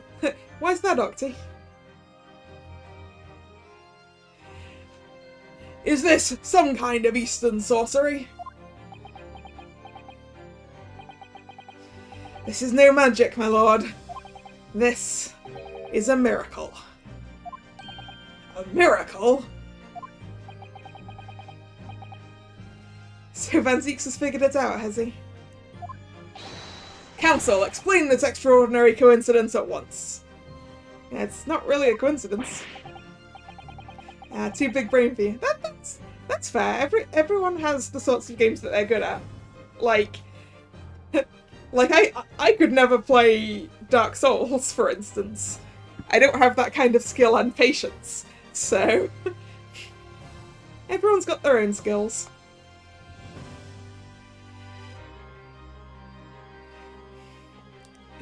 Yes, my lord. The crucial point we have to ask ourselves here is when did the fragment of metal find its way inside Mr. Garadeb's pipe? There's something that was clarified for us in the most recent witness testimony.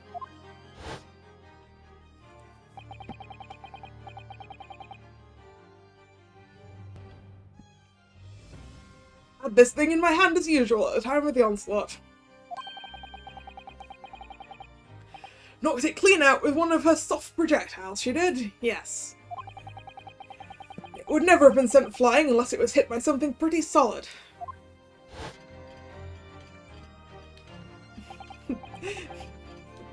Mrs. Garadeb jiggle physics on in full display again.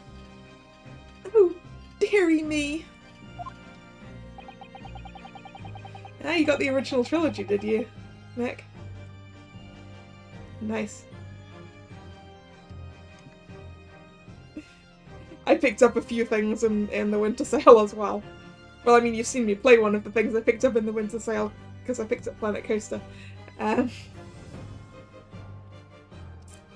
During the argument between these two that occurred just as the victim was on the pavement below, Mrs. Garadeb flung this knife at her husband. However, the knife missed Mr. Garadeb, instead striking the pipe in his hand at the time, which caused the tip to break off. Which caused the tip to break off, of course. Good lord! Yes, and that's when the tiny tip of the blade found its way inside Mr. Garadeb's pipe. The chances of that are 1,000,000 to 1! And yet there's no other credible explanation for how the tip of the blade ended up in your pipe. Then, after losing its tip, the knife ricocheted off the pipe and flew out of the open window. Ah! In short, this knife, which fell from the window of the Garadeb's house, is the very same knife that struck the victim in the middle of the back on the street below. Oh gosh, oh dear, oh, no! Oh, she's standing on a box, aww.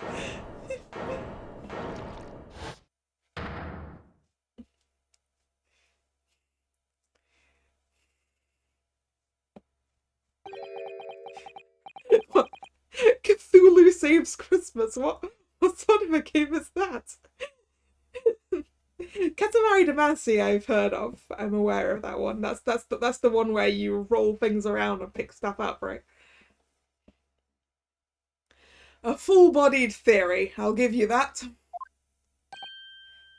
Where are you trying to go with this, Van Zieks? A complex bouquet of seemingly trivial points, plausibly arranged to create an almost passable vintage.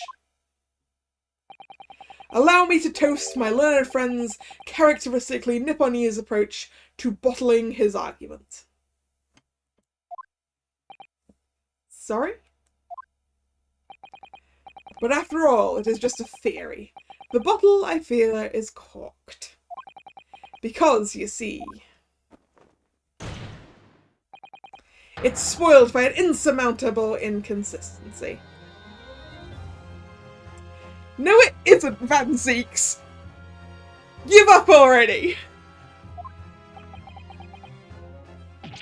It's not insurmountable, it's not insurmountable. What Van Zieks is about to suggest. What Van Zieks is about to suggest is, how did a knife falling from above end up in the middle of the victim's back? Now, I've already made that explanation. The victim, upon seeing the book fall to the floor, picked it up. It bent down to pick it up, which is why it's in her hand, and that's why her back was exposed to above for the knife to arrive. Lord Van Zieks, explain yourself.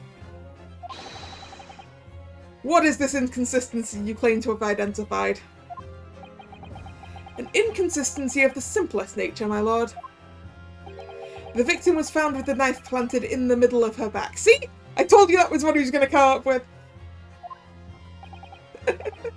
Man,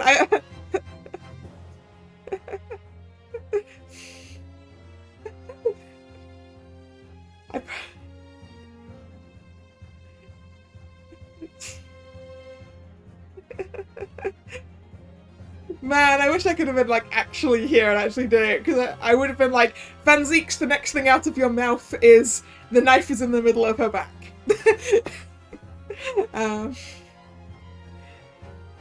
Yes, in her... Ah! Oh no, he got slapped again! That's right, you silly little man! Now, Joan, old thing, what are you getting so excited about? Let us consider the basic facts of the case once more. The victim was walking along the pavement before being stabbed in the back and falling to the ground. If the knife that struck her had fallen from above... Goodbye, goblet. There's no possible way it could have planted itself into the victim's back, except that it is, Van Zieks. I know exactly how this happened, if you will allow me to explain myself.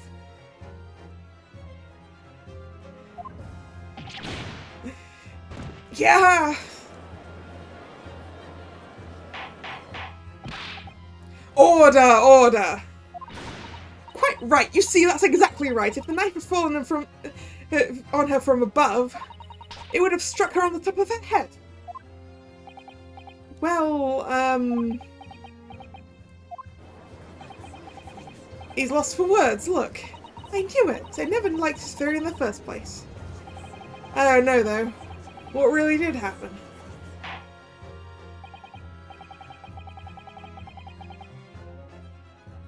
It would appear the defense has made a rather spectacular blunder. It's not a blunder! It's not a blunder, and I can explain. If a theory even has one inconsistency, it cannot stand.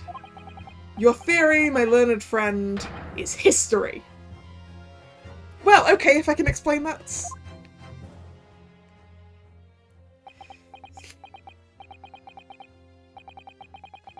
We were so close, I could see the truth. I was so sure we were on the right track. But now the way has been blocked completely. By just one simple inconsistency. Or in other words, we simply need to eliminate that one inconsistency and the theory will stand. Mrs. Hatter. You mustn't worry, Mr. Naruhodo. You were just caught off guard, that's all, and your mind went blank. But if the path you are on is indeed correct, then a way will present itself. The key to this is in the court record, I'm sure. All the information you need is there. Yes, yes it is. It seems you have nothing to say, my Nipponese friend. Well, your silence speaks volumes. A tacit acceptance that your theory is fatally flawed. No, it's not, Van Zieks. I can prove it. Objection! Exactly, I can prove it.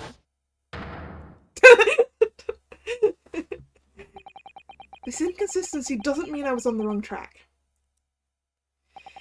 It means that I need to sharpen my mind and dig deeper for the truth. It's a test. Yes. If the knife fell on the victim from above, there's no way it could have hit her in the middle of her back.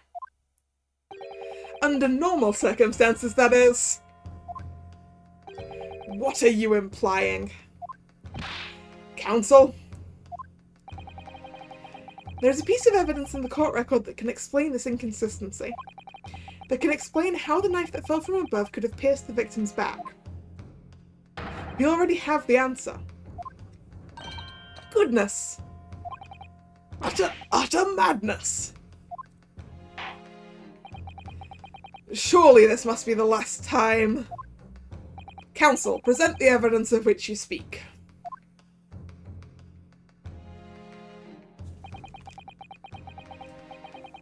This is the last inconsistency, the final piece in the puzzle. If I can successfully make sense of this, the truth will be laid bare at last. The evidence that explains how the falling knife became lodged in the victim's back is this picture of her clutching the book. Take that! This, the fourth book found at the scene. This is the final piece of evidence the defense will present. The burnt book? Is that not Mr. Garadeb's book? Yes, and to understand its significance, we have to consider how it came to be at the scene in the first place. This photographic print clearly shows the book in question, and the victim holding it in her hand. But as we all now know, it was the police constable that put the book between her fingers like that. Quite so, as part of his wholesale transplanting of the crime scene to the opposite side of the road. That's true, however, as part of his testimony, Constable Beat made an extremely enlightening statement on that point. But what made you place that book in the victim's hand? Oh, well, sir, that's because that's how I found it. When we first ran over to the scene, the victim was already holding the book, so when I moved everything, I made sure it was still in her hand. In other words, the victim had already picked the book up of her own volition. And clearly that must have been before she suffered the knife wound. Well, I should say so. After being attacked with a knife, I don't imagine she'd have been doing much of anything. So the question becomes, why did the victim have that book in her hand? By Jingo! I think I'm beginning to see what may have happened now. Oh, dearie me! We know that the book fell from the top floor of the Garadeb household onto the pavement below, at precisely the moment that the victim was walking past. Yes, at exactly that moment. The young woman was walking along the street in the light fog, when all of a sudden, a book fell right in front of her. The book I threw! Yes, Mrs. Garadeb, and what do you think the woman did? What would you do if you were walking along and suddenly a book landed in front of you on the pavement? Well, I really can't imagine it, but I suppose she might have reached down and picked the book up. Yes, that's exactly what the woman in fact did. Yeah, the victim really was in the wrong place at the wrong time. Everything was a complete accident. She picked up the book. Oh heavens! And when the woman reached down to pick the fallen book up, what position would her back have been in? That's right, facing the sky, completely and utterly defenseless. Then, in the very next moment, while the woman was still bent over picking up the book,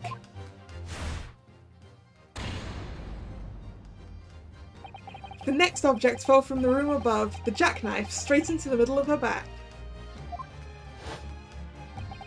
And at that same time, walking by chance directly behind Miss Green, was the defendant, Mr. Soseki Natsume. Well, I never! It appeared to Mr. Natsume that the woman simply collapsed on the floor. In the dark and the fog, he didn't see the knife falling on her from above.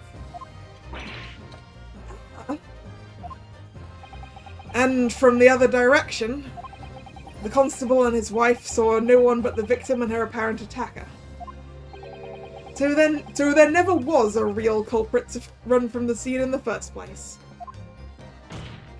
No, this was nothing more than a series of unlikely events that culminated in an unfortunate accident. One could say a series of unfortunate events. And that is the real truth behind this case.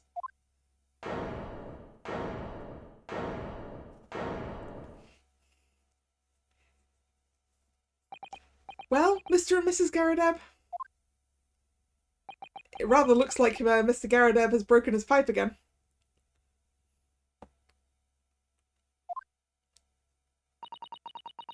You were too slow to what? To what, Kevin? Yes, Nick, Lemony Snicket. I haven't actually read those books, I'm just aware that they exist.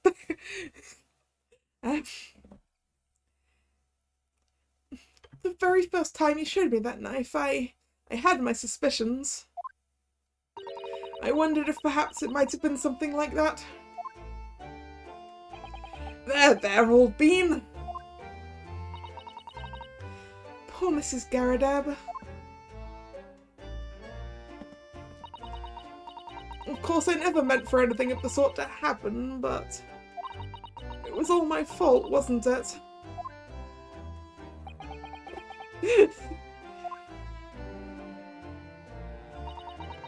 I take full responsibility. I let my anger get the better of me. I threw that book, and I threw the knife as well. Oh, you were going to type a series of unfortunate events. I'm sorry for beating you to it. Maybe. John, dear. It's all right, I know. I'm ever so sorry. Truly. I'm sorry! Oh no!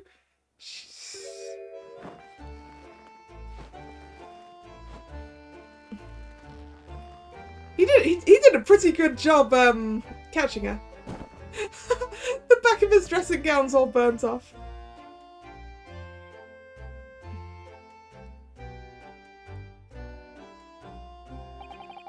Lord Van Zeeks, what news of Mrs. Garadeb? She's been taken to the infirmary. It would appear that today's events have left her in an especially flustered state. However, I believe she will recover in due course. There is no cause for concern. Lift with your back isn't the right way to do it, Nick. Have you never done that sort of training? Lifting with your back is how you hurt your back.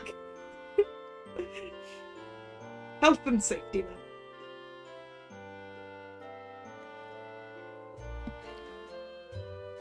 man. I see, you've corrected yourself. Lift with your legs, yes. Lift with your legs, not your back, otherwise it's a bad idea. Yes, unbeknownst to themselves, they caused what could easily have been a terrible tragedy. They shall have to prepare themselves for the consequences of their actions. There is some good news, however, my lord. I have just had word from the hospital where the victim is being treated. Their condition is improving steadily, and the doctor believes she will regain consciousness soon. Oh, that's good. I'm glad for her. It's strange, we've been talking about the victim all this time, but we've never once met her. How wonderful! The woman is out of danger, it seems. Yes, that is good news.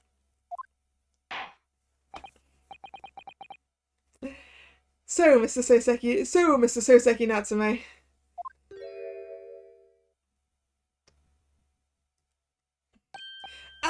Yes! On behalf of my fellow countrymen, I would like to take this opportunity to beg your pardon, sir. You came from your distant eastern homeland to study our great British culture, and have been repaid with immeasurable unkindness. Please accept our heartfelt apologies.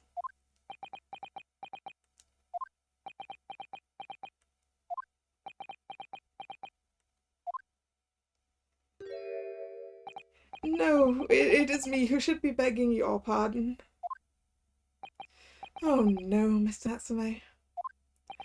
That evening, when the young woman just collapsed on the pavement before my eyes, I jumped to the wrong conclusion again in my confusion.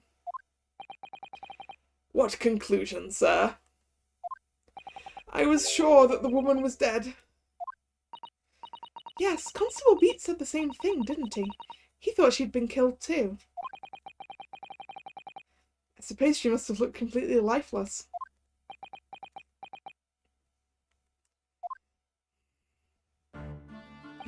It's been about a year since I arrived in Great Britain now, but I still can't get used to life here.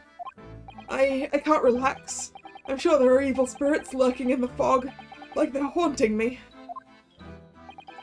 Poor Soseki-san, his imagination really has got the better of him. Yes, poor man. So when it happened, I thought the young woman had been taken by the fog spirits. I should never have dropped my books like that and run away. I should have called for help, for a doctor, for the police. Instead, I've managed to create a rift in the relationship of trust between our two empires. And for that, I am truly sorry.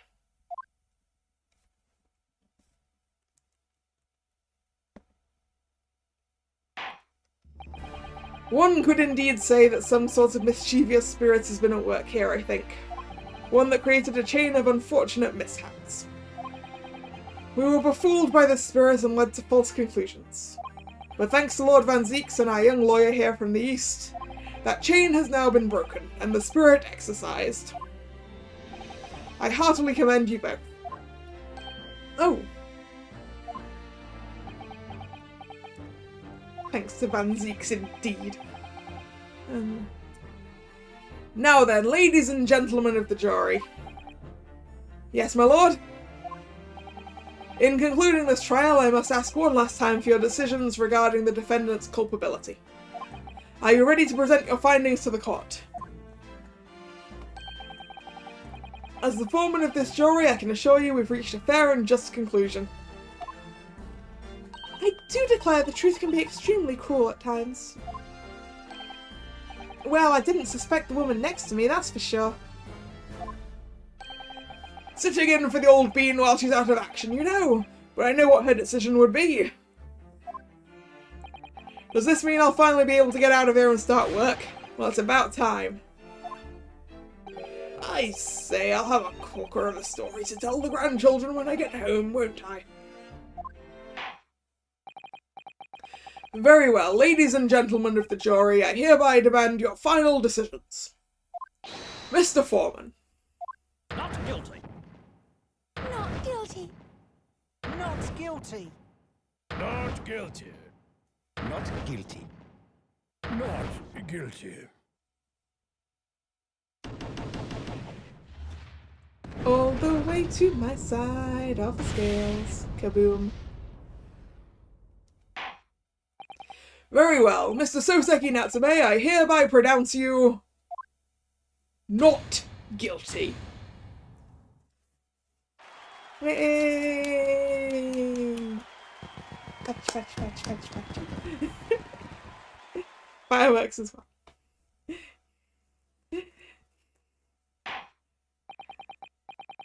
And finally, Mr. Natsume. Oh, yes, Lord, sir. You are now a free man once more. It is my hope that you will continue to further your education in British culture. And may you never again be brought before me. Oh yes, sir. Of course. On my life, I swear I'll never set foot in a courtroom again. I'm transported to tears.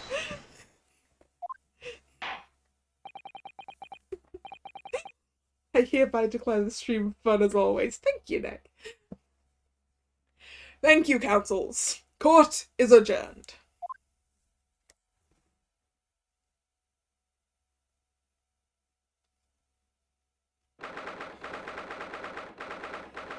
February 20th, 3:17 p.m. The Old Bailey Defendant's Antechamber. Good. Juror number 5 will have enough time to do some work today. Oh, locum! Wait, you mean me? Of course! Is there another locum here? Is there even one? Compared to the original locum student, Mr. Naruhodo, Esquire, your name has become rather short, hasn't it? What's wrong with using my actual name? Oh, at last! I'm free! I'm free! Joyful, joyous, jubilant jubilation! Heady, hearty happiness, hurrah! Oh, I am pleased. Mr. Natsume is delighted. Would it be so hard just to say that then? Locum, you did it! You saved me from the brink! Well, what happened to the poor woman was in no way your fault after all. I'm just glad everyone can see that now. No, no, no, not that! Lovely, loyal locum lawyer! Yes? I mean, as I said before, I have just never gotten used to life here in Great Britain. Every time I look over my shoulder, I see foreigners, I see towering brick buildings, and from high up windows I see them looking down on me, laughing. Look at that little hunchback. Oh dear, I'm sure it's all in your head, Mr. Natsume. But today, you, locum lawyer, gave my gloom the boot. You stood firm behind that baronial bench, before all those babbling British. You battled to the bitter end, laying bare the baffling truth. And when I beheld the blinding fireworks among the beams of the Bailey's roof, I bellowed, "Behold the best barrister ever born!" Well, that's very flattering, and we're very pleased for you. This has given me a wonderful anecdote to recount to my old friends back in Japan. An anecdote? Is that what's to become of all my hard work? Ah, there you are, my dear fellows! Yep, I was right about who that was. I apologise for keeping you waiting. I rose late this morning. It's mid-afternoon, Sholmes. Oh, Mr. Sholmes, what a pleasure to see you. I say I'm here not a moment too soon. A disaster has been averted, I'm glad to say. Oh. The trial shall begin presently, Mr. Naruhodo, and I wish you the very best of luck. Actually, Sholmes, you slept in a bit longer than you thought. It's just finished. What? No! Then my haste was in vain. Ah, it's you. Sherlock Sholmes. Oh, have we met, sir? This is Mr. Natsume, the man you had arrested, Mr. Sholmes? Ah, I see. I failed to recognize you at first. Our previous encounters have taken place in the gloom, either of your bleak lodgings or that prison cell. I simply couldn't place that curious face in the light. Charming. This is all your fault, Sherlock Sholmes. You're the reason I had to go through this terrible ordeal. I'm going to give you a piece of my mind. My work here is done, but you didn't do anything. Yeah. My apologies, sir, but I assure you I have placed you now. You're the fellow who abandoned that poor young lady and ran off, are you not? Ah. Had she been taken to hospital more urgently? I feel perhaps she would have regained consciousness by now. Oh. But it was unavoidable, I'm sure. We are but human, after all. Anyone would have been shaken by such an experience.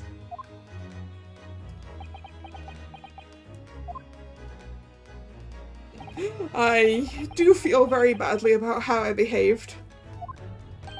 Well, never mind. Now then, what was it you wanted to say to me, sir? Nothing. Ha ha ha ha ha! Priceless. Oh, I am sorry, really, but that was quite priceless. Poor Soseki-san. Still, on the bright side, you've had an extremely entertaining experience without paying a penny. And, it would seem, you were not even found guilty. But there is no bright side. Yeah, don't go bringing up the Reaper of the Bailey again. Whatever do you mean, Mr. Natsume?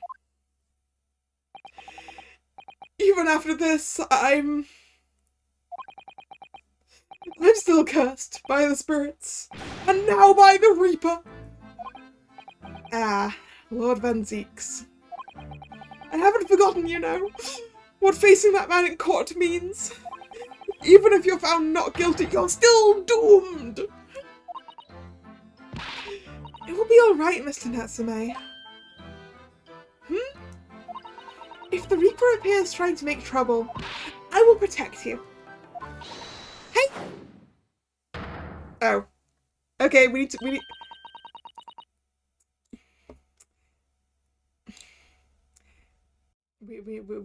it back. Da, da, da, da, da. Through count. 7.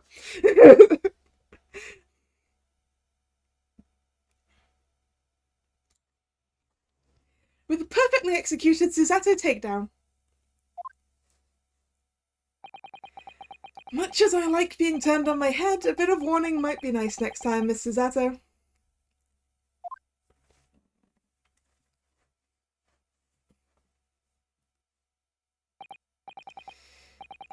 So, Mr. Natsume, what do you intend to do now?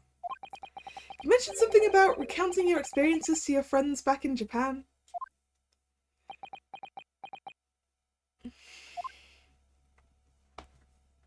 Yes, I intend to return to my homeland soon. Oh. It has already been a year since I arrived here in Great Britain.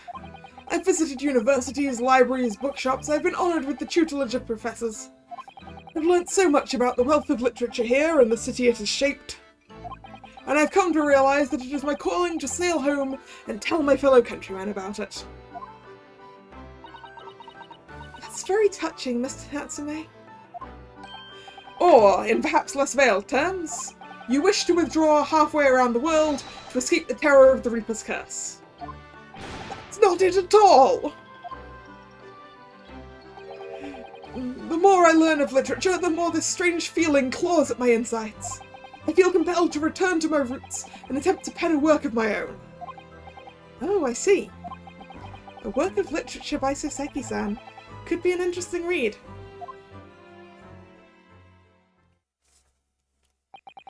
And what about Miss Susato and yourself, Mr. Naruhodo? Sorry, what about us? Will you return to Japan alongside your mustachioed compatriot? No, because we have stuff to do. Why would we? A week has not yet passed since we arrived in London. And only now does it feel as though we have finally found our feet. And you are accommodated in a hotel at present, are you not? That's right, but we need to find lodgings before it bankrupts us. I've calculated we can only afford another 10 nights before our entire budget is exhausted. There is a real-life Soseki Natsume. Is he an author? Well then, you could take my lodgings. Oh, the windowless room. Oh, he is a writer, is he, Nick? What kind of books does he write? Or did he write? Ah, but what is lacking in windows it more than makes up for with a floor, ceiling, and walls. Great. And of course, I'd be happy to leave behind the accursed evil spirit. I'm not sure we want that. Oh my, an evil spirit? Oh yes. It tries to suffocate you while you sleep. It's an infallible wake-up call. Wait, just a second. By evil spirit, does he mean the cat?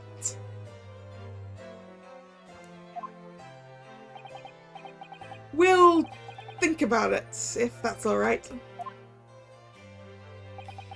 Perhaps I can offer a more welcome alternative. Would you consider taking lodgings with me?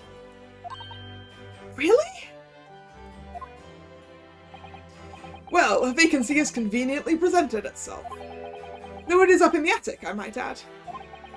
Are you sure it isn't just a storage loft? I spoke with the landlady this very morning on the matter of price, and Iris is cleaning the room as we speak.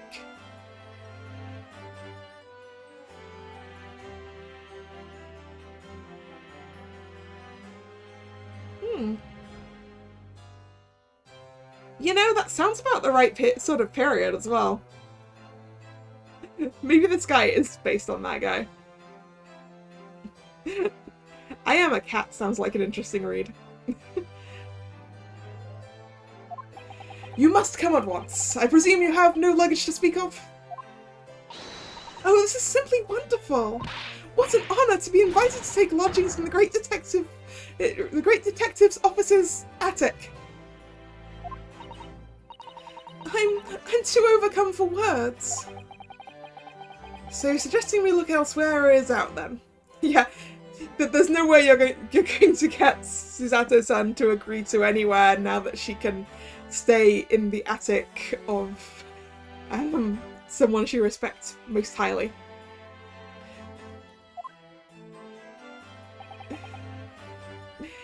Alright.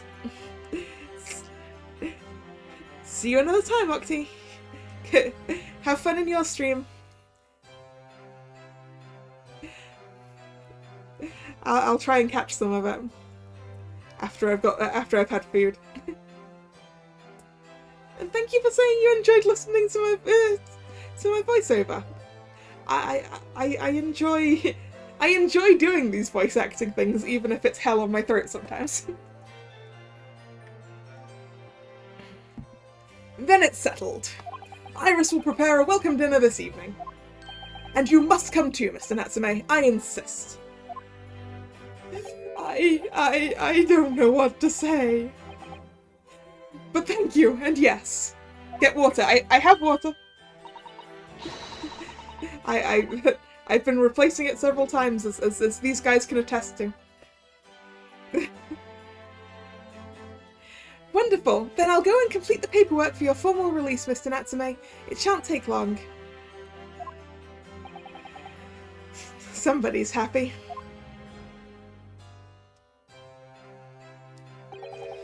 Locum, I knew you wouldn't let me down. I'm truly delighted to have met you here in London. Likewise, Mr. Natsume, it's been a privilege meeting you two. It's a shame that we're going to have to say goodbye so soon. Well, I've come to realise that I belong in Japan. But Locum, we'll meet again one day. Yes, I'm sure. And hopefully by then I'll be a successful lawyer. Hopefully by then I'll be a successful author.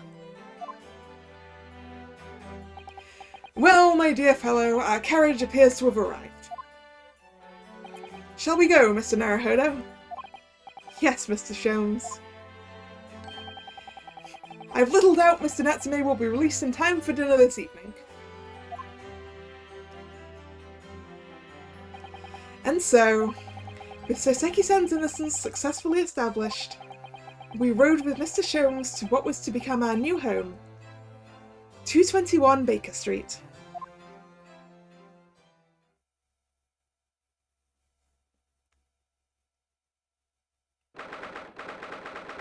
(20th of February, 4:41 PM, the attic room.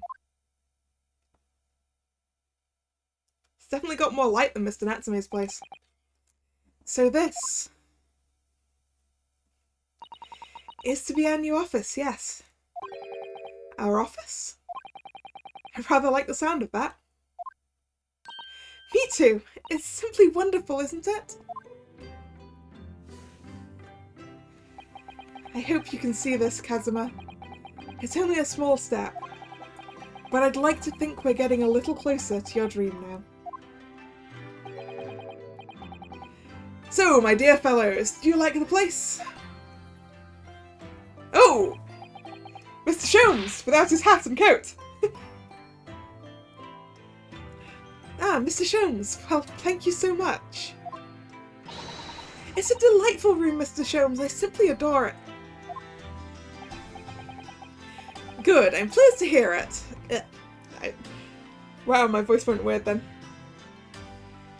I'm pleased to hear it. Iris and I are delighted to welcome you. I hope everyone's hungry. It's nearly time for dinner. We'll eat as soon as Mr. Natsume arrives. We have a lot to celebrate. Iris, you must let me help you. Alright then, Susie. You can be in charge of the salad. Splendid.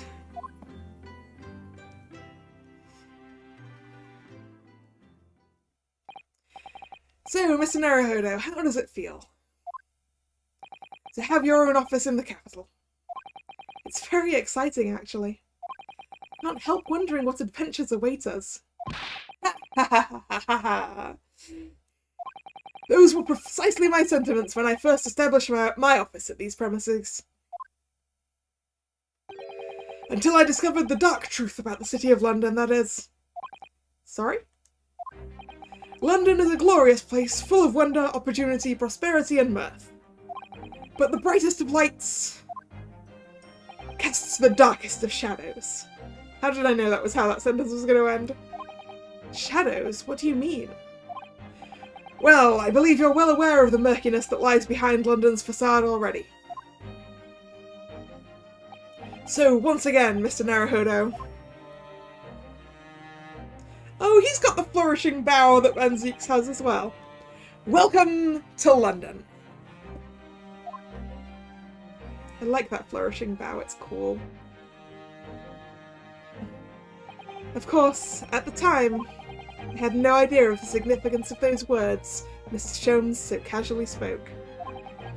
But it wasn't long before my turn came to lift the facade and see the true depth of the murk that lay behind it.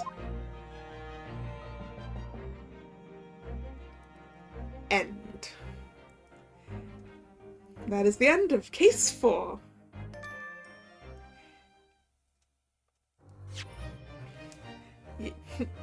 And therefore, that will be where I will be ending this stream. Next week we will pick up with the start of Case 5. And that should be fun. So, thank you very much for coming. If you're new here and you've enjoyed your time, consider subscribing to the channel. Or follow me on Twitter, which is where I post the schedule for the week. In a pinned post. This was the last stream of the week, but I will be uploading next week's schedule as soon as I'm done with this, because I've already got it ready. So I can tell you the next stream is on Monday, that's tomorrow, at 7 PM, and that is more Pokemon Shining Pearl, as I attempt to get that game finished before the new Pokemon game comes out at the end of the month. So I hope to see you then, or another time. And once again, thanks for coming. And this is Kalla, signing out. See ya, bye bye.